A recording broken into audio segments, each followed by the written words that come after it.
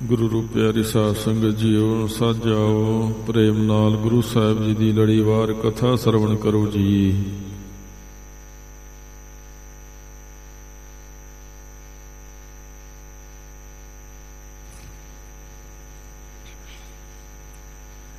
सतनाम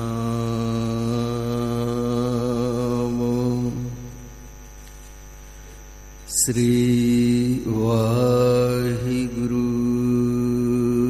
साहिब जी।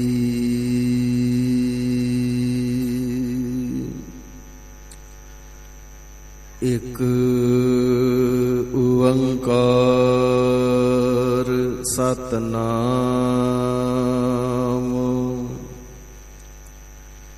करता पुरख निरभव निर्वैर अकाल मूरत अजूनी सैभं गुर प्रसाद जप आद सच जुगाद सच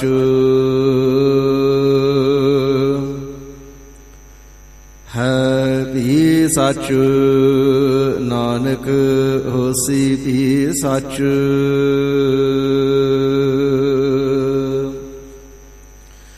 चक्र चिहन अर बरन जात अर पात नहन जिह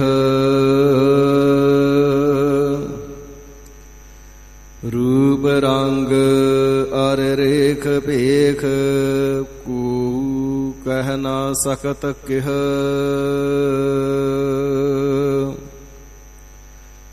अचल मूरत अनभव प्रकाश अमितोज कह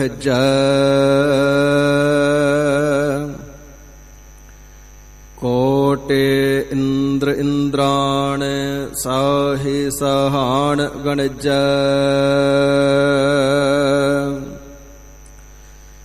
त्रिभुवन महीप सुर नर असुर नेत नेत बन तृण कहत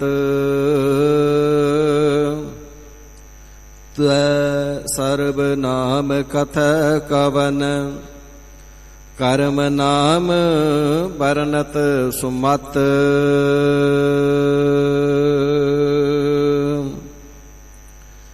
दंडौत बंदन अनक बार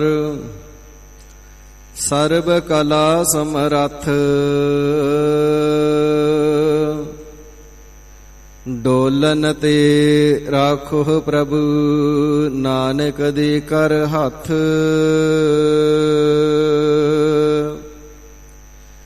फिरत फिरत प्रभ आया परया तव सरनाए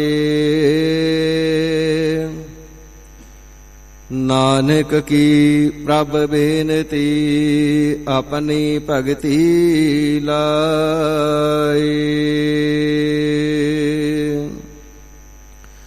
तौ कृपा ते मार्ग पाइया प्रभ कृपा ते नाम ध्याइया।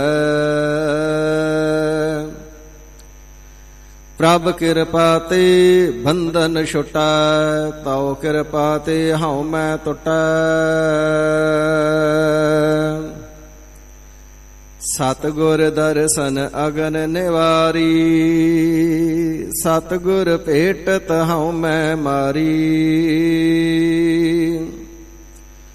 सतगुर संग नाहि प्रभ डोलै सतगुर संग नाहि मन डोलै। अमृत बाणी गुरमुख बोलै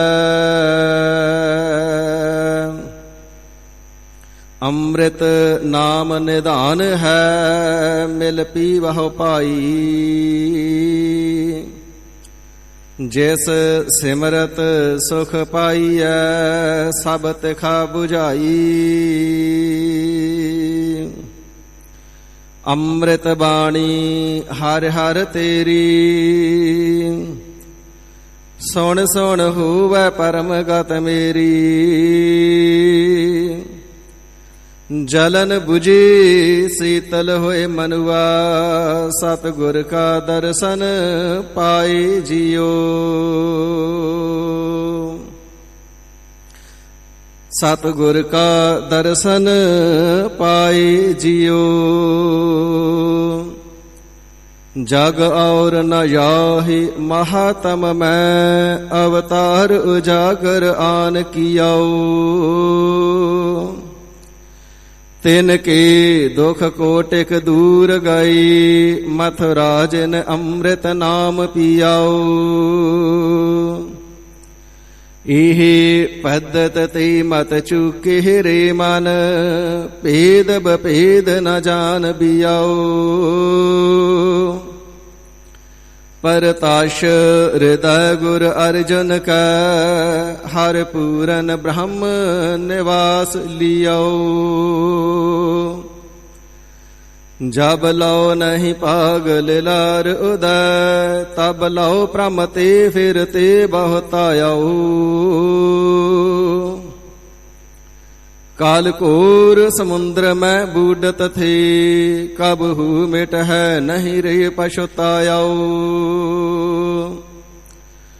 तात विचार यह मथुरा, जगतारन को अवतार बनायाओ। जपयाओ जिन अर्जुन देव गुरु, फिर संकट जोन गर्भ नहीं आयाओ।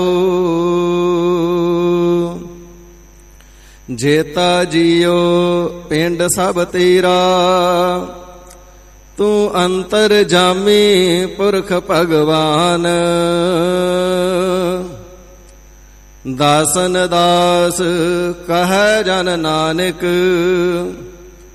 जीहा तू कराई ही तीहा हो करी वखयान।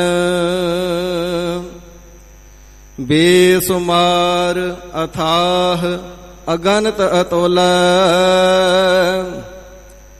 ज्यो बुलावहु त्यो नानक दास बोला। ज्यो बुलावहु त्यो नानक दास बोला।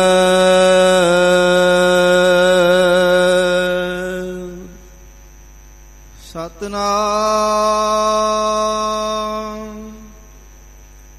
श्री वाहिगुरु साहिब जी।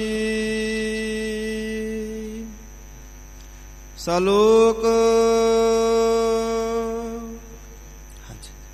साथ न चाला बिन भजन, बिखया सगली छार। हर हर नाम कमावना, नानक एह तन सार।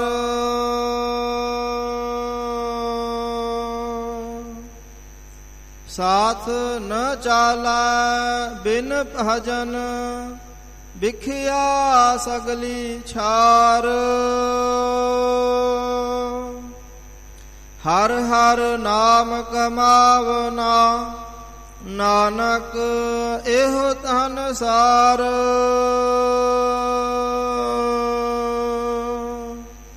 अष्टपदी संत जना मिल करहो विचार। एक सिमर नाम आधार। अवर उपाव सब मीत विसारहो। चरण कमल हृद मह और धारहो।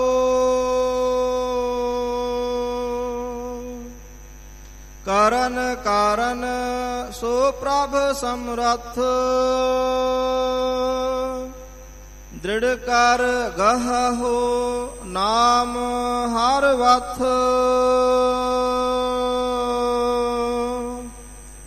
एहो तहन संचहो हो भगवंत। संत जना का निर्मल मंत एक आस राखो मन माहे सरब रोग नानक मिट जाहे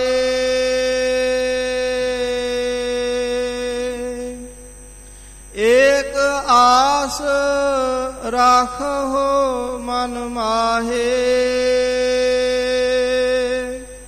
सरब रोग नानक मिट जाहे।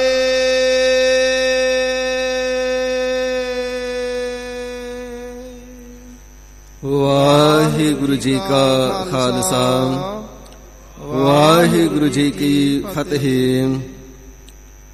परम सन्मानयोग गुरु गरीब निवाज वालिए कुल आलम नूरे कायनात चोजी प्रीतम पंथ दे वाली अमृत के दाते आपे गुर चेला सरबंस दानी शमशीर बहादुर तख्तां वाले ताजां वाले फौजां वाले बाजां वाले शाही शहनशाह गुरु गोबिंद सिंह साहिबे कमाल श्री गुरु गोबिंद सिंह साहिब सच्चे पातशाह महाराज परम कृपालू जी ਆਪਣੀਆਂ ਸਰਬਤ ਸੰਗਤਾਂ ਦੇ ਉੱਪਰ ਨਜ਼ਰੇ ਅਨਾਇਤ ਕਰਦਿਆਂ ਹੋਇਆਂ ਆਪਣੇ ਪਾਵਨ ਸਤਜੁਗੀ ਤਪ ਸਥਾਨ ਸੱਚਖੰਡ ਦਰਬਾਰ ਤਖਤ ਸੱਚਖੰਡ ਸ੍ਰੀ ਹਜ਼ੂਰ ਸ੍ਰੀ ਅਬਚਲ ਨਗਰ ਸਾਹਿਬ ਜੀ ਦੇ ਪਾਵਨ ਸੁਖ ਦੇ ਦਰਸ਼ਨ ਦੀਦਾਰ ਮੇਲੇ ਤਖਤ ਚਵਰ ਛਤਰ ਸਿੰਘਾਸਨ ਦੇ ਮਾਲਕ ਸਾਹਿਬ ਸਤਿਗੁਰੂ ਸ੍ਰੀ ਗੁਰੂ ਗ੍ਰੰਥ ਸਾਹਿਬ ਸੱਚੇ ਪਾਤਸ਼ਾਹ ਮਹਾਰਾਜ ਸਾਹਿਬ ਜੀ ਦੀ ਪਾਕ ਮੁਕੱਦਸ ਸਤ ਸੰਗਤ ਰੂਪੀ ਗੋਦ ਦੇ ਸਮੇਤ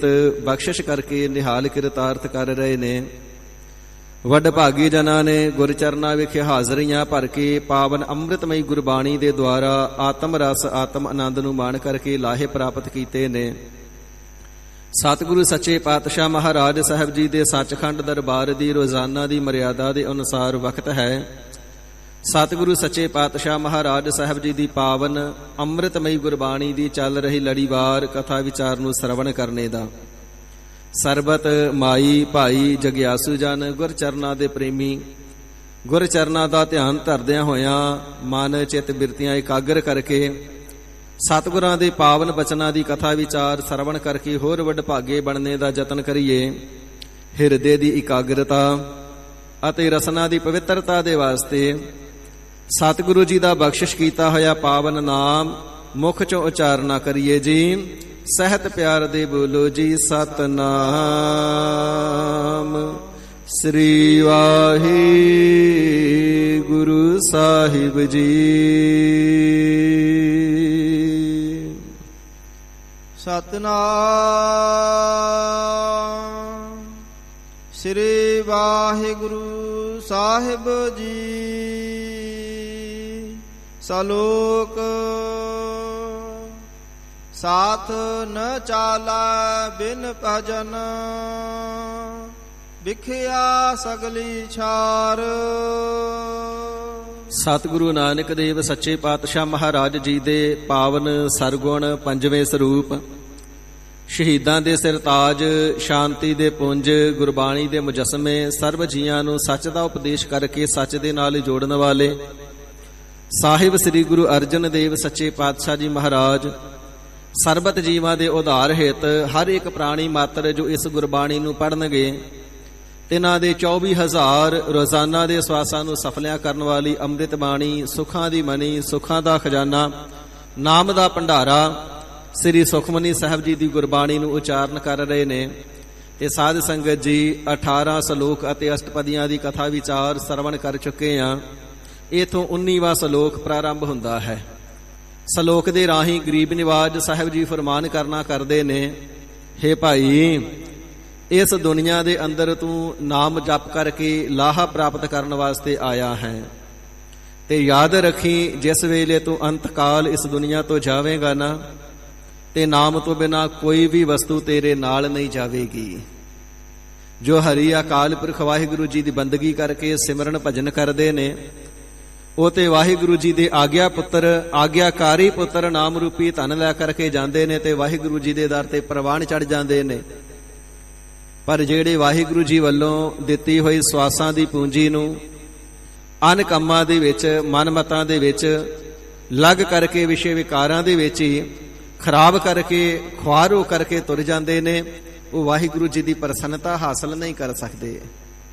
ਭਾਈ ਸਾਹਿਬ ਭਾਈ ਗੁਰਦਾਸ ਜੀ ਵੀ ਆਪਣੇ ਇੱਕ ਬਿਤ ਸਵਈਆਂ ਦੇ ਅੰਦਰ ਫਰਮਾਨ ਕਰਨਾ ਕਰਦੇ ਨੇ ਕਿ ਜਿਵੇਂ ਇੱਕ ਬਾਪ ਆਪਣੇ ਪੁੱਤਰਾਂ ਨੂੰ ਧਨ ਦੇ ਕਰਕੇ ਵਪਾਰ ਕਰਨ ਵਾਸਤੇ ਭੇਜਦਾ ਹੈ, ਜਾਓ ਤੁਸੀਂ ਵਪਾਰ ਕਰਕੇ ਆਓ, ਕਮਾਈ ਕਰਕੇ ਆਓ, ਧਨ ਖੱਟ ਕਰਕੇ ਆਓ, ਤੇ ਜਿਹੜਾ ਪਿਤਾ ਦੇ ਦਿੱਤੇ ਹੋਏ ਧਨ ਨੂੰ ਲੈ ਕਰਕੇ ਜਾਂਦਾ ਹੈ ਤੇ ਜਾ ਕਰਕੇ ਉਸ ਨੂੰ ਸਫਲਾ ਕਰਦਾ ਹੈ, ਸਵਾਰਥੇ ਲਗਾਉਂਦਾ ਹੈ, ਸ੍ਰੇਸ਼ਟ ਮਤ ਦੇ ਨਾਲ ਵਪਾਰ ਕਰਕੇ, ਧਨ ਦੀ ਕਮਾਈ ਕਰਕੇ, ਵੱਡਾ ਮੁਨਾਫਾ ਖੱਟ ਕੇ ਪਿਤਾ ਦੇ ਪਾਸ ਵਾਪਸ ਮੁੜਦਾ ਨਾ, ਤੇ ਪਿਤਾ ਪਿਆਰ ਦੇ ਨਾਲ ਗਲਵਕੜੀ ਦੇ ਵਿੱਚ ਲੈ ਲੈਂਦਾ ਤੇ ਇਸ ਨੂੰ ਸ਼ਾਬਾਸ਼ ਦਿੰਦਾ ਹੈ, ਥਾਪੜਾ ਦਿੰਦਾ ਹੈ, ਤੇ ਇਸੇ ਪ੍ਰਕਾਰ ਤੇ ਇਸ ਨੂੰ ਚੰਗੀ ਮਤ ਵਾਲਾ ਜਾਣ ਕਰਕੇ, ਚੰਗੀ ਸ੍ਰੇਸ਼ਟ ਮਤ ਵਾਲਾ ਜਾਣ ਕਰਕੇ ਆਪਣਾ ਉਤਰਾ ਅਧਿਕਾਰੀ ਬਣਾ ਦਿੰਦਾ ਹੈ, ਆਪਣਾ ਸਭ ਕੁਝ ਪੁੱਤਰ ਦੇ ਨਾਮ ਕਰ ਦਿੰਦਾ ਹੈ। ਇਹ ਮੇਰਾ ਪੁੱਤਰ ਆਗਿਆਕਾਰੀ ਹੈ, ਇਹ ਸਿਆਣਾ ਹੈ, ਇਹ ਸਿਆਣਪ ਵਾਲਾ ਹੈ, ਸਮਝ ਵਾਲਾ ਹੈ।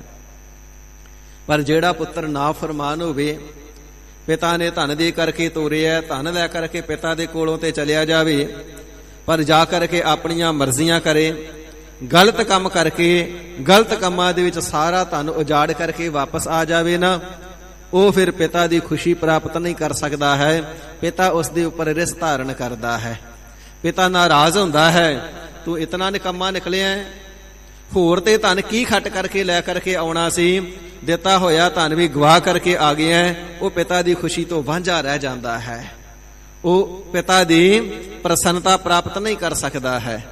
ਇਸੇ ਪ੍ਰਕਾਰ ਸਾਧ ਸੰਗਤ ਜੀ, ਸਭਨਾ ਦਾ ਪਿਤਾ ਹੈ ਹਰੀ ਅਕਾਲ ਪੁਰਖ ਵਾਹਿਗੁਰੂ। ਸਾਰਾ ਹੀ ਸੰਸਾਰ ਉਸ ਪਿਤਾ ਦਾ ਬਾਲਕਾ ਹੈ। ਤੁਮ ਮਾਤ ਪਿਤਾ ਹਮ ਬਾਰਿਕ ਤੇਰੇ। ਉਸ ਪਿਤਾ ਪਰਮੇਸ਼ਰ ਜੀ ਨੇ ਆਪਣੇ ਸਾਰਿਆਂ ਬੱਚਿਆਂ ਨੂੰ ਇਸ ਮਾਤ ਲੋਕ ਦੇ ਅੰਦਰ ਸਵਾਸਾਂ ਦੀ ਪੂੰਜੀ ਦੇ ਕਰਕੇ, ਸਵਾਸਾਂ ਦੀ ਦੌਲਤ ਦੇ ਕਰਕੇ ਭੇਜਿਆ ਹੈ। ਜਾਓ ਮੇਰੇ ਬੱਚਿਓ, ਜਾ ਕਰਕੇ ਨਾਮ ਦੀ ਕਮਾਈ ਕਰੋ, ਸਿਮਰਨ ਕਰੋ, ਬੰਦਗੀ ਕਰੋ। ਇਸ ਸਤ ਕਾਰਜ ਨੂੰ ਕਰਕੇ ਜਦੋਂ ਨਾਮ ਦੀ ਕਮਾਈ ਕਰਕੇ ਆਪਣੇ ਸਰੀਰ ਨੂੰ ਸਫਲਿਆਂ ਕਰ ਲਵੋਗੇ ਨਾ, ਤੇ ਤੁਹਾਨੂੰ ਮੈਂ ਆਪਣੇ ਸਰੂਪ ਵਿੱਚ ਮਿਲਾ ਲਵਾਂਗਾ, ਤੁਹਾਨੂੰ ਸਾਰੀਆਂ ਹੀ ਬਖਸ਼ਿਸ਼ਾਂ ਕਰਕੇ ਆਪਣੀ ਅਭੇਦਤਾ ਬਖਸ਼ਿਸ਼ ਕਰ ਦੇਵਾਂਗਾ। ਤੇ ਗਰੀਬ ਨਿਵਾਜ ਸਤਿਗੁਰੂ ਜੀ ਦੇ ਹੁਕਮਾਂ ਦੇ ਅਨੁਸਾਰ ਜਿਹੜੇ ਪ੍ਰਾਣੀ ਮਾਤਰ ਆ ਕਰਕੇ ਨਾਮ ਦਾ ਸਿਮਰਨ ਕਰਦੇ ਨੇ, ਬੰਦਗੀ ਕਰਦੇ ਨੇ, ਭਜਨ ਕਰਦੇ ਨੇ, ਆਪ ਜਪਦੇ ਨੇ, ਦੂਸਰਿਆਂ ਨੂੰ ਜਪਾਉਂਦੇ ਨੇ। ਜਿਵੇਂ ਬਾਪ ਆਪਣੇ ਪੁੱਤਰ ਨੂੰ ਸਭ ਕੁਝ ਹੀ ਸੌਂਪ ਦਿੰਦਾ ਨਾ, ਆਪਣਾ ਉੱਤਰਾਧਿਕਾਰੀ ਬਣਾ ਕਰਕੇ, ਗੁਰ ਪਰਮੇਸ਼ਰ ਜੀ ਆਪਣਾ ਸਰੂਪ ਹੀ ਬਖਸ਼ ਦਿੰਦੇ ਨੇ, ਆਪਣੇ ਜਿਹਾ ਹੀ ਬਣਾ ਲੈਂਦੇ ਨੇ। ਆਪਣੇ ਸੇਵਕਾਂ ਨੂੰ ਇਤਨਾ ਮਾਣ ਬਖਸ਼ਦੇ ਨੇ, ਆਪਣੇ ਵਿੱਚ ਤੇ ਆਪਣੇ ਪਿਆਰਿਆਂ ਦੇ ਵਿੱਚ ਕੋਈ ਅੰਤਰ ਹੀ ਨਹੀਂ ਰਹਿਣ ਦਿੰਦੇ। ਗੁਰ ਕਿਰਪਾ ਜਿਹ ਨਰ ਕਉ ਕੀਨੀ, ਤੇਹ ਇਹ ਜੁਗਤ ਪਛਾਨੀ। ਨਾਨਕ ਲੀਨ ਭਇਓ ਗੋਬਿੰਦ ਸਿਓ, ਜਿਉ ਪਾਨੀ ਸੰਗ ਪਾਨੀ। ਅਥਵਾ ਹਰ ਜਨ ਦੁਈ ਏਕ ਹੈ। ਮਹਾਰਾਜ ਸਾਹਿਬ ਜੀ ਆਪਣਾ ਹੀ ਸਰੂਪ ਬਣਾ ਲੈਂਦੇ ਨੇ। ਪਰ ਜਿਹੜੇ ਸਵਾਸਾਂ ਦੀ ਦੌਲਤ ਨੂੰ ਇੱਥੇ ਵਿਸ਼ੇ ਵਿਕਾਰਾਂ ਦੇ ਵਿੱਚ, ਵਿਚਾਰਾਂ ਦੇ ਵਿੱਚ, ਝੂਠ ਬੋਲਣ ਦੇ ਵਿੱਚ, ਮਨਮਤਾਂ ਦੇ ਵਿੱਚ ਲੱਗ ਕਰਕੇ ਗਵਾ ਕਰਕੇ ਚਲੇ ਜਾਂਦੇ ਨੇ, ਉਹ ਫਿਰ ਪਰਮ ਪਿਤਾ ਪਰਮੇਸ਼ਰ ਜੀ ਦੀ ਖੁਸ਼ੀ ਨਹੀਂ ਲੈ ਸਕਦੇ। ਨਿਕੰਮਿਆ, ਤੈਨੂੰ ਮਨੁੱਖਾ ਸਰੀਰ ਦੇ ਕਰਕੇ ਭੇਜਿਆ ਜਿਸ ਵਾਸਤੇ ਦੇਵਤੇ ਵੀ ਤਰਸਦੇ ਨੇ, ਐਸੇ ਅਮੋਲਕ ਸਵਾਸ ਦੇ ਕੇ ਭੇਜਿਆ ਜਿਹੜਾ ਕਰੋੜਾਂ ਰੁਪਈਆਂ ਦੇ ਨਾਲ ਇੱਕ ਸਵਾਸ ਵੀ ਮੁੱਲ ਨਹੀਂ ਵਿਕ ਸਕਦਾ, ਤੇ ਤੂੰ ਐਸੇ ਅਮੋਲਕ ਜਨਮ ਅਤੇ ਸਵਾਸਾਂ ਨੂੰ ਖਰਾਬ ਕਰਕੇ ਆ ਗਿਆ, ਗਵਾ ਕਰਕੇ ਆ ਗਿਆ, ਨਾਮ ਦੀ ਕਮਾਈ ਹੀ ਨਹੀਂ ਕੀਤੀ। ਫਿਰ ਪਿਤਾ ਪਰਮੇਸ਼ਰ ਜੀ ਦੀ ਖੁਸ਼ੀ ਨੂੰ ਪ੍ਰਾਪਤ ਨਹੀਂ ਕਰਦਾ ਹੈ, ਫਿਰ ਪਿਤਾ ਪਰਮੇਸ਼ਰ ਜੀ ਦੀ ਰਿਸ ਦਾ ਅਧਿਕਾਰੀ ਬਣ ਜਾਂਦਾ ਹੈ, ਫਿਰ ਜਮਾਂ ਦੇ ਵਸ ਪੈਂਦਾ ਹੈ, ਨਰਕਾਂ ਦੇ ਵਿੱਚ ਪੈ ਕਰਕੇ ਦੁੱਖ ਭੋਗਦਾ ਹੈ, ਜੂਨੀਆਂ ਦੇ ਵਿੱਚ ਆ ਕਰਕੇ ਖੁਆਰ ਹੁੰਦਾ ਹੈ। ਸਾਧ ਸੰਗਤ ਜੀ, ਆਦ ਸਮੇਂ ਤੋਂ ਲੈ ਕਰਕੇ ਸੰਸਾਰ ਦੀ ਜਿਹੜੀ ਕਿਰਤ ਹੈ, ਇਹ ਮਾਇਆ ਦੁਆਰਾ ਹੀ ਚੱਲਦੀ ਆਉਂਦੀ ਏ। ਜਿਹੜੇ ਧਰਮੀ ਪੁਰਖ ਨੇ ਉਹ ਸਤ ਕਰਮ ਕਰਦਿਆਂ ਹੋਇਆਂ, ਸਿਮਰਨ ਕਰਦਿਆਂ ਹੋਇਆਂ, ਧਰਮ ਦੀ ਕਿਰਤ ਕਰਕੇ ਆਪਣੀ ਉਪਜੀਵਕਾ ਚਲਾਉਂਦੇ ਨੇ, ਤੇ ਬੁਰੀ ਮਤ ਵਾਲੇ ਚੋਰੀ ਚਕਾਰੀ ਕਰਦੇ ਨੇ। ਇਸੇ ਪ੍ਰਕਾਰ ਧਨ ਨੂੰ ਕਮਾਉਣ ਵਾਸਤੇ ਸਰਬਤ ਪ੍ਰਕਾਰ ਦੇ ਜਿਹੜੇ ਮਨੁੱਖ ਨੇ ਉਪਜੀਵਕਾ ਵਾਸਤੇ ਬੜੇ ਯਤਨ ਕਰਦੇ ਨੇ। ਅੱਜ ਦੇ ਸਮੇਂ ਦੇ ਵਿੱਚ ਵੀ ਲੱਖਾਂ ਰੁਪਏ ਲਗਾ ਕਰਕੇ ਬਾਪ ਆਪਣੇ ਪੁੱਤਰਾਂ ਨੂੰ ਵਿਦੇਸ਼ਾਂ ਦੇ ਵਿੱਚ ਭੇਜਦੇ ਨੇ, ਤੇ ਜੇ ਉੱਥੇ ਜਾ ਕਰਕੇ ਪੁੱਤਰ ਬਾਪ ਦੇ ਲਗਾਏ ਹੋਏ ਸਾਰਿਆਂ ਪੈਸਿਆਂ ਨੂੰ ਬਰਬਾਦ ਕਰ ਦੇਵੇ, ਕਮਾਈ ਕਰੇ ਹੀ ਨਾ, ਖੱਟੀ ਕਿਸੇ ਪ੍ਰਕਾਰ ਦੀ ਕਰੇ ਹੀ ਨਾ, ਤੇ ਜਿਹੜੇ ਬਾਪ ਦੇ ਜੇਬ ਖਰਚ ਵਾਸਤੇ ਇਤਿਆਦਿਕ ਦਿੱਤੇ ਹੋਏ ਪੈਸੇ ਨੇ ਉਹ ਵੀ ਸਾਰੇ ਵਿਰਾਨ ਕਰਕੇ, ਗਵਾ ਕਰਕੇ, ਖਾ ਕਰਕੇ, ਖਰਾਬ ਕਰਕੇ ਵਾਪਸ ਮੁੜ ਆਵੇ ਤੇ ਪਿਤਾ ਦੀ ਪ੍ਰਸੰਨਤਾ ਹਾਸਲ ਨਹੀਂ ਕਰ ਸਕਦਾ ਹੈ। ਤੇ ਸਾਧ ਸੰਗਤ ਜੀ, ਇਸੇ ਪ੍ਰਕਾਰ ਜੇ ਵਿਦੇਸ਼ ਵਿੱਚ ਗਿਆ ਹੋਇਆ ਪੁੱਤਰ ਧਨ ਕਮਾ ਕੇ ਲਿਆਉਣ ਦੀ ਬਜਾਏ, ਪਿਤਾ ਦੇ ਵਾਸਤੇ ਕੀਮਤੀ ਸੌਗਾਤਾਂ ਲਿਆਉਣ ਦੀ ਬਜਾਏ ਸਵਾਹ ਦੇ ਟੈਚੀ ਕੇਸ ਭਰ ਲਿਆਵੇ, ਸਵਾਹ ਦੇ ਬੈਗ ਭਰ ਲਿਆਵੇ, ਫਿਰ ਤੇ ਲਾਂਤਾਂ ਹੀ ਪੈਣਗੀਆਂ ਨਾ। ਤੈਨੂੰ ਕੀ ਲੈਣ ਭੇਜਿਆ ਸੀ ਤੇ ਕੀ ਖੱਟ ਕੇ ਆ ਗਏ ਐ? ਤੈਨੂੰ ਕੋਈ ਖੇ ਸਵਾਹ ਭਸ ਮਿੱਟੀ ਲੈਣ ਵਾਸਤੇ ਥੋੜਾ ਭੇਜਿਆ ਸੀ। ਪਰ ਗਰੀਬ ਨਿਵਾਜ ਸਤਿਗੁਰੂ ਸੱਚੇ ਪਾਤਸ਼ਾਹ ਜੀ ਆਪਣੇ ਹੁਕਮਾਂ ਦੇ ਅੰਦਰ ਸਪਸ਼ਟ ਕਰਦੇ ਨੇ, ਪਿਤਾ ਬਾਪ ਨੇ ਆਪਣੇ ਘਰ ਸੱਚਖੰਡ ਦੇ ਵਿੱਚੋਂ, ਆਪਣੇ ਦਰਬਾਰ ਦੇ ਵਿੱਚੋਂ ਸਵਾਸ ਦੇ ਕਰਕੇ ਤੇ ਸਵਾਸਾਂ ਦੀ ਦੌਲਤ ਦੇ ਕਰਕੇ, ਜ਼ਿੰਦਗੀ ਜਨਮ ਦੇ ਕਰਕੇ ਇਸ ਮਾਤ ਲੋਕ ਰੂਪੀ ਪ੍ਰਦੇਸ਼ ਦੇ ਵਿੱਚ ਭੇਜਿਆ ਹੈ। ਦੇਸ਼ ਛੋੜ ਪ੍ਰਦੇਸ਼ ਹਟਾਇਆ। ਪਰਮਾਤਮਾ ਜੀ ਦੇ ਦੇਸ਼ ਨੂੰ ਛੱਡ ਕਰਕੇ ਮਾਤ ਲੋਕ ਰੂਪੀ ਪ੍ਰਦੇਸ਼ ਦੇ ਵਿੱਚ ਆਇਆ ਹੈ। ਇੱਥੇ ਪੰਜ ਚੰਡਾਲ ਨਾਲੇ ਲੈ ਆਇਆ ਤੇ ਪੰਜ ਵਿਕਾਰਾਂ ਰੂਪੀ ਚੰਡਾਲਾਂ ਨੂੰ ਨਾਲ ਲੈ ਆਇਆ ਹੈ। ਪ੍ਰਤੱਖ ਜਿਸ ਦੇਸ਼ ਦੇ ਵਿੱਚ ਪ੍ਰਾਣੀ ਵਸਦਾ ਉਥੋਂ ਕਮਾਈ ਕਰਨ ਵਾਸਤੇ ਪ੍ਰਦੇਸ਼ ਵਿਦੇਸ਼ ਚਲਿਆ ਜਾਂਦਾ, ਪੰਜ ਚੰਡਾਲ ਨਾਲ ਹੀ ਲੈ ਜਾਂਦਾ ਹੈ, ਉੱਥੇ ਵੀ ਵਿਕਾਰਾਂ ਨੂੰ ਨਹੀਂ ਛੱਡਦਾ ਹੈ। ਇਸ ਪ੍ਰਕਾਰ ਜਿਹੜੇ ਸਵਾਸ ਨੇ ਉਹਨਾਂ ਨੂੰ ਵਿਕਾਰਾਂ ਦੇ ਵਿੱਚ ਲੱਗ ਕਰਕੇ, ਵਿਸ਼ਿਆਂ ਦੇ ਵਿੱਚ ਲੱਗ ਕਰਕੇ, ਇਸੇ ਪ੍ਰਕਾਰ ਨਸ਼ਿਆਂ ਇਤਿਆਦਿਕਾਂ ਵਿੱਚ ਪੈ ਕਰਕੇ, ਭੈੜੀ ਮਾੜੀ ਸੰਗਤ ਕੁਸੰਗਤ ਦੇ ਵਿੱਚ ਪੈ ਕਰਕੇ ਖੁਆਰ ਕਰ ਲੈਂਦਾ ਹੈ। ਤੇ ਗਰੀਬ ਨਿਵਾਜ ਸਤਿਗੁਰੂ ਜੀ ਦੇ ਬਚਨ ਨੇ ਨਾ, ਕਾਚ ਬਾਦਰੇ ਲਾਲ ਖੋਈ ਹੈ। ਕੱਚ ਵਰਗੇ ਪਦਾਰਥਾਂ ਦੇ ਪਿੱਛੇ, ਕੱਚ ਵਰਗੀ ਮਾਇਆ ਦੇ ਪਿੱਛੇ, ਕੱਚ ਵਰਗੇ ਵਿਸ਼ੇ ਵਿਦਾਰਥ ਜਿਹੜੇ ਵਿਕਾਰ ਨੇ ਉਹਨਾਂ ਦੇ ਪਿੱਛੇ ਲਾਲਾਂ ਵਰਗੇ ਅਮੋਲਕ ਸਵਾਸਾਂ ਨੂੰ ਤੇ ਲਾਲਾਂ ਦੀ ਨਿਆਈ ਅਮੋਲਕ ਜਨਮ ਨੂੰ ਖਰਾਬ ਕਰ ਲਿਆ ਹੈ। ਫਿਰ ਐਸਾ ਅਵਸਰ ਕਦੋਂ ਮਿਲੇਗਾ? ਫਿਰ ਐਸਾ ਸਮਾਂ ਕਦੋਂ ਪ੍ਰਾਪਤ ਹੋਵੇਗਾ? ਭਾਵ ਐਸਾ ਜਿਹੜਾ ਸਮਾਂ ਹੈ ਉਹ ਬਾਰ-ਬਾਰ ਪ੍ਰਾਪਤ ਨਹੀਂ ਹੁੰਦਾ।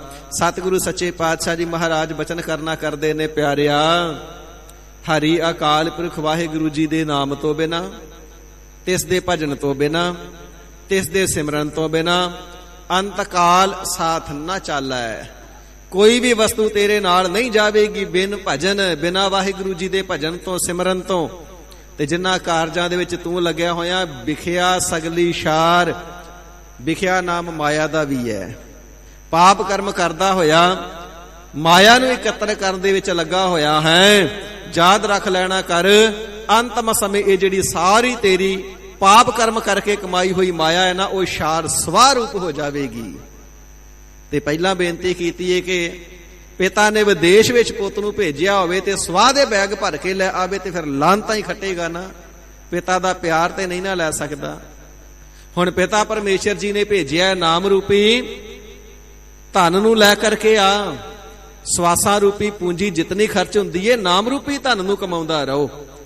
ਤੇ ਜਿਹੜੇ ਨਾਮ ਰੂਪੀ ਹੀਰੇ ਮੋਤੀ ਸਨ ਉਹ ਤੇ ਇਕੱਠੇ ਕੀਤੇ ਨਹੀਂ, ਨਾਮ ਦਾ ਧਨ ਤੇ ਇਕੱਠਾ ਕੀਤਾ ਨਹੀਂ। ਸੋ ਵਿਖਿਆ ਰੂਪੀ ਜੋ ਸਵਾਹ ਹੈ ਇਸ ਦੇ ਹੀ ਬੈਗ ਭਰ ਲਏ, ਇਸ ਦੀਆਂ ਹੀ ਪੰਡਾਂ ਬੰਨ ਲਈਆਂ, ਤੇ ਫਿਰ ਪਿਤਾ ਪਰਮਾਤਮਾ ਜੀ ਦੀ ਖੁਸ਼ੀ ਕਿਵੇਂ ਪ੍ਰਾਪਤ ਹੋਵੇਗੀ? ਇਸੇ ਪ੍ਰਕਾਰ ਸਾਧ ਸੰਗਤ ਜੀ, ਵਿਖਿਆ ਨਾਮ ਵਿਸ਼ੇ ਵਿਕਾਰਾਂ ਦਾ ਹੈ। ਵਿਸ਼ੇ ਵਿਕਾਰਾਂ ਨੂੰ ਭੋਗਣ ਦੇ ਵਿੱਚ ਹੀ ਇਹ ਜਿਹੜਾ ਮਨੁੱਖ ਹੈ ਇਹ ਲੱਗ ਗਿਆ। ਸੋ ਸਗਲੀ ਸ਼ਾਰ, ਆਪਣੇ ਮਨ ਦੇ ਵਿੱਚ ਮਨ ਬੈਠਾ ਹੈ ਇਹ ਜਿਹੜਾ ਕਾਰਜ ਮੇਰੇ ਵਾਸਤੇ ਬੜਾ ਸੁੱਖ ਵਾਲਾ ਹੈ, ਪਰ ਯਾਦ ਰੱਖ ਵਿਸ਼ੇ ਵਿਕਾਰਾਂ ਵਾਲੀ ਤੇਰੀ ਜਿਹੜੀ ਕੀਤੀ ਹੋਈ ਕਿਰਤ ਹੈ ਨਾ, ਇਹ ਸਾਰੀ ਤੇਰੇ ਪੁੰਨ ਕਰਮਾਂ ਨੂੰ ਸ਼ਾਰ ਸਵਾਹ ਕਰ ਦੇਵੇਗੀ। ਜਿਤਨੇ ਕੁ ਤੇਰੇ ਪੁੰਨ ਕਰਮ ਨੇ, ਜਿਤਨੇ ਕੁ ਤੇਰੇ ਪਰਉਪਕਾਰ ਦੇ ਕਰਮ ਨੇ, ਜਦੋਂ ਵੀ ਵਿਚਾਰੀ ਹੋ ਗਿਆ, ਸਤਿਗੁਰੂ ਜੀ ਦੀ ਮਰਿਆਦਾ ਨੂੰ ਛੱਡ ਕਰਕੇ ਬੇਮੁਖ ਹੋ ਗਿਆ ਨਾ, ਤੇ ਸਾਰੀ ਤੇਰੀ ਜਪ ਤਪ ਇਤਿਆਦਿਕ ਰੂਪ ਪਹਿਲੀ ਵੀ ਕੀਤੀ ਹੋਈ ਕਮਾਈ ਸਵਾਹ ਰੂਪ ਹੋ ਜਾਵੇਗੀ। ਇਹ ਨਹੀਂ ਤੇਰੇ ਨਾਲ ਜਾਣੇ। ਇਸੇ ਪ੍ਰਕਾਰ ਸਾਧ ਸੰਗਤ ਜੀ, ਵਿਖਿਆ ਸਗਲੀ ਸ਼ਾਰ, ਵਿਖਿਆ ਨਾਮ ਤੰਬਾਕੂ ਦਾ ਵੀ ਹੈ। ਇਸ ਨੂੰ ਜਗਤ ਜੂਠ ਵੀ ਆਖਿਆ ਤੇ ਇਸ ਨੂੰ ਜ਼ਹਿਰ ਵੀ ਆਖਿਆ। ਸਤਿਗੁਰਾਂ ਦੇ ਰਹਿਤਨਾਮਿਆਂ ਦੇ ਅੰਦਰ ਬਚਨ ਆਉਂਦੇ ਨੇ, ਤਨਕ ਤੰਬਾਕੂ ਸੇਵੀਐ ਦੇਵ ਪਿਤਰ ਤਜ ਜਾਏ। ਜਿਹੜਾ ਕੋਈ ਪ੍ਰਾਣੀ ਮਾਤਰ ਇੱਕ ਕਿਣਕਾ ਮਾਤਰ, ਇੱਕ ਦਾਣਾ ਮਾਤਰ ਵੀ ਤੰਬਾਕੂ ਦਾ ਸੇਵਨ ਕਰ ਲੈਂਦਾ, ਖਾ ਲੈਂਦਾ ਹੈ ਨਾ, ਉਸ ਦੇ ਵੱਡੇ ਵਡੇਰੇ ਪਿਤਰ ਤੇ ਕੁਲ ਦੇ ਦੇਵਤੇ ਉਸ ਦਾ ਸਾਥ ਨਹੀਂ ਦਿੰਦੇ, ਸਾਰੇ ਹੀ ਸਾਥ ਛੱਡ ਜਾਂਦੇ ਨੇ। ਕੋਈ ਪਵਿੱਤਰ ਰੂਹ ਉਸ ਦੇ ਨੇੜੇ ਨਹੀਂ ਵਸਦੀ ਹੈ। ਐਸਾ ਉਹ ਗਲੀਜ ਹੋ ਜਾਂਦਾ ਹੈ। ਪਾਣੀ ਤਾਕੇ ਹੱਥ ਕਾ ਮਦਰਾ ਸਮ ਹੋਏ ਜਾਏ।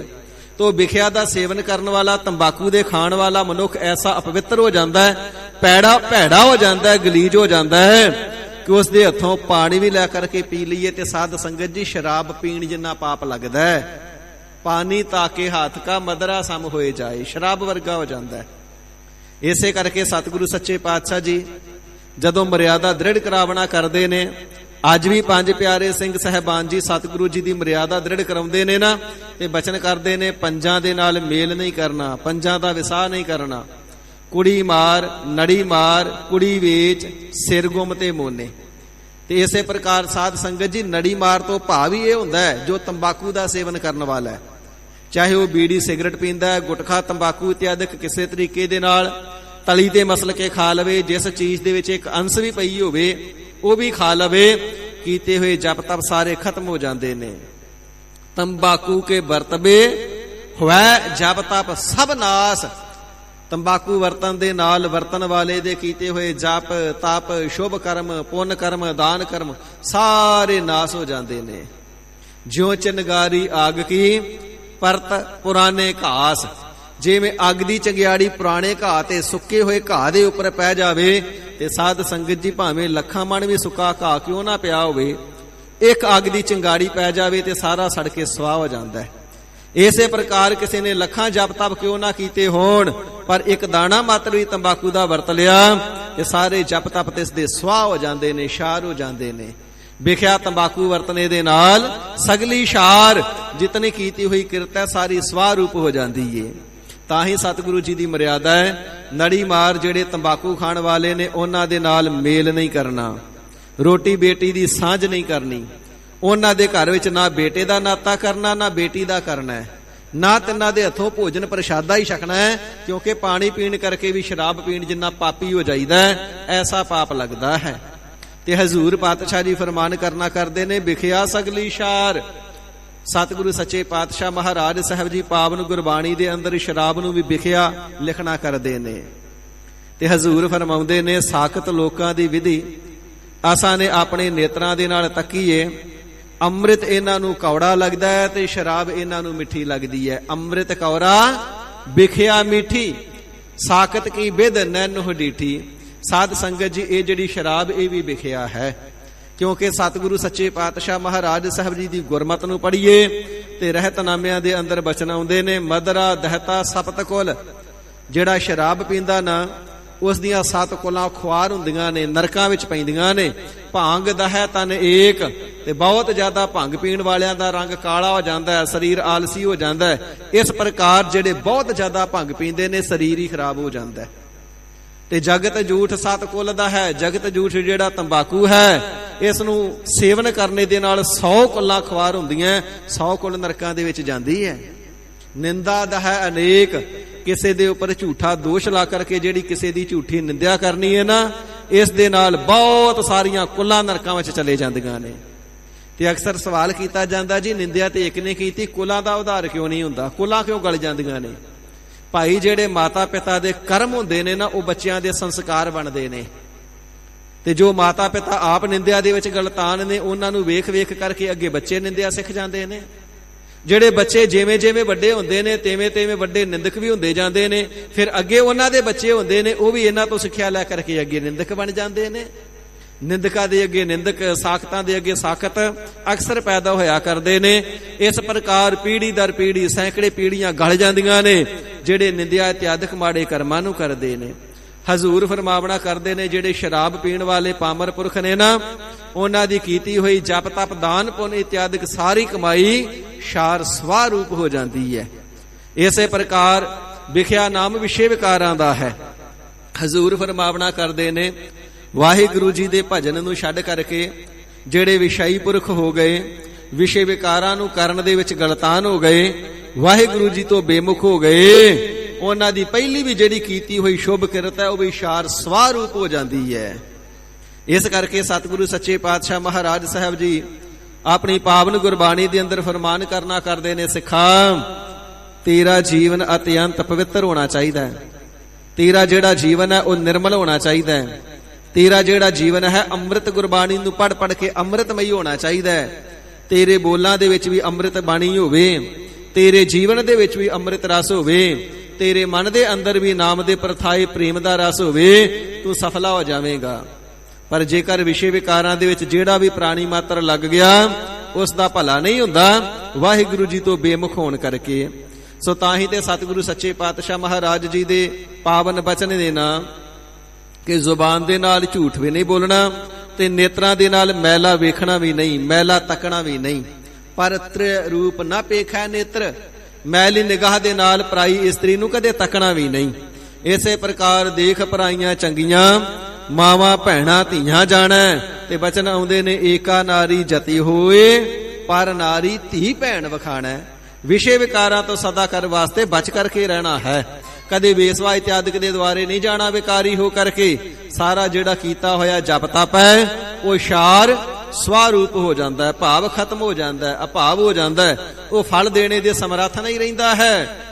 ਇਸ ਪ੍ਰਕਾਰ ਹਜ਼ੂਰ ਫਰਮਾਵਣਾ ਕਰਦੇ ਨੇ, ਪਿਆਰਿਆ ਵੇਖੀ ਕਿਧਰੇ ਭੁੱਲ ਕਰਕੇ ਵੀ ਕੁਰਾਹੇ ਨਾ ਪੈ ਜਾਵੀਂ, ਕੋ ਸੰਗਤ ਨਾ ਕਰ ਲਵੀਂ, ਮਾੜਿਆਂ ਭੈੜਿਆਂ ਨੀਵਿਆਂ ਦੀ ਸੰਗਤ ਨਾ ਕਰ ਲਵੀਂ, ਜਿਨ੍ਹਾਂ ਦੇ ਵਿਚਾਰ ਮੈਲੇ ਨੇ, ਜਿਨ੍ਹਾਂ ਦਾ ਆਚਾਰ ਮੈਲਾ ਹੈ ਤੇ ਨੀਵਾ ਹੈ ਕਰਤੱਵ ਜੀਵਨ ਦਾ, ਉਹਨਾਂ ਦੀ ਸੰਗਤ ਜੇਕਰ ਉਹਨਾਂ ਦੀ ਬਹਿਣੀ ਬਹਿ ਗਿਆ ਨਾ ਤੇ ਤੇਰੇ ਜੀਵਨ ਵਿੱਚ ਵੀ ਵਿਕਾਰ ਨਾ ਆ ਜਾਵੇ। ਤੇ ਪਾਤਸ਼ਾਹ ਜੀ ਫਰਮਾਨ ਕਰਨਾ ਕਰਦੇ ਨੇ, ਦੁਨੀਆ ਦੇ ਲੋਕਾਂ ਨੇ ਵਿਸ਼ੇ ਵਿਕਾਰਾਂ ਨੂੰ ਮਿੱਠਾ ਕਰਕੇ ਮੰਨਿਆ, ਸ਼ਰਾਬੀਆਂ ਨੇ ਸ਼ਰਾਬ ਨੂੰ, ਇਸੇ ਪ੍ਰਕਾਰ ਵਿਖਾਈਆਂ ਨੇ, ਬਿਖ ਖਾਣ ਵਾਲਿਆਂ ਨੇ ਤੰਬਾਕੂ ਨੂੰ, ਉਹ ਛੱਡ ਨਹੀਂ ਸਕਦੇ। ਬੜਾ ਯਤਨ ਕਰਨੇ ਦੇ ਬਾਵਜੂਦ ਵੀ ਕਹਿੰਦੇ ਜੀ ਛੁੱਟਦਾ ਨਹੀਂ। ਸਤਿਗੁਰੂ ਜੀ ਦੀ ਕਿਰਪਾਲਤਾ ਹੋਵੇ ਤੇ ਝਾਟੀ ਸਾਰੀਆਂ ਬੁਰਾਈਆਂ ਛੁੱਟ ਵੀ ਜਾਂਦੀਆਂ ਨੇ। ਪਰ ਜਿਹੜੇ ਸਤਿਗੁਰੂ ਜੀ ਦੀ ਸ਼ਰਨ ਆਉਂਦੇ ਨੇ ਉਹਨਾਂ ਦੇ ਪਾਸੋਂ ਇਹ ਵਿਕਾਰ ਛੁੱਟਦੇ ਨਹੀਂ। ਮਾਇਆ ਦਾ ਮੋਹ ਹਿਰਦੇ ਦੇ ਅੰਦਰ ਐਸਾ ਹੈ, ਇਹ ਛੁੱਟਦਾ ਨਹੀਂ। ਤੇ ਸਤਿਗੁਰੂ ਜੀ ਬਚਨ ਕਰਦੇ ਨੇ, ਭਾਈ ਤੂੰ ਇੱਥੇ ਇਹ ਦਮੜੇ, ਇਹ ਕਾਗਜ਼ਾਂ ਦੇ ਟੁਕੜੇ ਥੋੜਾ ਨਾ ਇਕੱਠੇ ਕਰਨ ਆਇਆ ਹੈ। ਦੌਲਤ ਗੁਜ਼ਰਾਨ ਹੈ, ਧਰਮ ਦੀ ਕਿਰਤ ਕਰਨੀ ਜ਼ਰੂਰੀ ਹੈ, ਪਰ ਮਾਇਆ ਦੇ ਵਿੱਚ ਇੰਨਾ ਗਲਤਾਨ ਨਾ ਹੋ ਜਾਵੇ ਕਿ ਤੈਨੂੰ ਨਿਤਨੇਮ ਦਾ ਵੀ ਚੇਤਾ ਨਾ ਰਵੇ, ਤੈਨੂੰ ਰਹਿਤ ਮਰਿਆਦਾ ਵੀ ਯਾਦ ਨਾ ਰਵੇ, ਤੈਨੂੰ ਸਤਿਗੁਰੂ ਜੀ ਦੇ ਦਰ ਵਿਖੇ ਆ ਕਰਕੇ ਸਤ ਸੰਗਤ ਕਰਨੀ ਵੀ ਭੁੱਲ ਜਾਵੇ, ਤੈਨੂੰ ਗੁਰੂ ਘਰ ਦੀ ਸੇਵਾ ਵੀ ਚੰਗੀ ਨਾ ਲੱਗੇ, ਇੱਕ ਦਮੜੇ ਚੰਗੇ ਲੱਗਣ ਲੱਗ ਗਏ। ਤੇ ਯਾਦ ਰੱਖੀ ਫਿਰ ਐਸੀ ਜਿਹੜੀ ਕੀਤੀ ਹੋਈ ਕਮਾਈ ਉਹ ਸਵਰੂਪ ਹੋ ਜਾਵੇਗੀ, ਕੁਝ ਨਹੀਂ ਨਾਲ ਜਾਣਾ। ਨਾ ਤੇ ਪਾਪ ਕਰਮਾਂ ਦੀ ਕਮਾਈ ਜਾਣੀ ਏ, ਨਾ ਵਿਸ਼ੇ ਵਿਕਾਰ ਜਾਣੇ ਨੇ। ਇਸੇ ਪ੍ਰਕਾਰ ਇਹ ਸਾਰੇ ਤੈਨੂੰ ਖੁਆਰ ਕਰਨ ਵਾਲੇ ਹੋਣਗੇ। ਤੇ ਜਦੋਂ ਹਰੀ ਅਕਾਲ ਪੁਰਖ ਵਾਹਿਗੁਰੂ ਜੀ ਦੇ ਨਾਮ ਤੋਂ ਬਿਨਾਂ ਕੁਛ ਨਾਲ ਜਾਣਾ ਹੀ ਨਹੀਂ, ਤੇ ਫਿਰ ਵਿਸ਼ੇ ਵਿਕਾਰਾਂ ਰੂਪੀ ਸਵਾਹ ਦੀਆਂ ਪੰਡਾਂ ਕਿਉਂ ਬੰਨੀ ਜਾਣਾ ਹੈ? ਇਹਨਾਂ ਦੇ ਵੱਲੋਂ ਆਪਣੇ ਮਨ ਨੂੰ ਮੋੜਨਾ ਕਰ, ਸਤਿਗੁਰੂ ਜੀ ਦੀ ਨਾਮ ਬਾਣੀ ਦੇ ਵਿੱਚ ਜੋੜਨਾ ਕਰ, ਤਾਂ ਤੇਰਾ ਭਲਾ ਹੋਵੇਗਾ। ਯਾਦ ਰੱਖੀ, ਜਿਸ ਵੇਲੇ ਸਰੀਰ ਨੂੰ ਛੱਡ ਕਰਕੇ ਇਸ ਦੁਨੀਆ ਤੋਂ ਮਾਤਲੋਕ ਤੋਂ ਪਰਲੋਕ ਜਾਵੇਗਾ ਤੇ ਹਰ ਭਜਨ ਤੋਂ ਬਿਨਾਂ, ਪਰਮਾਤਮਾ ਜੀ ਦੇ ਨਾਮ ਦੀ ਬੰਦਗੀ ਕੀਤੇ ਤੋਂ ਬਿਨਾਂ, ਸਿਮਰਨ ਤੋਂ ਬਿਨਾਂ ਕੋਈ ਵੀ ਵਸਤੂ ਤੇਰੇ ਨਾਲ ਨਹੀਂ ਜਾਵੇਗੀ। ਵਿਸ਼ੇ ਵਿਕਾਰ ਇਤਿਆਦਿਕ ਸਾਰੇ ਸਵਰੂਪ ਇੱਥੇ ਦੇ ਇੱਥੇ ਹੀ ਰਹਿ ਜਾਣਗੇ।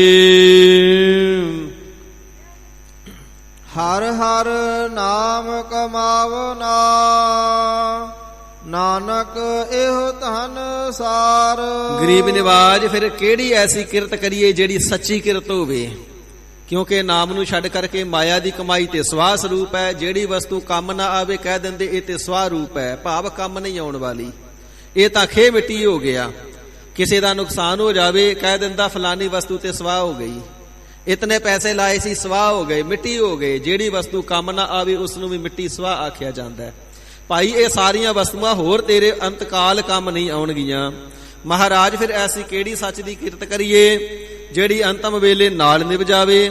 ਪਾਤਸ਼ਾਹ ਜੀ ਫਰਮਾਵਣਾ ਕਰਦੇ ਨੇ, ਹਰਿ ਹਰਿ ਨਾਮ ਕਮਾਵਨਾ। ਹਰ ਵੇਲੇ ਹਰੀ ਪਰਮਾਤਮਾ ਵਾਹਿਗੁਰੂ ਜੀ ਦੇ ਨਾਮ ਦਾ ਸਿਮਰਨ ਕਰਨੇ ਰੂਪੀ ਕਮਾਈ ਕਰ। ਉੱਠਦਿਆਂ ਬੈਠਦਿਆਂ ਚੱਲਦਿਆਂ ਸੌਂਦਿਆਂ ਸਹਿਤ ਪਿਆਰ ਦੇ ਜਪਨਾ ਕਰ ਸਤਨਾਮ ਸ੍ਰੀ ਵਾਹਿਗੁਰੂ। ਹਰ ਵੇਲੇ, ਹਰ ਸਮੇਂ, ਹਰ ਲਮਹੇ, ਹਰ ਨਿਮਖ ਦੇ ਵਿੱਚ ਤਿਸ ਦੇ ਨਾਮ ਨੂੰ ਯਾਦ ਰੱਖ। ਹਰ ਹਰ ਵਾਹਿਗੁਰੂ ਗੁਰ ਪਰਮੇਸ਼ਰ ਜੀ ਦੇ ਉਪਦੇਸ਼ ਦੁਆਰਾ ਤਿਸ ਹਰ ਪਰਮਾਤਮਾ ਜੀ ਦੇ ਨਾਮ ਦੀ ਕਮਾਈ ਨੂੰ ਕਰਨਾ ਕਰ। ਪਾਤਸ਼ਾਹ ਜੀ ਫਰਮਾਨ ਕਰਨਾ ਕਰਦੇ ਨੇ, ਨਾਨਕ ਇਹੋ ਧਨ ਸਾਰ। ਇਹੋ ਹੀ ਸਾਰ ਸ੍ਰੇਸ਼ਟ ਧਨ ਹੈ ਜਿਹੜਾ ਤੇਰੇ ਨਾਲ ਨਿਭੇਗਾ। ਇਹੀ ਉਹ ਧਨ ਹੈ ਜਦੋਂ ਲੈ ਕਰਕੇ ਵਾਹਿਗੁਰੂ ਜੀ ਦੇ ਸਨਮੁਖ ਜਾਵੇਗਾ ਨਾ, ਤੇ ਵਾਹਿਗੁਰੂ ਜੀ ਤੈਨੂੰ ਪਿਆਰ ਰੂਪੀ ਗੱਲ ਵਕੜੀ ਦੇ ਵਿੱਚ ਲੈ ਕਰਕੇ ਸਰੂਪ ਰੂਪ ਦੇ ਵਿੱਚ ਮਿਲਾ ਲੈਣਗੇ। ਤੇਰੇ ਵਿੱਚ ਤੇ ਆਪਣੇ ਵਿੱਚ ਕੋਈ ਭੇਦ ਨਾ ਰਹਿਣ ਦੇਣਗੇ। ਐਸਾ ਇਹ ਸਾਰ ਸਾਰਿਆਂ ਤੋਂ ਸ੍ਰੇਸ਼ਟ ਹੈ ਨਾਮ ਧਨ। ਇਸ ਨੂੰ ਹੀ ਆਪਣੇ ਸਵਾਸਾਂ ਪ੍ਰਤੀ ਸਵਾਸਾਂ ਦੇ ਨਾਲ ਜਪ ਕਰਕੇ ਇਸ ਦੀ ਕਮਾਈ ਕਰਨਾ ਕਰ। ਅਸ਼ਟਪਦੀ 8 ਪੌੜੀਆਂ ਵਾਲਾ ਸ਼ਬਦ ਪ੍ਰਾਰੰਭ ਹੋ ਰਿਹਾ ਹੈ ਜੀ। ਸੰਤ ਜਨਾ ਮਿਲ ਕਰਹੁ ਵਿਚਾਰ। हे ਭਾਈ, ਸੰਤ ਜਨ ਜੋ ਸ਼ਾਂਤ ਆਤਮਾ ਵਾਲੇ ਮਹਾਤਮਾ ਨੇ ਨਾ, ਜਿਨ੍ਹਾਂ ਨੇ ਸਿਮਰਨ ਕਰ ਕਰਕੇ ਐਸਾ ਜੀਵਨ ਸੰਵਾਰਿਆ ਹੋਇਆ ਹੈ, ਮਨ ਦੀ ਭਟਕਣਾ ਖਤਮ ਹੋ ਗਈ ਹੈ, ਮਨ ਤਿਨਾਂ ਦਾ ਸੀਤਲ ਹੋ ਗਿਆ ਹੈ। ਕਬੀਰ ਮਨ ਸੀਤਲ ਭਇਆ ਪਾਇਆ ਬ੍ਰਹਮ ਗਿਆਨ। ਜਿਨ੍ਹਾਂ ਦਾ ਮਨ ਸ਼ੀਤਲ ਹੋ ਗਿਆ ਹੈ, ਬ੍ਰਹਮ ਗਿਆਨ ਪ੍ਰਾਪਤ ਕਰਕੇ ਭਾਈ ਉਹ ਨੇ ਸੰਤ ਜਨ। ਐਸੇ ਸੰਤ ਜਨਾਂ ਦੇ ਨਾਲ ਮੇਲੇ, ਮੰਮੇ ਸਿਹਾਰੀ ਲੱਲੇ ਸਿਹਾਰੀ ਹੈ, ਮਿਲ ਕਰਕੇ ਤੇ ਨਾਮ ਦੀ ਵਿਚਾਰ ਨੂੰ ਕਰਨਾ ਕਰ। ਕਰਹੁ ਵਿਚਾਰ, ਕਿਸੇ ਇੱਕ ਵਾਸਤੇ ਉਪਦੇਸ਼ ਨਹੀਂ। ਖੱਤਰੀ ਬ੍ਰਾਹਮਣ ਸੂਦ ਵੈਸ ਉਪਦੇਸ਼ ਚਾਹੋ ਵਰਨਾ ਕਉ ਸਾਂਝਾ। ਤੇ ਸਾਧ ਸੰਗਤ ਜੀ, ਇਹ ਬਹੁਵਚਨ ਸ਼ਬਦ ਹੈ ਕਰਹੁ। ਤੁਸੀਂ ਸਾਰੇ ਸੰਤ ਜਨਾਂ ਦੇ ਨਾਲ ਮਿਲ ਕਰਕੇ ਨਾਮ ਦੀ ਵਿਚਾਰ ਨੂੰ ਕਰਨਾ ਕਰੋ, ਸ਼ੁਭ ਗੁਣਾ ਦੀ ਵਿਚਾਰ ਨੂੰ ਕਰਨਾ ਕਰੋ, ਜੀਵਨ ਸਫਲਾ ਬਣਾਵਣੇ ਦੀ ਵਿਚਾਰ ਨੂੰ ਕਰਨਾ ਕਰੋ। ਜੋ ਸੰਤ ਜਨਾਂ ਨੇ ਉਪਦੇਸ਼ ਕਮਾ ਕਰਕੇ ਸੰਤ ਪਦਵੀ ਨੂੰ ਪ੍ਰਾਪਤ ਕਰਨਾ ਕੀਤਾ ਹੈ, ਉਸ ਉਪਦੇਸ਼ ਨੂੰ ਪੁੱਛ ਕਰਕੇ ਤੇ ਇਸ ਉਪਦੇਸ਼ ਦੀ ਵਿਚਾਰ ਆਪਣੇ ਮਨ ਦੇ ਵਿੱਚ ਧਾਰਨ ਕਰ ਲੈਣਾ ਕਰੋ। ਏਕ ਸਿਮਰ ਨਾਮ ਆਧਾਰ। ਤੇ ਸੰਤ ਜਨਾਂ ਦੇ ਨਾਲ ਮਿਲ ਕਰਕੇ ਇੱਕ ਨਾਮ ਦਾ ਹੀ ਸਿਮਰਨ ਕਰੋ ਤੇ ਨਾਮ ਦਾ ਹੀ ਆਧਾਰ ਆਸਰਾ ਆਪਣੇ ਮਨ ਨੂੰ ਦੇਵਣਾ ਕਰੋ, ਕਿਉਂਕਿ ਨਾਮ ਤੋਂ ਬਿਨਾਂ ਮਨ ਦਾ ਆਸਰਾ ਦੂਜਾ ਕੋਈ ਨਹੀਂ ਹੈ। ਸਾਚ ਨਾਮ ਆਧਾਰ ਮੇਰਾ, ਜਿਨ ਭੁੱਖਾ ਸਭ ਗਵਾਈਆ। ਐਸਾ ਸੱਚਾ ਆਸਰਾ ਹੈ ਨਾਮ ਦਾ ਮਨ ਨੂੰ, ਜੋ ਸਾਰੀਆਂ ਭੁੱਖਾਂ ਨੂੰ ਮੇਟ ਦੇਣ ਵਾਲਾ ਹੈ। ਸੋ ਇਸ ਪ੍ਰਕਾਰ ਏਕ ਸਿਮਰ ਨਾਮ ਆਧਾਰ, ਇੱਕ ਨਾਮ ਨੂੰ ਹੀ ਆਪਣੇ ਮਨ ਦਾ ਆਸਰਾ ਬਣਾ ਲੈਣਾ ਕਰੋ, ਸੰਤ ਜਨਾਂ ਦੀ ਵਿਚਾਰ ਨੂੰ ਧਾਰਨ ਕਰਕੇ। ਅਵਰ ਉਪਾਵ ਸਭ ਮੀਤ ਵਿਸਾਰਹੁ। ਗਰੀਬ ਨਿਵਾਜ ਸਤਿਗੁਰੂ ਜੀ ਬੜੇ ਪ੍ਰੇਮ ਪੂਰਵਕ ਉਪਦੇਸ਼ ਬਖਸ਼ਿਸ਼ ਕਰ ਰਹੇ ਨੇ। ਇਹ ਮੀਤ, ਹੋਰ ਜਿਤਨੇ ਵੀ ਉਪਾਵ ਕਰਦੇ ਹੋ ਸਾਰੇ ਤਿਆਗ ਦੇਣਾ ਕਰੋ। ਮੀਤ ਦਾ ਭਾਵ ਹੈ ਮਿੱਤਰ। ਇਸੇ ਪ੍ਰਕਾਰ ਬਚਨ ਆਉਂਦਾ ਹੈ, ਸਵਾਲ ਕਰਨਾ ਕੀਤਾ ਸਿੱਖਾਂ ਨੇ, ਗਰੀਬ ਨਿਵਾਜ ਸੱਚੇ ਪਾਤਸ਼ਾਹ ਜੀ, ਸੰਸਾਰ ਸਾਗਰ ਤੋਂ ਪਾਰ ਹੋਣ ਵਾਸਤੇ ਹੋਰ ਵੀ ਤੇ ਬੜੇ ਉਪਾਵ ਆਖੇ ਗਏ ਨੇ ਕਿ ਅਸ਼ਵਮੇਧ ਜਗ ਕੀਤੇ ਜਾਣ। ਇਸੇ ਪ੍ਰਕਾਰ ਯੋਗ ਵਿਦਿਆ ਨੂੰ ਸਾਧ ਲਿਆ ਜਾਵੇ, ਪ੍ਰਾਣਾਯਾਮ ਕੀਤਾ ਜਾਵੇ, ਸਿੱਧੀਆਂ ਨੂੰ ਪ੍ਰਾਪਤ ਕਰਕੇ ਸਿੱਧ ਪੁਰਖ ਹੋ ਜਾਈਏ। ਬੇਅੰਤ ਪ੍ਰਕਾਰ ਦੇ ਕਰਮ ਕਾਂਡਾਂ ਦਾ ਕਥਨ ਵੇਦਾਂ ਦੇ ਵਿੱਚ, ਉਪਨਿਸ਼ਦਾਂ ਦੇ ਵਿੱਚ ਹੈ। ਮਹਾਰਾਜ, ਇਹ ਨਾਮ ਜਪਣਾ ਤੇ ਬੜਾ ਕਠਿਨ ਕਾਰਜ ਹੈ। ਜੇ ਕੋਈ ਹੋਰ ਉਪਾਵ ਕਰ ਲਈਏ ਤਾਂ ਕਿ ਸੰਸਾਰ ਤੋਂ ਪਾਰ ਉਤਾਰਾ ਨਹੀਂ ਹੋ ਸਕਦਾ। ਹਜ਼ੂਰ ਫਰਮਾਵਣਾ ਕਰਦੇ ਨੇ, ਮਿੱਤਰੋ, ਅਵਰ ਉਪਾਵ ਸਭ, ਹੋਰ ਜਿੰਨੇ ਵੀ ਉਪਾਵ ਆਖੇ ਹੋਏ ਨੇ ਨਾ, ਉਹਨਾਂ ਸਾਰਿਆਂ ਨੂੰ ਆਪਣੇ ਮਨ ਦੇ ਵਿੱਚੋਂ ਭੁਲਾ ਹੀ ਦੇਵੋ। ਉਹਨਾਂ ਦੇ ਨਾਲ ਰਿੱਧੀਆਂ ਸਿੱਧੀਆਂ ਪ੍ਰਾਪਤ ਹੋ ਸਕਦੀਆਂ ਨੇ। ਦੁਨਿਆਵੀ ਕਾਰਜਾਂ ਦੇ ਵਿੱਚ ਸਫਲਤਾ ਤੇ ਮਿਲ ਸਕਦੀ ਏ, ਵਕਤੀ ਤੌਰ ਤੇ ਕੁਝ ਸਮੇਂ ਵਾਸਤੇ ਲਾਭ ਪ੍ਰਾਪਤ ਹੋ ਸਕਦਾ ਹੈ, ਪਰ ਵਾਹਿਗੁਰੂ ਜੀ ਦੀ ਅਭੇਦਤਾ ਨਹੀਂ ਜੇ ਉਹਨਾਂ ਸਾਧਨਾ ਦੇ ਨਾਲ ਮਿਲਦੀ। ਮਨ ਨੂੰ ਸ਼ਾਂਤੀ ਨਹੀਂ ਜੇ ਉਹਨਾਂ ਸਾਧਨਾ ਦੇ ਨਾਲ ਮਿਲਦੀ। ਸੋ ਇਸੇ ਪ੍ਰਕਾਰ ਗੋਪੀ ਚੰਦ ਵਰਗੇ ਜਿਹੜੇ ਰਾਜੇ ਸਨ, ਗੋਰਖਨਾਥ ਦੇ ਆਖੇ ਲੱਗ ਕਰਕੇ ਰਾਜ ਭਾਗ ਛੱਡ ਕੇ ਕੰਨ ਪੜਵਾ ਕੇ ਜੋਗੀ ਬਾਣੀ ਗਏ ਨਾ। ਭਰਤਰੀਨਾਥ ਵਰਗੇ ਜਿਹੜੇ ਰਾਜੇ ਸਨ, ਰਾਜਾ ਭਰਤਰੀ ਵੀ ਤੇ ਰਾਜ ਭਾਗ ਛੱਡ ਕੇ ਭਰਤਰੀਨਾਥ ਬਾਣੀ ਗਿਆ ਨਾ। ਫਿਰ ਕਿਹੜੀ ਮਨ ਨੂੰ ਸ਼ਾਂਤੀ ਆ ਗਈ? ਨਾਰਦ ਮੁਨੀ ਨੂੰ ਅਰਾਧਿਆ ਜੀ, ਮਨ ਨੂੰ ਸ਼ਾਂਤੀ ਨਹੀਂ ਆਉਂਦੀ। ਨਾਰਦ ਮੁਨੀ ਨੇ ਆਖਿਆ, ਗੁਰੂ ਨਾਨਕ ਨਾਰਦ ਮੁਨੀ ਨੂੰ ਨਾਮ ਦੀ ਦਾਤ ਬਖਸ਼ਿਸ਼ ਕਰਕੇ ਮਨ ਨੂੰ ਸ਼ਾਂਤੀ ਦੇਣਾ ਕੀਤੀ ਸੀ। ਹਜ਼ੂਰ ਫਰਮਾਵਣਾ ਕਰਦੇ ਨੇ, ਅਵਰ ਉਪਾਵ, ਜਿਤਨੇ ਵੀ ਹੋਰ ਉਪਾਵ ਕਹੇ ਜਾਂਦੇ ਨੇ, ਸਾਧਨ ਕਹੇ ਜਾਂਦੇ ਨੇ ਨਾ, ਉਹਨਾਂ ਸਾਰਿਆਂ ਨੂੰ ਵਿਸਾਰ ਦੇਣਾ ਕਰੋ ਮਿੱਤਰੋ। ਉਹ ਮਨ ਨੂੰ ਸ਼ਾਂਤੀ ਨਹੀਂ ਜੇ ਦਿੰਦੇ। ਉਹ ਮੁਕਤੀ ਦੀ ਦਾਤ ਪ੍ਰਦਾਨ ਕਰਨੇ ਦੇ ਸਮਰੱਥ ਨਹੀਂ ਜੇ। ਇਸ ਕਰਕੇ ਇੱਕ ਨਾਮ ਰੂਪੀ ਸਤਿਗੁਰੂ ਜੀ ਦੀ ਬਖਸ਼ਿਸ਼ ਕੀਤੀ ਹੋਈ ਦਾਤ ਨੂੰ ਹਿਰਦੇ ਅੰਦਰ ਧਾਰਨ ਕਰ ਲਵੋ। ਸਤਿਗੁਰੂ ਜੀ ਦੇ ਗੁਰਮੰਤਰ ਨੂੰ ਧਾਰਨ ਕਰ ਲਵੋ। ਬਾਕੀ ਸਾਰੇ ਜਿਤਨੇ ਵੀ ਉਪਾਵ ਨੇ ਉਹ ਤਿਆਗ ਦੇਣਾ ਕਰੋ। ਮਹਾਰਾਜ ਸੱਚੇ ਪਾਤਸ਼ਾਹ ਜੀ ਬੇਅੰਤ ਪ੍ਰਕਾਰ ਦੇ ਉਪਾਵ ਜੋਤਿਸ਼ ਜਨ ਇਤਿਆਦਿਕ ਦੱਸਦੇ ਨੇ। ਇਹ ਉਪਾਵ ਕਰ ਲਵੋ, ਇਸ ਦੇ ਨਾਲ ਸੁਖ ਮਿਲੇਗਾ। ਗ੍ਰਹਿ ਨਛੱਤਰ ਬਦਲ ਜਾਣਗੇ, ਰਾਸਾਂ ਬਦਲ ਜਾਣਗੀਆਂ। ਹਜ਼ੂਰ ਫਰਮਾਵਣਾ ਕਰਦੇ ਨੇ, ਪਿਆਰਿਓ, ਜਿਤਨੇ ਵੀ ਐਸੇ ਪਖੰਡੀ ਲੋਕ ਭਰਮਾਂ ਵਿੱਚ ਪਏ ਹੋਏ ਤੇ ਪਾਉਣ ਵਾਲੇ ਉਪਾਵ ਦੱਸਦੇ ਨੇ, ਸਾਰੇ ਹੀ ਤਿਆਗ ਦਿਓ। ਬਿਨਾਂ ਇੱਕ ਨਾਮ ਦੇ ਸਿਮਰਨ ਤੋਂ ਕਿਸੇ ਨੂੰ ਸੁਖ ਨਹੀਂ ਜੇ ਮਿਲਦਾ। ਸਾਧ ਸੰਗਤ ਜੀ, ਇੱਕ ਵਾਹਿਗੁਰੂ ਜੀ ਦਾ ਨਾਮ ਹੀ ਹੈ। ਮਨ ਨੂੰ ਸ਼ਾਂਤ ਕਰਨ ਵਾਲਾ ਹੈ, ਦੁਨੀਆ ਦੇ ਸੁੱਖ ਵੀ ਦੇਣ ਵਾਲਾ ਹੈ ਤੇ ਪਰਲੋਕ ਦੇ ਵਿੱਚ ਵੀ ਸੁੱਖ ਸਰੂਪ ਵਾਹਿਗੁਰੂ ਜੀ ਦੇ ਵਿੱਚ ਅਭੇਦ ਕਰਨੇ ਵਾਲਾ ਹੈ। ਬਿਨਾਂ ਵਾਹਿਗੁਰੂ ਜੀ ਦੀ ਬੰਦਗੀ ਤੋਂ, ਸਿਮਰਨ ਭਜਨ ਤੋਂ ਹੋਰ ਸਾਰੇ ਉਪਾਵਾਂ ਨੂੰ ਛੱਡ ਦੇਣਾ ਕਰੋ। ਹੇ ਮਿੱਤਰੋ, ਚਰਨ ਕਮਲ ਰਿਦ ਮਹਿ ਉਰ ਧਾਰਹੁ। ਇੱਕ ਹੀ ਯਤਨ ਕਰਨਾ ਕਰੋ, ਹਰੀ ਪਰਮਾਤਮਾ ਜੀ ਦੇ ਨਾਮ ਰੂਪੀ ਚਰਨਾਂ ਨੂੰ ਆਪਣੇ ਰਿਦ ਹਿਰਦੇ ਦੇ ਔਰ ਅੰਦਰ ਧਾਰਨ ਕਰ ਲੈਣਾ ਕਰੋ। ਭਾਵੇਂ ਸਾਧ ਸੰਗਤ ਜੀ ਉਰ ਦਾ ਅਰਥ ਵੀ ਹਿਰਦਾ ਹੋਇਆ ਕਰਦਾ ਹੈ, ਪਰ ਇੱਥੇ ਰਿਦ ਸ਼ਬਦ ਵੀ ਆ ਗਿਆ, ਰਿਦ ਦਾ ਅਰਥ ਵੀ ਹਿਰਦਾ ਹੈ। ਸੋ ਇਸ ਪ੍ਰਕਾਰ ਜੋ ਪ੍ਰਕਰਨ ਹੈ ਇਸ ਦੇ ਅਨੁਸਾਰ, ਸੰਪਰਦਾਇ ਟੀਕੇ ਦੇ ਅਨੁਸਾਰ ਜਿਹੜਾ ਉਰ ਦਾ ਅਰਥ ਹੈ ਉਹ ਅੰਦਰ ਲੱਗੇਗਾ। ਆਪਣੇ ਰਿਦ ਦੇ ਅੰਦਰ, ਹਿਰਦੇ ਦੇ ਅੰਦਰ ਵਾਹਿਗੁਰੂ ਜੀ ਦੇ ਨਾਮ ਰੂਪੀ ਚਰਨਾਂ ਨੂੰ ਧਾਰਨ ਕਰ ਲੈਣਾ ਕਰੋ। ਸਤਿਗੁਰੂ ਜੀ ਦੇ ਪ੍ਰਤੱਖ ਚਰਨਾਂ ਦਾ ਪਿਆਰ ਵੀ ਹਿਰਦੇ ਦੇ ਅੰਦਰ ਧਾਰਨ ਕਰ ਲੈਣਾ ਕਰੋ। ਤੇ ਸਾਧ ਸੰਗਤ ਜੀ, ਜਿਵੇਂ ਰਾਜੇ ਭੀਮ ਚੰਦ ਨੇ ਆਪਣੇ ਵਜ਼ੀਰ ਦੇਵੀ ਚੰਦ ਨੂੰ ਸਜ਼ਾ ਦਿੱਤੀ ਸੀ ਨਾ, ਤੂੰ ਸਤਿਗੁਰੂ ਜੀ ਦੀ ਵਡਿਆਈ ਕਰਦਾ ਹੈ, ਤੈਨੂੰ ਸੂਈਆ ਬਣਾ ਕੇ ਭੇਜਿਆ ਸੀ, ਆ ਕਰਕੇ ਤੂੰ ਸਤਿਗੁਰੂ ਜੀ ਦਾ ਜਸ ਕਰੀ ਜਾਣਾ। ਜਲਾਦਾਂ ਨੂੰ ਹੁਕਮ ਦੇ ਦੇਣਾ ਕੀਤਾ ਸੀ, ਅੱਖਾਂ ਦੇ ਵਿੱਚ ਗਰਮ ਸੁਲਾਖਾਂ ਠੋਕ ਕਰਕੇ ਪਹਾੜ ਤੋਂ ਸੁੱਟ ਕੇ ਮਾਰ ਦਿਓ। ਤੇ ਸਤਿਗੁਰੂ ਕਲਗੀਧਰ ਸਾਹਿਬ ਜੀ ਦੇ ਚਰਨਾਂ ਨੂੰ ਹਿਰਦੇ ਦੇ ਅੰਦਰ ਧਾਰਨ ਕੀਤਾ ਸੀ, ਚਰਨਾਂ ਦਾ ਪਿਆਰ ਧਾਰਨ ਕੀਤਾ ਸੀ। ਜਲਾਦਾਂ ਨੇ ਅੱਖਾਂ ਦੇ ਵਿੱਚ ਗਰਮ ਸੁਲਾਖਾਂ ਠੋਕੀਆਂ ਤੇ ਸਾਧ ਸੰਗਤ ਜੀ ਚੁੱਕ ਕੇ ਪਹਾੜ ਤੋਂ ਸੁੱਟ ਦਿੱਤਾ।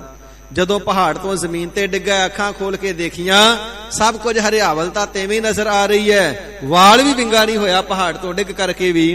ਕਲਗੀਧਰ ਸਾਹਿਬ ਜੀ ਦੇ ਕੋਲ ਪੁੱਜਾ, ਦੇਖਣਾ ਕੀਤਾ ਗਰੀਬ ਨਿਵਾਸ ਸਾਹਿਬ ਦੇ ਚਰਨਾਂ ਦੇ ਉੱਪਰ ਪੱਟੀਆਂ ਵੱਜੀਆਂ ਹੋਈਆਂ। ਪੁੱਛਣਾ ਕੀਤਾ, ਮਹਾਰਾਜ ਇਹ ਕੀ ਕੌਤਕ ਵਾਪਰਿਆ? ਤੇ ਸਿੱਖਾਂ ਨੇ ਦੱਸਣਾ ਕੀਤਾ, ਸਤਿਗੁਰਾਂ ਦੇ ਚਰਨਾਂ ਵਿੱਚ ਸੁਲਾਖਾਂ ਠੁੱਕ ਗਈਆਂ ਸਨ। ਪੁੱਛਿਆ, ਮਹਾਰਾਜ ਕਿਸ ਦੇ ਕਸ਼ਟ ਝੱਲਦੇ ਹੋ? ਤੇ ਸਤਿਗੁਰਾਂ ਨੇ ਬਚਨ ਕੀਤਾ, ਜਿਸ ਦੇ ਝੱਲਦੇ ਆ ਉਹ ਆਪ ਹੀ ਆ ਕੇ ਦੱਸੇਗਾ। ਤੇ ਤਿਸ ਵੇਲੇ ਵਜ਼ੀਰ ਫਿਰ ਦੇਵੀ ਚੰਦ ਨੇ ਕਹਿਣਾ ਕੀਤਾ ਸੀ, ਇਹ ਹੁਕਮ ਤਾਂ ਮੇਰੀਆਂ ਅੱਖਾਂ ਵਿੱਚ ਸੁਲਾਖਾਂ ਠੋਕਣ ਦਾ ਹੋਇਆ ਸੀ।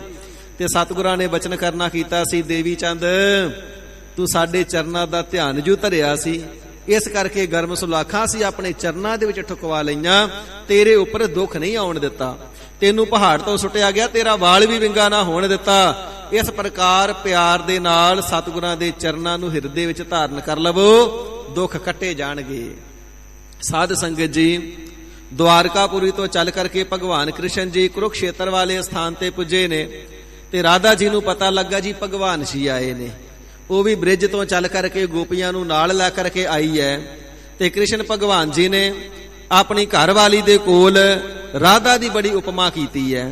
ਤੇ ਕ੍ਰਿਸ਼ਨ ਭਗਵਾਨ ਜੀ ਦੀ ਘਰਵਾਲੀ, ਜੋ ਕਿ ਰਾਧਾ ਦੀ ਵਡਿਆਈ ਨੂੰ ਸੁਣ ਕਰਕੇ ਬਰਦਾਸ਼ਤ ਨਾ ਕਰ ਸਕੀ, ਜਰ ਨਾ ਸਕੀ, ਹੋਰ ਤਾਂ ਕੁਝ ਕਰ ਨਹੀਂ ਸੀ ਸਕਦੀ। ਮਨ ਦੇ ਵਿੱਚ ਸੋਚਿਆ ਜਲ ਪਾਣੀ ਤੇ ਛਕਾਉਣਾ ਹੀ ਪੈਣਾ, ਬਹੁਤਾ ਤੱਤਾ ਗਰਮ ਦੁੱਧ ਛਕਾ ਕਰਕੇ ਇਸ ਦਾ ਮੂੰਹ ਸਾੜਾਂਗੀ। ਇਸ ਪ੍ਰਕਾਰ ਮਨ ਦੇ ਵਿੱਚ ਵਿਚਾਰ ਕਰਕੇ ਬਹੁਤ ਜ਼ਿਆਦਾ ਗਰਮ ਦੁੱਧ ਜ਼ਬਰਦਸਤੀ ਪਿਲਾਵਣਾ ਕੀਤਾ। ਰਾਧਾ ਨੂੰ ਤੇ ਕਿਸੇ ਪ੍ਰਕਾਰ ਪਦਾਰਥਾਂ ਦੀ ਇੱਛਾ ਹੀ ਨਹੀਂ, ਉਹ ਤੇ ਭਗਵਾਨ ਜੀ ਦੇ ਪਿਆਰ ਦੇ ਵਿੱਚ ਬੱਧੀ ਹੋਈ ਦਰਸ਼ਨ ਕਰਨ ਵਾਸਤੇ ਆਈ ਹੈ। ਪਰ ਜਿਸ ਵੇਲੇ ਗਰਮ ਦੁੱਧ ਛਕਾ ਦਿੱਤਾ, ਰਾਧਾ ਜੀ ਨੂੰ ਕੁਝ ਨਹੀਂ ਹੋਇਆ, ਮੂੰਹ ਨੂੰ ਬੁੱਲਾਂ ਨੂੰ ਸੇਕ ਵੀ ਨਾ ਲੱਗਾ। ਪਰ ਜਿਸ ਵੇਲੇ ਕ੍ਰਿਸ਼ਨ ਭਗਵਾਨ ਜੀ ਆਏ ਨੇ ਤੇ ਸੁਭਦਰਾ ਨੇ ਦੇਖਣਾ ਕੀਤਾ ਹੈ, ਤੇ ਇਸ ਵੇਲੇ ਭਗਵਾਨ ਕ੍ਰਿਸ਼ਨ ਜੀ ਦੇ ਪੈਰਾਂ ਦੇ ਉੱਪਰ, ਚਰਨਾਂ ਦੇ ਉੱਪਰ ਛਾਲੇ ਹੀ ਛਾਲੇ ਪਏ ਹੋਏ ਨੇ। ਵੇਖ ਕਰਕੇ ਹੈਰਾਨ ਹੋਈ ਭਗਵਾਨ ਜੀ, ਇਹ ਕੌਤਕ ਕੀ ਏ? ਤੁਸੀਂ ਤੇ ਅੱਗ ਦੇ ਕਿਧਰੇ ਨੇੜੇ ਵੀ ਨਹੀਂ ਗਏ, ਭਵਨਾ ਚ ਉੱਠ ਕਰਕੇ ਮੇਰੇ ਪਾਸ ਆਏ ਹੋ, ਤੁਹਾਡੇ ਚਰਨਾਂ ਉੱਪਰ ਛਾਲੇ ਕਿਵੇਂ ਪੈ ਗਏ? ਤੇ ਭਗਵਾਨ ਜੀ ਕਹਿਣ ਲੱਗੇ, हे ਸੁਭਦਰੇ, हे ਸਤ ਭਾਮਾ, ਇਹ ਛਾਲੇ ਤਾਂ ਤੇਰੇ ਹੀ ਪਾਏ ਹੋਏ ਪਏ ਨੇ। ਕਹਿਣ ਲੱਗੀ, ਮਹਾਰਾਜ ਮੈਂ ਤੇ ਐਸਾ ਕੋਈ ਕਾਰਜ ਨਹੀਂ ਕੀਤਾ ਕਿ ਤੁਹਾਡੇ ਚਰਨਾਂ ਨੂੰ ਸੇਕ ਲੱਗੇ। ਤੇ ਭਗਵਾਨ ਜੀ ਨੇ ਕਹਿਣਾ ਕੀਤਾ, ਤੂੰ ਜ਼ਬਰਦਸਤੀ ਈਰਖਾ ਦੀ ਮਾਰੀ ਹੋਈ ਨੇ ਰਾਧਾ ਨੂੰ ਗਰਮ ਦੁੱਧ ਜੂ ਪਿਲਾਇਆ ਹੈ। ਉਸ ਦੇ ਹਿਰਦੇ ਦੇ ਅੰਦਰ ਸਾਡੇ ਚਰਨਾਂ ਦਾ ਨਿਵਾਸ ਹੈ, ਇਸ ਕਰਕੇ ਗਰਮ ਦੁੱਧ ਨੇ ਉਸ ਨੂੰ ਦੁੱਖ ਨਹੀਂ ਦਿੱਤਾ। ਉਹ ਗਰਮ ਦੁੱਧ ਸਾਡੇ ਚਰਨਾਂ ਤੇ ਲੱਗਿਆ ਤਾਂ ਛਾਲੇ ਪਏ ਨੇ। ਇਸ ਪ੍ਰਕਾਰ ਸਤਿਗੁਰੂ ਸੱਚੇ ਪਾਤਸ਼ਾਹ ਜੀ ਬਚਨ ਕਰਨਾ ਕਰਦੇ ਨੇ, ਭਗਵਾਨ ਜੀ ਆਪਣੇ ਪਿਆਰਿਆਂ ਦੀ ਰੱਖਿਆ ਕਰਦੇ ਨੇ। ਚਰਨ ਕਮਲ ਰਿਦ ਮਹਿ ਉਰੇ ਧਾਰਹੁ, ਆਪਣੇ ਹਿਰਦੇ ਦੇ ਅੰਦਰ ਭਗਵਾਨ ਜੀ ਦੇ ਚਰਨਾਂ ਨੂੰ ਐਵੇਂ ਧਾਰੋ ਜਿਵੇਂ ਰਾਧਾ ਜੀ ਨੇ ਕ੍ਰਿਸ਼ਨ ਭਗਵਾਨ ਦੇ ਚਰਨਾਂ ਨੂੰ ਧਾਰ ਲਿਆ। ਆਪਣੇ ਹਿਰਦੇ ਦੇ ਅੰਦਰ ਗੁਰ ਪਰਮੇਸ਼ਰ ਜੀ ਦੇ ਚਰਨਾਂ ਨੂੰ ਐਵੇਂ ਧਾਰ ਲਵੋ ਜਿਵੇਂ ਭੀਮ ਚੰਦ ਦੇ ਰਾਜੇ, ਭੀਮ ਚੰਦ ਰਾਜੇ ਦੇ ਵਜ਼ੀਰ ਦੇਵੀ ਚੰਦ ਨੇ ਧਾਰ ਲੈਣਾ ਕੀਤਾ ਹੈ। ਇਸੇ ਪ੍ਰਕਾਰ ਨਾਮ ਰੂਪੀ ਚਰਨਾਂ ਨੂੰ ਸਦਾ ਹੀ ਆਪਣੇ ਹਿਰਦੇ ਦੇ ਅੰਦਰ ਧਾਰਨ ਕਰ ਲਵੋ, ਕਿਸੇ ਪ੍ਰਕਾਰ ਦਾ ਦੁੱਖ ਨਹੀਂ ਵਿਆਪੇਗਾ। ਕਾਰਨ ਸੋ ਪ੍ਰਭ ਸਮਰੱਥ। ਸਾਰੇ ਹੀ ਕਾਰਜਾਂ ਨੂੰ ਕਰਨ ਵਾਲਾ ਤੇ ਸਾਰਿਆਂ ਜੀਵਾਂ ਨੂੰ ਪ੍ਰੇਰ ਕਰਕੇ ਕਰਵਾਉਣ ਵਾਲਾ, ਸੋ ਉਹ ਪ੍ਰਭੂ ਹੀ ਸਰਬ ਕਲਾ ਸਮਰੱਥ ਹੈ। ਉਸ ਤੋਂ ਬਿਨਾਂ ਨਾ ਕੋਈ ਕਾਰਜ ਕਰ ਸਕਦਾ ਹੈ ਤੇ ਨਾ ਹੀ ਕੋਈ ਕਿਸੇ ਦਾ ਕਾਰਜ ਵਿਗਾੜ ਸਕਦਾ ਹੈ। ਸਾਰੇ ਹੀ ਕਾਰਜਾਂ ਨੂੰ ਬ੍ਰਹਮਾ ਇਤਿਆਦਿਕ ਨੂੰ ਪ੍ਰੇਰ ਕਰਕੇ ਸ੍ਰਿਸ਼ਟੀ ਨੂੰ ਪੈਦਾ ਕਰਨ ਵਾਲਾ ਹੈ। ਮਹਾਦੇਵ ਨੂੰ ਪ੍ਰੇਰ ਕਰਕੇ ਸੰਘਾਰ ਕਰਵਾਉਣੇ ਵਾਲਾ ਹੈ। ਵਿਸ਼ਨੂੰ ਇਤਿਆਦਿਕਾਂ ਨੂੰ ਪ੍ਰੇਰ ਕਰਕੇ ਜਗਤ ਦੀ ਪ੍ਰਤਪਾਲਣਾ ਕਰਨੇ ਵਾਲਾ ਹੈ। ਕਰਾਵਣ ਵਾਲਾ ਆਪ ਹੈ ਤੇ ਇਸ ਦੇ ਹੁਕਮ ਦੇ ਨਾਲ ਹੁੰਦੇ ਨੇ, ਇਸ ਕਰਕੇ ਕਰਤਾ ਉਹ ਆਪ ਹੈ। ਬਹੁਤ ਸੇਵਾਦਾਰ ਰੱਖੇ ਨੇ ਤਿਸ ਦੀ ਸ੍ਰਿਸ਼ਟੀ ਦੀ ਪ੍ਰਤਪਾਲਨਾ ਕਰਨ ਵਾਲੇ। ਜਿਹੜਾ ਸੂਰਜ ਹੈ ਪ੍ਰਮਾਤਮਾ ਜੀ ਇਸ ਨੂੰ ਪ੍ਰਕਾਸ਼ ਦਿੰਦੇ ਨੇ, ਪ੍ਰਕਾਸ਼ ਦੇ ਕੇ ਫਿਰ ਪ੍ਰੇਰਨਾ ਦਿੰਦੇ ਨੇ, ਫਿਰ ਇਹ ਧਰਤੀ ਦੇ ਉੱਪਰ ਆਪਣੀ ਰੌਸ਼ਨੀ ਨੂੰ ਪਾਉਂਦਾ ਹੈ। ਇਸ ਦੀ ਧੁੱਪ ਦੇ ਨਾਲ ਫਸਲਾਂ ਪੱਕਦੀਆਂ ਨੇ। ਇਸੇ ਪ੍ਰਕਾਰ ਪ੍ਰਮਾਤਮਾ ਜੀ ਦੇ ਹੁਕਮ ਦਾ ਪ੍ਰੇਰਿਆ ਹੋਇਆ ਚੰਦਰਮਾ ਆਪਣੀਆਂ ਰਿਸ਼ਮਾਂ ਨੂੰ ਬਖੇਰਦਾ ਹੈ, ਫਲਾਂ ਇਤਿਆਦਿਕਾਂ ਦੇ ਵਿੱਚ ਰਸ ਭਰ ਜਾਂਦੇ ਨੇ। ਤਾਰੇ ਇਤਿਆਦਿਕਾਂ ਨੂੰ, ਸਾਰੇ ਗ੍ਰਹਿ ਨਛੱਤਰਾਂ ਨੂੰ ਪ੍ਰਮਾਤਮਾ ਜੀ ਨੇ ਹੀ ਪ੍ਰੇਰ ਕਰਕੇ ਸੇਵਾ ਦੇ ਵਿੱਚ ਲਾਇਆ ਹੋਇਆ ਨਾ। ਸਾਰੀ ਬਨਸਪਤੀ ਪ੍ਰਮਾਤਮਾ ਜੀ ਦੀ ਹੀ ਪ੍ਰੇਰੀ ਹੋਈ ਫਲ ਦੀ, ਫੁੱਲ ਦੀ, ਮੌਲ ਦੀ ਹੈ ਨਾ। ਮੇਵੇ ਇਤਿਆਦਿਕ ਜੋ ਪਦਾਰਥ ਹਨ ਮਨੁੱਖਾਂ ਨੂੰ ਛਕਣ ਵਾਸਤੇ ਦਿੰਦੀ ਹੈ। ਇਸੇ ਪ੍ਰਕਾਰ ਦੈ ਗੁਸਾਈ ਮੀਤੁਲਾ ਤੂੰ ਸੰਗ ਹਮਾਰਾ ਬਾਸ ਜੀਓ, ਤੁਝ ਬਿਨ ਘਰੀ ਨਾ ਜੀਵਨਾ ਪੁਨਹ ਪੁਨਹ ਬਲਿਹਾਰ ਜੀ। ਜੋ ਦੈ ਦਾ ਅਰਥ ਹੀ ਪ੍ਰੇਰਕ ਸਰੂਪ ਹੈ। ਸਾਰਿਆਂ ਦਾ ਪ੍ਰੇਰਕ ਸਰੂਪ ਸੁਆਮੀ ਹਰੀ ਅਕਾਲ ਪੁਰਖ ਵਾਹਿਗੁਰੂ ਹੈ ਤੇ ਸਾਰਿਆਂ ਨੂੰ ਪ੍ਰੇਰਨਾ ਦੇ ਕੇ ਕਾਰਜਾਂ ਨੂੰ ਕਰਵਾਉਣ ਵਾਲਾ ਹੈ। ਬੱਚਾ ਬੜਾ ਛੋਟਾ ਜਿਹਾ ਹੈ, ਆਪਣੀ ਕਿਰਿਆ ਆਪ ਨਹੀਂ ਕਰ ਸਕਦਾ, ਮੁਖ ਵਿੱਚ ਬੁਰਕੀ ਨਹੀਂ ਪਾ ਸਕਦਾ। ਮਾਤਾ ਦੇ ਹਿਰਦੇ ਨੂੰ ਪ੍ਰੇਰ ਦੇਣਾ ਕੀਤਾ ਹੈ। ਇੱਕ ਹੀ ਵਾਰ ਅਕਾਲ ਪੁਰਖ ਜੀ ਨੇ ਐਸੀ ਕਿਰਪਾ ਕਰਨੀ ਕੀਤੀ, ਸਾਰੀ ਸ੍ਰਿਸ਼ਟੀ ਦੀਆਂ ਮਾਤਾਵਾਂ ਦੇ ਹਿਰਦਿਆਂ ਨੂੰ ਇੱਕ ਵਾਰੀ ਪ੍ਰੇਰ ਦਿੱਤਾ ਹੈ। ਜਿਹੜੀ ਵੀ ਬੀਬੀ, ਜਿਹੜਾ ਵੀ ਸਰੀਰ ਸੋ ਮਾਤਾ ਤੱਤਵ ਨੂੰ ਧਾਰਨ ਕਰਦਾ ਹੈ, ਭਾਵ ਮਾਤਾ ਬਣਦਾ ਹੈ, ਪਰਮਾਤਮਾ ਜੀ ਨੇ ਮਮਤਾ ਐਸੀ ਪਾ ਦਿੱਤੀ, ਉਹ ਬੱਚਿਆਂ ਦੀ ਪ੍ਰਤਪਾਲਨਾ ਕਰਦੀ ਏ। ਪੁਰਖਾਂ ਦੇ ਮਨ ਦੇ ਵਿੱਚ ਪ੍ਰੇਰਨਾ ਕਰਕੇ ਭਾਵਨਾ ਹੀ ਐਸੀ ਪਾ ਦਿੱਤੀ ਏ, ਭਾਈ ਤੇਰੀ ਜ਼ਿੰਮੇਵਾਰੀ ਡਿਊਟੀ ਸੇਵਾ ਏ, ਤੂੰ ਸਾਰੇ ਪਰਿਵਾਰ ਨੂੰ ਪਰਵਰਿਸ਼ ਕਰਨ ਦੇ ਵਿੱਚ ਸਹਾਇਤਾ ਕਰਨੀ ਏ। ਪ੍ਰਤਪਾਲਕ ਤੇ ਪਰਮਾਤਮਾ ਹੈ, ਉਸ ਦੇ ਕਾਰਜ ਨੂੰ ਤੂੰ ਸੇਵਾਦਾਰ ਬਣ ਕੇ ਕਰਨਾ ਹੈ। ਇਸ ਪ੍ਰਕਾਰ ਪਰਮਾਤਮਾ ਜੀ ਪ੍ਰੇਰਕ ਨੇ, ਪ੍ਰੇਰ ਕਰਕੇ ਸਾਰੇ ਕਾਰਜਾਂ ਨੂੰ ਕਰਵਾਉਣ ਵਾਲੇ ਨੇ ਤੇ ਆਪ ਸਾਰਿਆਂ ਜੀਵਾਂ ਨੂੰ ਤੇ ਪਦਾਰਥਾਂ ਨੂੰ ਪੈਦਾ ਕਰਨ ਵਾਲੇ ਨੇ। ਸਰਬ ਕਲਾ ਸਮਰੱਥ ਤੇ ਇਸ ਪ੍ਰਮਾਤਮਾ ਤੋਂ ਬਿਨਾਂ ਕਰਤਾ ਭਰਤਾ ਹਰਤਾ ਕਿਸੇ ਹੋਰ ਨੂੰ ਨਾ ਜਾਣਨਾ ਕਰ। ਦ੍ਰਿੜ ਕਰ ਗਹੋ ਨਾਮ ਹਰ ਵਥ। ਭਾਈ ਆਪਣੇ ਹਿਰਦੇ ਦੇ ਅੰਦਰ ਨਾਮ ਰੂਪੀ ਵਥ, ਵਥ ਦਾ ਭਾਵ ਹੈ ਵਸਤੂ, ਨਾਮ ਰੂਪੀ ਵਸਤੂ ਨੂੰ, ਨਾਮ ਰੂਪੀ ਪਦਾਰਥ ਨੂੰ ਦ੍ਰਿੜ ਕਰਕੇ, ਪੱਕਾ ਕਰਕੇ, ਗਹੋ ਪਕੜ ਲੈਣਾ ਕਰ ਮਨ ਰੂਪੀ ਹੱਥਾਂ ਦੇ ਨਾਲ। ਗਹੋ ਗ੍ਰਹਿਣ ਕਰ ਲੈਣਾ ਕਰੋ, ਗਹੋ ਉਚਾਰਨਾ ਕਰੋ ਆਪਣੇ ਮਨ ਦੇ ਪਿਆਰ ਦੇ ਨਾਲ, ਦ੍ਰਿੜਤਾ ਦੇ ਨਾਲ, ਸਿਦਕ ਭਰੋਸੇ ਦੇ ਨਾਲ ਵਾਹਿਗੁਰੂ ਜੀ ਦੇ ਨਾਮ ਨੂੰ। ਜੇ ਜਾਣਾ ਲੜ ਛਿਜੜਾ ਪੀੜੀ ਪਾਈ ਗੰਢ। ਜੇ ਤੈਨੂੰ ਲੱਗਦਾ ਵਾਹਿਗੁਰੂ ਜੀ ਦਾ ਸ਼ਰਨ ਰੂਪੀ ਪੱਲਾ ਕਿਤੇ ਛੁੱਟ ਨਾ ਜਾਵੇ ਤੇ ਪ੍ਰੀਤੀ ਰੂਪੀ ਗੰਢ ਨੂੰ ਘੁੱਟ ਕੇ ਪਾ ਲੈ, ਕਿਉਂਕਿ ਜੇ ਗੰਢ ਦੇ ਦਈਏ ਤੇ ਫਿਰ ਪੱਲਾ ਛੁੱਟਦਾ ਨਹੀਂ, ਗੰਢ ਦੇ ਆਸਰੇ ਬੱਝਾ ਰਹਿੰਦਾ ਹੈ। ਇਸ ਪ੍ਰਕਾਰ ਵਾਹਿਗੁਰੂ ਜੀ ਦੇ ਦਰ ਦੀ ਸ਼ਰਨ ਜਿਹੜੀ ਹੈ ਦ੍ਰਿੜ ਨਿਸ਼ਚੇ ਦੇ ਨਾਲ ਲੈ ਲੈਣਾ ਕਰ। ਦ੍ਰਿੜ ਕਰ ਗਹੋ ਨਾਮ ਹਰ ਵਥ। ਨਾਮ ਰੂਪੀ ਵਸਤੂ ਨੂੰ, ਨਾਮ ਰੂਪੀ ਪਦਾਰਥ ਨੂੰ ਪਰਪੱਕਤਾ ਦੇ ਨਾਲ, ਦ੍ਰਿੜਤਾ ਦੇ ਨਾਲ, ਮਨ ਰੂਪੀ ਹੱਥਾਂ ਦੇ ਨਾਲ ਪਕੜ ਲੈਣਾ ਕਰ। ਇਹੋ ਧਨ ਸੰਚਾਹੋ ਹੋਵਾਹੋ ਭਗਵੰਤ। ਮੀਤ ਹੈ ਮਿੱਤਰੋ, ਇਸ ਨਾਮ ਰੂਪੀ ਧਨ ਨੂੰ ਸੰਚੋ ਇਕੱਠਾ ਕਰ ਲਵੋ। ਮਨ ਰੂਪੀ ਘਰ ਦੇ ਅੰਦਰ ਨਾਮ ਰੂਪੀ ਧਨ ਨੂੰ ਇਕੱਤਰ ਕਰ ਲਵੋ, ਭਰ ਲਵੋ ਇਸ ਦੇ ਭੰਡਾਰੇ ਨੂੰ। ਹੋਵਾਹੋ ਭਗਵੰਤ, ਵੱਡਿਆਂ ਭਾਗਾਂ ਵਾਲੇ ਹੋ ਜਾਵੋਗੇ, ਵੱਡੇ ਭਾਗ ਮਸਤਕ ਦੇ ਜਾਗ ਆਉਣਗੇ ਤੇ ਅੱਗੇ ਵੀ ਸ਼ੁਭ ਕਰਮਾਂ ਨੂੰ ਕਰਕੇ, ਨਾਮ ਰੂਪੀ ਜਪਣ ਦੇ ਸ਼ੁਭ ਕਰਮ ਨੂੰ ਕਰਕੇ ਬਹੁਤ ਅਤਿਅੰਤ ਵੱਡੇ ਭਾਗਾਂ ਵਾਲੇ ਹੋ ਜਾਵੋਗੇ। ਸੋ ਇਹੋ ਧਨ ਸੰਚੋ, ਨਾਮ ਰੂਪੀ ਧਨ ਨੂੰ ਇਕੱਤਰ ਕਰੋ। ਹੋਵਾਹੋ ਭਗਵੰਤ, ਭਗਵੰਤ ਪਰਮਾਤਮਾ ਜੀ ਦਾ, ਪਰਮੇਸ਼ਰ ਜੀ ਦਾ, ਅਕਾਲ ਪੁਰਖ ਵਾਹਿਗੁਰੂ ਜੀ ਦਾ ਹੀ ਸਰੂਪ ਹੋ ਜਾਵੋਗੇ। ਸੰਤ ਜਨਾ ਕਾ ਨਿਰਮਲ ਮੰਤ। ਆਦਿ ਕਾਲ ਤੋਂ ਲੈ ਕਰਕੇ ਪ੍ਰਮਾਤਮਾ ਜੀ ਦੇ ਸੰਤ ਜਨਾਂ ਦਾ ਇਹੀ ਹੋਈ ਉਜਲ ਮੰਤਰ ਹੈ, ਉਹੀ ਹੋਈ ਮੰਤ ਕਹੀਏ ਮਸ਼ਵਰਾ ਸਲਾਹ। ਸਾਰੇ ਹੀ ਸੰਤ ਜਨਾਂ ਦਾ ਮਤਾਂਤ, ਮਤਾ, ਸਲਾਹ, ਮਸ਼ਵਰਾ ਇਹੀ ਹੋਈ ਹੈ। ਇਸੇ ਪ੍ਰਕਾਰ ਮੰਤ ਕਹਿਣਾ ਕਰੀਏ ਜੋ ਉਹਨਾਂ ਦਾ ਉਪਦੇਸ਼ ਹੈ। ਸੰਤ ਜਨਾਂ ਦਾ ਇਹੀ ਉਹੀ ਉਪਦੇਸ਼ ਹੈ ਕਿ ਇਹੋ ਧਨ ਸੰਚੋ, ਨਾਮ ਰੂਪੀ ਧਨ ਨੂੰ ਇਕੱਤਰ ਕਰ ਲੈਣਾ ਕਰੋ। ਇਸੇ ਪ੍ਰਕਾਰ ਸੰਤ ਬਾਬਾ ਬੁੱਢਾ ਸਾਹਿਬ ਜੀ, ਸੰਤ ਭਾਈ ਗੁਰਦਾਸ ਜੀ, ਭਾਈ ਤਿੰਨਾਂ ਦੀ ਬਾਣੀ ਪੜ੍ਹ ਕੇ ਦੇਖ ਲਵੋ, ਬਾਬਾ ਬੁੱਢਾ ਸਾਹਿਬ ਜੀ ਦੀ ਸੰਗਤ ਕਰ ਲਵੋ। ਉਹਨਾਂ ਦਾ ਉਜਲ ਉਪਦੇਸ਼ ਇਹੀ ਹੀ ਹੈ ਕਿ ਹਰੀ ਪਰਮਾਤਮਾ ਵਾਹਿਗੁਰੂ ਜੀ ਦੇ ਨਾਮ ਧਨ ਨੂੰ ਇਕੱਤਰ ਕਰ ਲਵੋ, ਇਹੋ ਧਨ ਸੰਚਹੋ। ਭਾਈ ਗੁਰਦਾਸ ਜੀ ਦੇ ਇੱਕ ਬਿੱਤ ਸਵਈਏ, ਕੋਈ ਮਹਾਤਮਾ ਸੀ, ਸੋ ਗੰਗਾ ਦੇ ਕਿਨਾਰੇ ਤੇ ਸਿੱਖ ਵਿਦਵਾਨ ਨੂੰ ਮਿਲਿਆ। ਕਹਿਣ ਲੱਗਾ, ਜੀ ਮੈਂ ਸੁਣਿਆ ਗੁਰੂ ਦੀ ਭਗਤੀ ਦੇ ਅੰਦਰ ਬੜਾ ਪਿਆਰ ਹੈ, ਮੈਂ ਵੀ ਚਾਹੁੰਦਾ ਮੈਨੂੰ ਕੋਈ ਗੁਰੂ ਕੇ ਪਿਆਰ ਵਾਲਾ ਉਪਦੇਸ਼ ਮਿਲ ਜਾਵੇ। ਤੇ ਮਹਾਂਪੁਰਖੋ, ਜੇ ਕੋਈ ਐਸੀ ਆਪ ਜੀ ਦੇ ਕੋਲ ਸਿੱਖਿਆਦਾਇਕ ਪੋਥੀ ਕੋਈ ਗ੍ਰੰਥ ਹੈ ਤੇ ਮੈਨੂੰ ਵੀ ਦਿਓ, ਮੈਂ ਪੜ੍ਹ ਕਰਕੇ ਗੁਰੂ ਕੇ ਪਿਆਰ ਵਾਲਾ ਹੋ ਜਾਵਾਂ।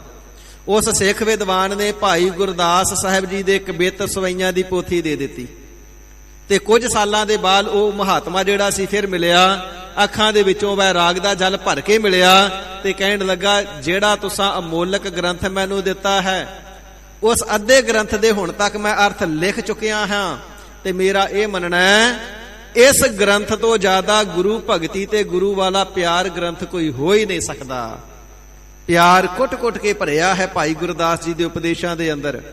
ਐਸੇ ਪਿਆਰ ਦੇ ਉਪਦੇਸ਼, ਚਰਨ ਸਰਨ ਗੁਰ ਏਕ ਪੈਂਡਾ ਜਾਏ ਚੱਲ, ਸਤਿਗੁਰ ਕੋਟ ਪੈਂਡਾ ਆਗੇ ਹੋਏ ਲੇਤ ਹੈ, ਭਾਵਨੀ ਭਗਤ ਪਾਏ ਕੌਡੀ ਅਗਰ ਭਾਗ ਰਾਖੈ, ਤਾਹੇ ਗੁਰ ਸਰਬ ਨਿਧਾਨ ਦਾਨ ਦੇਤ ਹੈ। ਏਕ ਬਾਰ ਸਤਿਗੁਰ ਮੰਤਰ ਸਿਮਰਨ ਮਾਤਰ, ਸਿਮਰਨ ਤਾਹੇ ਬਾਰੰਬਾਰ ਗੁਰ ਹੇਤ ਹੈ, ਸਤਿਗੁਰ ਦਇਆ ਨਿਧ ਮਹਿਮਾ ਅਗਾਧ ਬੋਧ, ਨਮੋ ਨਮੋ ਨਮੋ ਨਮੋ ਨੇਤ ਨੇਤ ਨੇਤ ਹੈ। ਤੇ ਅਖਰੀ ਅਰਥ ਬਣਦੇ ਨੇ, ਸਤਿਗੁਰੂ ਜੀ ਦੇ ਦਰ ਤੇ ਇੱਕ ਕਦਮ ਵੀ ਚੱਲ ਕਰਕੇ ਜਾਈਏ ਨਾ ਤੇ ਰੂਹਾਨੀਅਤ ਦੇ ਮਾਰਗ ਦੇ ਪਾਂਧੀ ਨੂੰ ਸਤਿਗੁਰੂ ਜੀ ਪਿਆਰ ਦੇ ਨਾਲ ਕਰੋੜਾ ਕਦਮ ਅੱਗੋਂ ਲੈਣ ਆਉਂਦੇ ਨੇ। ਸਤਿਗੁਰੂ ਜੀ ਦੀ ਅੱਗੇ ਨਿਕੰਮੀ ਜੀ ਕੌਡੀ ਵੀ ਪ੍ਰੇਮ ਦੇ ਨਾਲ ਜੇ ਭੇਟਾ ਰੱਖ ਦਈਏ ਨਾ ਤੇ ਸਤਿਗੁਰੂ ਜੀ ਬਖਸ਼ਿਸ਼ਾਂ ਦੇ ਨਾਲ ਭੰਡਾਰੇ ਹੀ ਭਰ ਦਿੰਦੇ ਨੇ ਤੇ ਸਾਰੀਆਂ ਨਿਧੀਆਂ ਦਾ ਖਜ਼ਾਨਾ ਨਾਮ ਦੇ ਦਿੰਦੇ ਨੇ। ਸਤਿਗੁਰੂ ਜੀ ਦੇ ਬਖਸ਼ੇ ਹੋਏ ਗੁਰ ਮੰਤਰ ਨੂੰ ਇੱਕ ਵਾਰ ਵੀ ਪਿਆਰ ਦੇ ਨਾਲ ਯਾਦ ਕਰੀਏ, ਉਚਾਰਨਾ ਕਰੀਏ ਮੁਖ ਦੇ ਵਿੱਚੋਂ, ਸਤਨਾਮ ਸ੍ਰੀ ਵਾਹਿਗੁਰੂ। ਇੱਕ ਵਾਰ ਵੀ ਵਾਹਿਗੁਰੂ ਗੁਰ ਮੰਤਰ ਕਹਿ ਲਈਏ ਤੇ ਸਤਿਗੁਰੂ ਜੀ ਪਿਆਰ ਦੇ ਨਾਲ ਬਾਰ-ਬਾਰ ਯਾਦ ਕਰਦੇ ਨੇ, ਮੇਰੇ ਪਿਆਰੇ ਨੇ ਵਾਹਿਗੁਰੂ ਦਾ ਨਾਮ ਲਿਆ ਹੈ। ਸਤਿਗੁਰੂ ਜੀ ਦਇਆ ਦੇ ਸਾਗਰ ਨੇ, ਸਤਿਗੁਰੂ ਜੀ ਦੀ ਮਹਿਮਾ ਅਗਾਧ ਬੋਧ ਹੈ। ਮਨ ਕਰਕੇ, ਬਾਣੀ ਕਰਕੇ, ਸਰੀਰ ਕਰਕੇ, ਆਤਮਾ ਕਰਕੇ ਸਤਿਗੁਰੂ ਜੀ ਨੂੰ ਨਮਸਕਾਰ ਹੈ। ਜਿਨ੍ਹਾਂ ਸਤਿਗੁਰਾਂ ਜੀ ਦੀ ਵਡਿਆਈ ਤੇ ਮਹਿਮਾ ਪਹਿਲਾਂ ਵੀ ਬੇਅੰਤ ਸੀ, ਹੁਣ ਵੀ ਬੇਅੰਤ ਹੈ ਤੇ ਅੱਗੇ ਵੀ ਬੇਅੰਤੀ ਹੋਵੇਗੀ। ਐਸੇ ਪਿਆਰ ਦੇ ਉਪਦੇਸ਼ ਭਾਈ ਗੁਰਦਾਸ ਸਾਹਿਬ ਜੀ ਦਿੰਦੇ ਨੇ ਤੇ ਹਜ਼ੂਰ ਪਾਤਸ਼ਾਹ ਜੀ ਫਰਮਾਵਣਾ ਕਰਦੇ ਨੇ, ਪੁੱਛ ਲਓ ਸੰਤ ਬਾਬਾ ਬੁੱਢਾ ਸਾਹਿਬ ਜੀ ਨੂੰ, ਪੁੱਛ ਲਓ ਸੰਤ ਭਾਈ ਗੁਰਦਾਸ ਜੀ ਨੂੰ। ਸਾਰਿਆਂ ਸੰਤਾਂ ਦਾ ਵੀ ਮਤਾ ਇਹੋ ਹੀ ਹੈ, ਸੰਤਾਂ ਦਾ ਵੀ ਉਪਦੇਸ਼ ਇਹੋ ਹੀ ਹੈ, ਇਹੋ ਧਨ ਸੰਚਹੋ। ਇਸ ਨਾਮ ਰੂਪੀ ਧਨ ਨੂੰ ਆਪਣੇ ਹਿਰਦੇ ਰੂਪੀ ਘਰ ਦੇ ਵਿੱਚ ਜਿਤਨਾ ਵੀ ਹੋ ਪਾਉਂਦਾ ਹੈ ਜ਼ਿਆਦਾ ਤੋਂ ਜ਼ਿਆਦਾ ਇਕੱਤਰ ਕਰ ਲਵੋ, ਇਕੱਠਾ ਕਰ ਲਵੋ। ਏਕ ਆਸ ਰਾਖੋ ਮਨ ਮਾਹੇ, ਇੱਕ ਪਰਮਾਤਮਾ ਜੀ ਦਾ ਹੀ ਆਸਰਾ ਆਪਣੇ ਮਨ ਦੇ ਅੰਦਰ ਧਾਰਨ ਕਰਕੇ ਰੱਖੋ। ਮਤਾ ਜਾਣੋ ਨਾਮ ਤੋਂ ਬਿਨਾ ਕੋਈ ਹੋਰ ਤਾਰ ਲਵੇਗਾ, ਮਤਾ ਜਾਣੋ ਹਰੀ ਪਰਮਾਤਮਾ ਵਾਹਿਗੁਰੂ ਜੀ ਤੋਂ ਬਿਨਾ ਕੋਈ ਹੋਰ ਭਲਾ ਕਰ ਦੇਵੇਗਾ, ਕੋਈ ਹੋਰ ਜੰਮਣ ਮਰਨ ਕੱਟ ਦੇਵੇਗਾ। ਸੋ ਜਿਨ੍ਹਾਂ ਦਾ ਆਪਣਾ ਨਾ ਕੱਟਿਆ ਗਿਆ ਉਹ ਦੂਸਰਿਆਂ ਦਾ ਕੀ ਕੱਟਣਗੇ, ਜਿਹੜੇ ਆਪ ਡੁੱਬ ਜਾਣ ਵਾਲੇ ਨੇ ਉਹ ਦੂਸਰਿਆਂ ਨੂੰ ਕਿੱਥੋਂ ਤਾਰ ਦੇਣਗੇ। ਇੱਕ ਵਾਹਿਗੁਰੂ ਹੀ ਹੈ ਸਾਰਿਆਂ ਦੇ ਬੰਧਨ ਕੱਟਣ ਵਾਲਾ ਤੇ ਕਲਿਆਣ ਸਰੂਪ ਮੁਕਤੀ ਦਾ ਦਾਤਾ, ਮੁਕਤੀ ਪ੍ਰਦਾਨ ਕਰਨ ਵਾਲਾ ਹੈ। ਇਸ ਕਰਕੇ ਪਿਆਰਿਓ, ਇੱਕ ਹਰੀ ਅਕਾਲ ਪੁਰਖ ਵਾਹਿਗੁਰੂ ਜੀ ਦੀ ਹੀ ਆਸ ਆਪਣੇ ਹਿਰਦੇ ਦੇ ਅੰਦਰ, ਮਨ ਦੇ ਅੰਦਰ ਧਾਰਨ ਕਰਕੇ ਰੱਖੋ। ਸਰਬ ਰੋਗ ਨਾਨਕ ਮਿਟ ਜਾਹੇ, ਤੇ ਜਦੋਂ ਹਰੀ ਪਰਮਾਤਮਾ ਜੀ ਦੀ ਆਸ ਆਪਣੇ ਮਨ ਦੇ ਅੰਦਰ ਰੱਖਣਾ ਕਰੋਗੇ ਤੇ ਸਾਧ ਸੰਗਤ ਜੀ ਜਿਤਨੇ ਵੀ ਪਾਪ ਇਤਿਆਦਿਕ ਰੋਗ ਸੋਗ ਨੇ ਉਹ ਸਾਰੇ ਮਿਟ ਜਾਣਗੇ। ਰੋਗ ਚਾਹੇ ਮਨ ਦਾ ਹੋਵੇ, ਰੋਗ ਚਾਹੇ ਸਰੀਰ ਦਾ ਹੋਵੇ, ਜਿਹੜਾ ਕਿਸੇ ਵੀ ਦਵਾਈ ਦੇ ਨਾਲ, ਔਸ਼ਧੀ ਦੇ ਨਾਲ ਨਾ ਮਿਟਦਾ ਹੋਵੇ, ਉਹ ਨਾਮ ਦੀ ਦਵਾਈ ਦੇ ਨਾਲ ਮਿਟ ਜਾਂਦਾ ਹੈ। ਜਿਵੇਂ ਸੰਤ ਬਾਬਾ ਕਰਮ ਸਿੰਘ ਜੀ ਹੋਤੀ ਮਰਦਾਨ ਵਾਲਿਆਂ ਦੇ ਕੋਲ ਜੰਮੂ ਕਸ਼ਮੀਰ ਦਾ ਰਾਜਾ ਆਇਆ ਸੀ ਨਾ, ਬੇਨਤੀ ਕੀਤੀ, ਮਹਾਂਪੁਰਖੋ ਇੱਕ ਤਾਂ ਸਰੀਰ ਤੇ ਕੋੜ ਦਾ ਰੋਗ ਹੈ, ਇਹ ਨਹੀਂ ਮਿਟਦਾ, ਇੱਕ ਘਰ ਦੇ ਵਿੱਚ ਔਲਾਦ ਕੋਈ ਨਹੀਂ, ਕਿਰਪਾ ਕਰਕੇ ਪੁੱਤਰ ਦੀ ਦਾਤ ਬਖਸ਼ੋ। ਤੇ ਮਹਾਂਪੁਰਖਾਂ ਨੇ ਬਚਨ ਕੀਤਾ ਸੀ, ਅੰਮ੍ਰਿਤ ਵੇਲੇ ਉੱਠ ਕਰਕੇ ਜਲ ਦੇ ਕੁੰਡ ਵਿੱਚ ਬੈਠ ਜਾਣਾ ਤੇ ਪਾਣੀ ਦੇ ਨਾਲ ਜਿੱਥੇ ਜਿੱਥੇ ਕੋੜ ਹੈ ਉੱਥੇ ਪਾਣੀ ਦੇ ਨਾਲ ਹੀ ਮਲੀ ਜਾਣਾ ਤੇ 5 ਜਪਜੀ ਸਾਹਿਬ ਜੀ ਦੇ ਪਾਠ ਇਵੇਂ ਜਲ ਵਿੱਚ ਬੈਠ ਕੇ ਕਰਨੇ ਨੇ। ਉਪਰੰਤ ਦੋਹਾਂ ਜੀਆਂ ਨੇ ਸਤਿਗੁਰੂ ਸ੍ਰੀ ਗੁਰੂ ਗ੍ਰੰਥ ਸਾਹਿਬ ਜੀ ਦੀ ਹਜ਼ੂਰੀ ਦੇ ਵਿੱਚ ਆ ਜਾਣਾ ਹੈ। ਸਤਿਗੁਰੂ ਸਾਹਿਬ ਜੀ ਦੇ ਪੀੜਾ ਸਾਹਿਬ ਦੇ ਥੱਲੇ ਜਲ ਰੱਖ ਦੇਣਾ ਹੈ ਤੇ ਪੂਰਾ ਸੁਖਮਨੀ ਸਾਹਿਬ ਜੀ ਦਾ ਪਾਠ ਬੈਠ ਕੇ ਸੁਣਨਾ ਹੈ। ਗ੍ਰੰਥੀ ਸਿੰਘ ਸੁਖਮਨੀ ਸਾਹਿਬ ਜੀ ਦਾ ਪਾਠ ਕਰੇ, ਤੁਸਾਂ ਦੋਹਾਂ ਜੀਆਂ ਨੇ ਬੈਠ ਕੇ ਸੁਣਨਾ ਹੈ। ਪਾਠ ਪੂਰਾ ਹੋਣ ਤੋਂ ਉਪਰੰਤ, ਅਰਦਾਸੇ ਤੋਂ ਉਪਰੰਤ ਉਹ ਜਲ ਤੁਸਾਂ ਦੋਵਾਂ ਨੇ ਛਕਣਾ ਹੈ। ਕੋੜ ਵੀ ਮਿਟ ਜਾਵੇਗਾ ਤੇ ਪੁੱਤਰ ਦੀ ਪ੍ਰਾਪਤੀ ਵੀ ਹੋਵੇਗੀ। ਤੇ ਸਾਧ ਸੰਗਤ ਜੀ, ਰਾਜਾ ਸੀ, ਕੋਈ ਵੈਦਾਂ ਦੀ ਥੋੜਾ ਨਾ ਘਾਟ ਸੀ। ਸ਼ਾਹੀ ਵੈਦ ਕੋਲ ਬੜੀਆਂ ਕੀਮਤੀ ਦੁਰਲੱਭ ਭਸਮਾਂ ਤੇ ਜੜੀਆਂ ਬੂਟੀਆਂ ਵਰਤ ਕਰਕੇ ਕੀਮਤੀ ਤੋਂ ਕੀਮਤੀ ਇਲਾਜ ਕੀਤੇ, ਪਰ ਕੋੜ ਦਾ ਰੋਗ ਨਾ ਮਿਟਿਆ। ਇਸੇ ਪ੍ਰਕਾਰ ਬੜੇ ਦਵਾ ਦਾਰੂ ਕੀਤੇ, ਪਰ ਔਲਾਦ ਦੀ ਪ੍ਰਾਪਤੀ ਨਾ ਹੋਈ। ਜਿਸ ਵੇਲੇ ਨਾਮ ਦਾ ਪੱਲਾ ਪਕੜ ਲਿਆ, ਹਰ ਰੋਜ਼ ਜਲ ਵਿੱਚ ਬੈਠ ਕਰਕੇ 5 ਪਾਠ ਜਪਜੀ ਸਾਹਿਬ ਜੀ ਦੇ ਕਰਨਾ ਕੀਤੇ, ਕੋੜ ਦਾ ਰੋਗ ਮਿਟ ਗਿਆ। ਸੁਖਮਨੀ ਸਾਹਿਬ ਜੀ ਦਾ ਪਾਠ ਸਰਵਣ ਕਰਕੇ ਉਪਰੰਤ ਦੋਵਾਂ ਜੀਆਂ ਨੇ ਜਲ ਛਕਣਾ ਕੀਤਾ। ਇਸ ਨੂੰ ਆਪਣਾ ਨਿਤਨੇਮ ਬਣਾ ਲਿਆ ਤੇ ਘਰ ਦੇ ਵਿੱਚ ਪੁੱਤਰ ਦੀ ਪ੍ਰਾਪਤੀ ਵੀ ਹੋਈ। ਪਾਤਸ਼ਾਹ ਜੀ ਫਰਮਾਨ ਕਰਨਾ ਕਰਦੇ ਨੇ, ਕੋੜ ਵਰਗੇ ਰੋਗ ਜਿਹੜੇ ਲਾ ਇਲਾਜ ਅਸਾਧ ਰੋਗ ਜਿਹੜੇ ਠੀਕ ਨਹੀਂ ਨਾ ਹੁੰਦੇ, ਉਹ ਵੀ ਸਰਬ ਰੋਗ ਨਾਨਕ ਮਿਟ ਜਾਹੇ। ਇੱਕ ਤਾਂ ਕੀ ਸਾਰੇ ਹੀ ਰੋਗ ਮਿਟ ਜਾਂਦੇ ਨੇ। ਇਸੇ ਪ੍ਰਕਾਰ ਸਾਧ ਸੰਗਤ ਜੀ, ਇੱਕ ਜੋ ਕਿ ਗੁਰਸਿੱਖਾਂ ਦਾ ਬਣਾਇਆ ਹੋਇਆ ਟਰਸਟ ਚੱਲਦਾ ਹੈ, ਸਰਬ ਰੋਗ ਕਾ ਔਖਦ ਨਾਮ। ਜੋ ਟਰਸਟ ਬਣਾਉਣ ਵਾਲੇ ਗੁਰਮੁਖ ਪਿਆਰੇ ਨੇ, ਕੈਂਸਰ ਦਾ ਰੋਗ ਸੀ, ਠੀਕ ਨਹੀਂ ਸੀ ਹੁੰਦਾ, ਦਵਾ ਦਾਰੂ ਸਾਰੇ ਕਰ ਲਏ, ਇਲਾਜ ਕਰ ਲਏ। ਉਹ ਫਿਰ ਖੁਦ ਬੋਲ ਕੇ ਦੱਸਦੇ ਨੇ, ਜਦੋਂ ਕੋਈ ਚਾਰਾ ਨਾ ਰਿਹਾ, ਫਿਰ ਤੁਰਦਿਆਂ ਫਿਰਦਿਆਂ ਉੱਠਦਿਆਂ ਬੈਠਦਿਆਂ ਵਾਹਿਗੁਰੂ ਦਾ ਨਾਮ ਹੀ ਜਪਣਾ ਸ਼ੁਰੂ ਕੀਤਾ। ਹਰ ਵੇਲੇ ਵਾਹਿਗੁਰੂ ਵਾਹਿਗੁਰੂ ਵਾਹਿਗੁਰੂ ਵਾਹਿਗੁਰੂ ਜਪਦੇ ਰਹਿਣਾ। ਤਿੰਨਾਂ ਦਾ ਕੈਂਸਰ ਦਾ ਰੋਗ ਠੀਕ ਹੋ ਗਿਆ। ਫਿਰ ਉਹਨਾਂ ਨੇ ਵਿਚਾਰਿਆ, ਜੇ ਮੇਰਾ ਕੈਂਸਰ ਦਾ ਰੋਗ ਠੀਕ ਹੋ ਸਕਦਾ ਤੇ ਬਾਕੀ ਲੋਕਾਂ ਦੇ ਵੀ ਹੋ ਸਕਦੇ ਨੇ। ਟਰਸਟ ਬਣਾ ਲਿਆ, ਨਾਲ ਗੁਰਮੁਖ ਪਿਆਰਿਆਂ ਨੂੰ ਲਿਆ ਤੇ ਥਾਵਾਂ ਥਾਵਾਂ ਤੇ ਜਾ ਕਰਕੇ ਅੰਮ੍ਰਿਤ ਵੇਲੇ ਵੀ ਤੇ ਸ਼ਾਮੀ ਦੇ ਸਮੇਂ ਵੀ ਸੰਗਤ ਨੂੰ ਨਾਮ ਜਪਾਉਂਦੇ ਨੇ। ਅੱਜ ਵੀ ਬੇਅੰਤ ਸੰਗਤਾਂ ਦੇ ਰੋਗ ਸਤ ਸੰਗਤ ਵਿੱਚ ਬੈਠ ਕਰਕੇ ਨਾਮ ਦਾ ਸਿਮਰਨ ਕਰਕੇ ਤੇ ਸ਼ਰਵਣ ਕਰਕੇ ਦੂਰ ਹੋ ਰਹੇ ਨੇ। ਇਹ ਸਤਿਗੁਰੂ ਸੱਚੇ ਪਾਤਸ਼ਾਹ ਮਹਾਰਾਜ ਸਾਹਿਬ ਜੀ ਦੀ ਗੁਰਬਾਣੀ ਦੀ ਤਾਕਤ ਹੈ। ਵਾਸੂ ਭਾਰਦਵਾਜ, ਜਿਸ ਦਾ ਨਾਮ ਸਭਨਾਂ ਨੇ ਸੁਣਿਆ ਹੋਵੇਗਾ, ਗਿਆਨੀ ਸੰਤ ਸਿੰਘ ਜੀ ਮਸਕੀਨ ਜੀ ਨੇ ਵੀ ਉਹਨਾਂ ਦੀ ਸਾਖੀ ਸਟੇਜ ਤੋਂ ਦੱਸੀ ਤੇ ਮਸਕੀਨ ਜੀ ਦੇ ਨਾਲ ਬੈਠ ਕਰਕੇ ਉਹਨਾਂ ਨੇ ਵੀ ਆਪਣੀ ਸਾਰੀ ਵਾਰਤਾ ਸੁਣਾਈ। ਅਸਾਧ ਰੋਗ ਕੈਂਸਰ ਦਾ ਸੀ, ਆਖਰੀ ਸਟੇਜ ਸੀ, ਡਾਕਟਰਾਂ ਨੇ ਜਵਾਬ ਦੇ ਦਿੱਤਾ ਸੀ। ਪਰ ਜਿਸ ਵੇਲੇ ਸੱਚਖੰਡ ਸ੍ਰੀ ਹਰਿਮੰਦਰ ਸਾਹਿਬ ਜੀ ਵਿਖੇ ਆ ਕਰਕੇ ਸ੍ਰੀ ਅਖੰਡ ਪਾਠ ਸਾਹਿਬ ਕਰਵਾਇਆ ਤੇ ਆਪ ਦੱਸਦਾ, ਜਦੋਂ ਸੁਖਮਨੀ ਸਾਹਿਬ ਜੀ ਦਾ ਪਾਠ ਹੋਇਆ ਨਾ, ਤੇ ਇਵੇਂ ਲੱਗਿਆ ਜਿਵੇਂ ਸਰੀਰ ਦੇ ਅੰਦਰ ਹਲਚਲ ਹੋਈ ਹੈ। ਕੁਝ ਮਹਿਸੂਸ ਹੋਇਆ ਜਿਵੇਂ ਕੁਝ ਜੋਤ ਆ ਗਈ ਏ। ਤੇ ਪੂਰਾ ਪਾਠ ਸ੍ਰੀ ਅਖੰਡ ਪਾਠ ਸਾਹਿਬ ਸ੍ਰੀ ਗੁਰੂ ਗ੍ਰੰਥ ਸਾਹਿਬ ਜੀ ਦੀ ਬਾਣੀ ਦਾ ਸੁਣਿਆ ਤੇ ਸਾਧ ਸੰਗਤ ਜੀ, ਕੈਂਸਰ ਦਾ ਰੋਗ ਠੀਕ ਹੋ ਗਿਆ। ਜਿਨ੍ਹਾਂ ਨੂੰ ਡਾਕਟਰਾਂ ਨੇ ਜਵਾਬ ਦਿੱਤਾ ਸੀ ਹੁਣ ਬਚੇਗਾ ਨਹੀਂ, ਮਰ ਜਾਵੇਗਾ, ਉਹ ਰੋਗ ਵੀ ਮਿਟ ਗਿਆ। ਹਜ਼ੂਰ ਫਰਮਾਵਣਾ ਕਰਦੇ ਨੇ, ਸਰਬ ਰੋਗ, ਜਿੰਨੇ ਵੀ ਰੋਗ ਨੇ ਉਹ ਸਾਰੇ ਹੀ ਮਿਟ ਜਾਹੇ, ਤੇਰੇ ਮਿਟ ਜਾਣਗੇ। ਬਸ ਇੱਕ ਨਾਮ ਦਾ ਆਸਰਾ ਆਪਣੇ ਮਨ ਦੇ ਵਿੱਚ ਰੱਖ। ਪਰਮਾਤਮਾ ਜੀ ਦਾ ਆਸਰਾ, ਪਰਮਾਤਮਾ ਜੀ ਦਾ ਭਰੋਸਾ ਆਪਣੇ ਹਿਰਦੇ ਦੇ ਅੰਦਰ ਧਾਰਨ ਕਰਕੇ ਰੱਖ। ਇਸੇ ਪ੍ਰਕਾਰ ਜਿਤਨੇ ਸਰਬ ਰੋਗ, ਸਾਰੇ ਹੀ ਰੋਗ ਨੇ ਜਿਹੜੇ ਸਰੀਰ ਦੇ ਉੱਪਰ ਪ੍ਰਤੱਖ ਨਬਜ਼ ਫੜਨੇ ਤੋਂ ਨਜ਼ਰ ਨਹੀਂ ਆਉਂਦੇ, ਸਰੀਰ ਦੀ ਸਕੈਨ ਕਰਾਉਣ ਤੋਂ ਕਿਸੇ ਸਕੈਨ ਦੇ ਅੰਦਰ ਨਹੀਂ ਆਉਂਦੇ, ਕਿਸੇ ਟੈਸਟ ਦੀ ਰਿਪੋਰਟ ਵਿੱਚ ਨਹੀਂ ਆਉਂਦੇ। ਕਿਸੇ ਲੈਬ ਚੋਂ ਜਾ ਕੇ ਟੈਸਟ ਕਰਾ ਲਈਏ ਜੀ, ਖੂਨ ਦਾ ਸੈਂਪਲ ਲੈ ਲਵੋ ਤੇ ਵੇਖ ਕੇ ਦੱਸੋ ਕਿੰਨਾ ਕਰੋਧ ਹੈ, ਤੇ ਲੈਬੋਰਟਰੀ ਵਾਲਾ ਨਹੀਂ ਦੱਸ ਸਕੇਗਾ, ਲੈਬ ਵਾਲਾ ਨਹੀਂ ਦੱਸ ਸਕੇਗਾ। ਖੂਨ ਦੇ ਵਿੱਚ ਸੈੱਲ ਦੱਸ ਸਕਦਾ ਕਿੰਨੇ ਨੇ, ਹੀਮੋਗਲੋਬਿਨ ਇਤਿਆਦਿ ਚੈੱਕ ਕਰ ਸਕਦਾ ਹੈ। ਪਰ ਇਸੇ ਪ੍ਰਕਾਰ ਕ੍ਰੋਧ ਕਿੰਨਾ ਹੈ, ਮੋਹ ਕਿੰਨਾ ਹੈ, ਉਹ ਸਰੀਰ ਦੇ ਤੱਤਾਂ ਤੋਂ ਪਤਾ ਨਹੀਂ ਲੱਗਦਾ ਹੈ, ਪਰ ਹੈਨ ਉਹ ਸੂਖਸ਼ਮ ਸਰੂਪ ਦੇ ਅੰਦਰ, ਸਰੀਰ ਦੇ ਅੰਦਰ ਹੀ। ਤੇ ਹਜ਼ੂਰ ਫਰਮਾਉਂਦੇ ਨੇ, ਉਹ ਕਾਮ, ਕ੍ਰੋਧ, ਲੋਭ, ਮੋਹ, ਹੰਕਾਰ, ਜਿੰਨੇ ਵੀ ਰੋਗ ਨੇ ਉਹ ਸਾਰੇ ਮਿਟ ਜਾਣਗੇ ਜਿਸ ਵੇਲੇ ਏਕ ਆਸ ਰਾਖੋ ਮਨ ਮਾਹੇ। ਇੱਕ ਪਰਮਾਤਮਾ ਜੀ ਤੇ ਆਸ ਆਪਣੇ ਮਨ ਦੇ ਵਿੱਚ ਰੱਖੇਗਾ ਤੇ ਸਾਰੇ ਰੋਗ ਮਿਟ ਜਾਣਗੇ। ਅੱਜ ਦੇ ਸਮੇਂ ਦੇ ਅੰਦਰ ਆਖਿਆ ਜਾਂਦਾ, ਸਾਇੰਸ ਨੇ ਬੜੀ ਤਰੱਕੀ ਕੀਤੀ ਏ, ਤੇ ਕੋਈ ਮਨੁੱਖ ਜਾ ਕਰਕੇ ਡਾਕਟਰ ਨੂੰ ਆਖੇ ਜੀ ਗੁੱਸਾ ਬੜਾ ਆਉਂਦਾ, ਕੋਈ ਦਵਾਈ ਦੇ ਦਿਓ। ਮਨ ਦੇ ਵਿੱਚ ਸੰਬੰਧੀਆਂ ਦਾ ਮੋਹ ਬੜਾ ਆਉਂਦਾ ਹੈ, ਐਸੀ ਦਵਾਈ ਦੇ ਦਿਓ, ਐਸੀ ਕੋਈ ਬਟੀ ਦੇ ਦਿਓ, ਜੜੀ ਬੂਟੀ ਦੇ ਦਿਓ, ਕੈਪਸੂਲ ਗੋਲੀ ਦੇ ਦਿਓ, ਲਾ ਦਿਓ ਕੋਈ ਐਸਾ ਇੰਜੈਕਸ਼ਨ, ਮਨ ਦੇ ਵਿੱਚੋਂ ਮੋਹ ਦੀ ਨਿਵਰਤੀ ਹੋ ਜਾਵੇ। ਇਹ ਸਾਧ ਸੰਗਤ ਜੀ ਕਦੇ ਹੋ ਸਕਦਾ ਹੈ? ਅੱਜ ਤੱਕ ਐਸੀ ਦਵਾਈ ਹੋਈ ਨਹੀਂ ਬਣੀ, ਐਸੀ ਔਸ਼ਧੀ ਨਹੀਂ ਬਣੀ, ਐਸਾ ਸਿਆਣਾ ਲੁਕਮਾਨ ਵਰਗਾ ਹਕੀਮ ਵੀ ਕੋਈ ਨਹੀਂ ਪੈਦਾ ਹੋਇਆ ਜਿਹੜਾ ਇਹਨਾਂ ਵਿਕਾਰਾਂ ਨੂੰ ਮਿਟ ਦੇਵੇ। ਨਾ ਕਾਮ ਦੀ ਕੋਈ ਦਵਾਈ, ਨਾ ਕ੍ਰੋਧ ਦੀ ਦਵਾਈ। ਨਾ ਸ਼ਬਦ ਸਪਰਸ਼ ਰੂਪ ਰਸ ਗੰਧ ਦੀ ਕੋਈ ਦਵਾਈ, ਨਾ ਮੋਹ ਤੇ ਹੰਕਾਰ ਦੀ ਕੋਈ ਦਵਾਈ। ਜੇ ਹੁੰਦੀ ਤੇ ਰਾਵਣ ਵਰਗੇ, ਹਰਨਾਕਸ਼ ਵਰਗੇ, ਦੁਰਯੋਧਨ ਵਰਗੇ ਹੰਕਾਰੀ ਹੋ ਕੇ ਕਿਉਂ ਮਰਦੇ? ਉਹਨਾਂ ਦੇ ਕੋਲ ਕਿਹੜਾ ਸ਼ਾਹੀ ਵੈਦਾਂ ਦਾ ਜਾਂ ਜੜੀਆਂ ਬੂਟੀਆਂ ਦਾ ਘਾਟਾ ਸੀ? ਪਰ ਐਸੇ ਅਸਾਧ ਰੋਗ ਨੇ ਜਿਨ੍ਹਾਂ ਦਾ ਦੁਨੀਆ ਵਿੱਚ ਇਲਾਜ ਹੀ ਕੋਈ ਨਹੀਂ। ਰਾਗ ਦਵੈਸ਼ ਦਾ ਕੋਈ ਇਲਾਜ ਥੋੜਾ ਨਾ ਬਣਿਆ। ਕੋਈ ਟਿਕਟ ਲੈ ਕਰਕੇ ਕੈਨੇਡਾ ਅਮਰੀਕਾ ਚਲਿਆ ਜਾਵੇ, ਉਥੇ ਦੇ ਵਿਕਸਿਤ ਦੇਸ਼ਾਂ ਵਿੱਚ ਜਾ ਕਰਕੇ ਤਕੜੇ ਹਸਪੀਟਲਾਂ ਵਿੱਚ ਚਲਿਆ ਜਾਵੇ ਤੇ ਜਾ ਕਰਕੇ ਕਹਿਣਾ ਕਹੇ ਜੀ ਮਨ 'ਚ ਈਰਖਾ ਬੜੀ ਆਉਂਦੀ, ਈਰਖਾ ਦਾ ਇਲਾਜ ਕਰ ਦਿਓ, ਕਰੋ ਕੋਈ ਆਪਰੇਸ਼ਨ ਤੇ ਮੇਰੇ ਢਿੱਡ 'ਚੋਂ ਈਰਖਾ ਕੱਢ ਦਿਓ। ਤੇ ਸਾਧ ਸੰਗਤ ਜੀ, ਹੈ ਕੋਈ ਹਸਪਤਾਲ, ਹੈ ਕੋਈ ਡਾਕਟਰ ਜਿਹੜਾ ਢਿੱਡ 'ਚੋਂ ਈਰਖਾ ਕੱਢ ਦੇਵੇ? ਨਹੀਂ ਕੱਢ ਸਕਦਾ। ਪਾਤਸ਼ਾਹ ਜੀ ਫਰਮਾਉਂਦੇ ਨੇ ਇੱਕ ਨਾਮ ਦੀ ਦਵਾਈ ਐਸੀ ਹੈ ਜਿਹੜੀ ਤੇਰੇ ਸਰੀਰ 'ਚੋਂ ਸਾਰੇ ਰੋਗਾਂ ਨੂੰ ਕੱਢ ਦੇਵੇਗੀ।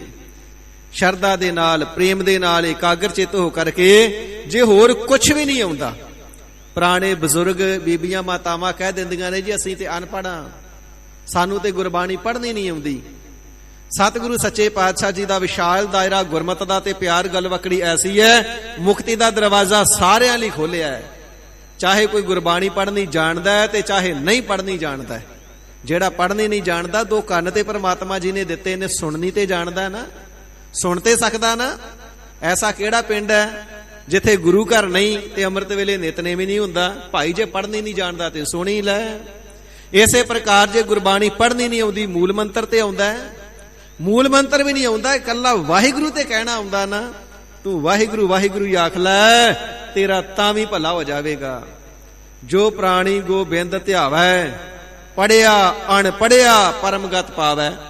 ਚਾਹੇ ਕੋਈ ਡਿਗਰੀਆਂ ਵਾਲਾ ਤੇ ਚਾਹੇ ਕੋਈ ਅਨਪੜ੍ਹ ਹੈ, ਜਿਹੜਾ ਵਾਹਿਗੁਰੂ ਜੀ ਦੇ ਨਾਮ ਨੂੰ ਧਿਆਉਂਦਾ ਹੈ, ਸਾਰੇ ਹੀ ਪਰਮਗਤੀ ਨੂੰ ਪਾ ਲੈਂਦੇ ਨੇ। ਗਰੀਬ ਨਿਵਾਜ ਸਾਹਿਬ ਜੀ ਫਰਮਾਉਂਦੇ ਨੇ, ਦੇਸ਼ਾਂ ਦੇ ਵਿੱਚ, ਪਰਦੇਸਾਂ ਵਿਦੇਸ਼ਾਂ ਦੇ ਵਿੱਚ ਜਿਨ੍ਹਾਂ ਰੋਗਾਂ ਦਾ ਕਿਧਰੇ ਕੋਈ ਯਤਨ ਕਰਕੇ ਵੀ ਇਲਾਜ ਨਹੀਂ ਲੱਭਦਾ, ਉਹ ਈਰਖਾ ਵਰਗੇ ਰੋਗ, ਉਹ ਰਾਗ ਦਵੈਸ਼ ਵਰਗੇ ਰੋਗ, ਸ਼ਬਦ ਸਪਰਸ਼ ਰੂਪ ਰਸ ਗੰਧ ਵਰਗੇ ਰੋਗ, ਕਾਮ ਕ੍ਰੋਧ ਲੋਭ ਮੋਹ ਹੰਕਾਰ ਵਰਗੇ ਰੋਗ, ਸਾਰੇ ਰੋਗ ਤੇਰੇ ਮਿਟ ਜਾਣਗੇ ਜਦੋਂ ਸ਼ਰਧਾ ਭਾਵਨਾ ਤੇ ਪ੍ਰੇਮ ਦੇ ਨਾਲ ਜਪੇਗਾ ਸਤਨਾਮ ਸ੍ਰੀ ਵਾਹਿਗੁਰੂ। ਇਹ ਜੇ ਦਵਾਈ ਸਾਰੇ ਰੋਗਾਂ ਦੀ ਕਾਟ ਕਰਨ ਵਾਲੀ, ਕੱਟ ਦੇਣ ਵਾਲੀ, ਸਰੀਰ ਦੇ ਵਿੱਚੋਂ ਕੱਢ ਦੇਣ ਵਾਲੀ ਸਾਰੇ ਰੋਗਾਂ ਨੂੰ। ਤੇ ਪਾਤਸ਼ਾਹ ਜੀ ਫਰਮਾਉਂਦੇ ਨੇ, ਇੱਕ ਹਰੀ ਪਰਮਾਤਮਾ ਵਾਹਿਗੁਰੂ ਜੀ ਤੇ ਉੱਪਰ ਓਟ ਰੱਖ, ਵਾਹਿਗੁਰੂ ਜੀ ਦੇ ਨਾਮ ਦਾ ਹੀ ਆਸਰਾ ਆਪਣੇ ਮਨ ਦੇ ਅੰਦਰ ਰੱਖਣਾ ਕਰ। ਹਜ਼ੂਰ ਫਰਮਾਉਂਦੇ ਨੇ, ਤੇਰੇ ਸਾਰੇ ਰੋਗ ਮਿਟ ਜਾਣਗੇ, ਤੇਰੇ ਤਨ ਦੇ ਰੋਗ ਵੀ ਮਿਟ ਜਾਣਗੇ, ਤੇਰੇ ਮਨ ਦੇ ਰੋਗ ਵੀ ਮਿਟ ਜਾਣਗੇ, ਤ੍ਰੈਗੁਣ ਆਤਮਿਕ ਮਾਇਆ ਦੇ ਰੋਗ ਵੀ ਤੇਰੇ ਕੱਟੇ ਜਾਣਗੇ, ਮਿਟ ਜਾਣਗੇ।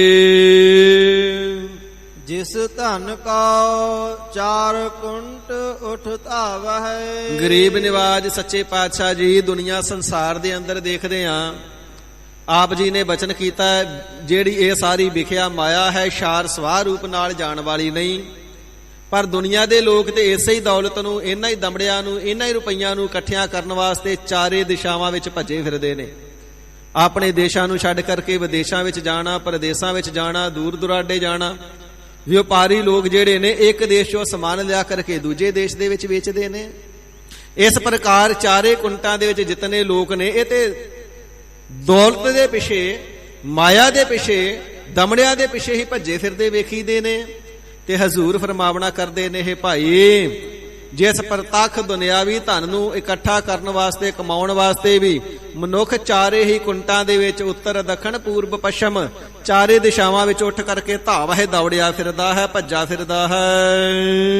ਸੋ ਧਨ ਹਰ ਸੇਵਾ ਤੇ ਪਾਵਹਿ। ਉਹ ਪ੍ਰਤੱਖ ਧਨ ਵੀ ਹਰੀ ਪਰਮਾਤਮਾ, ਗੁਰ ਪਰਮਾਤਮਾ ਜੀ ਦੀ ਸੇਵਾ ਕਰਨੇ ਦੇ ਨਾਲ ਪ੍ਰਾਪਤ ਹੁੰਦਾ ਹੈ। ਜੀ ਕਿਵੇਂ ਪ੍ਰਾਪਤ ਹੁੰਦਾ ਹੈ? ਸਤਿਗੁਰੂ ਜੀ ਕਮਾਈ ਵਿੱਚ ਬਰਕਤਾਂ ਹੀ ਐਸੀਆਂ ਪਾ ਦਿੰਦੇ ਨੇ, ਲਹਿਰਾਂ ਬਹਿਰਾਂ ਕਰ ਦਿੰਦੇ ਨੇ, ਖਜ਼ਾਨੇ ਭਰਪੂਰ ਕਰ ਦਿੰਦੇ ਨੇ, ਕਿਸੇ ਪ੍ਰਕਾਰ ਦੀ ਕੋਈ ਘਾਟ ਨਹੀਂ ਛੱਡਦੇ।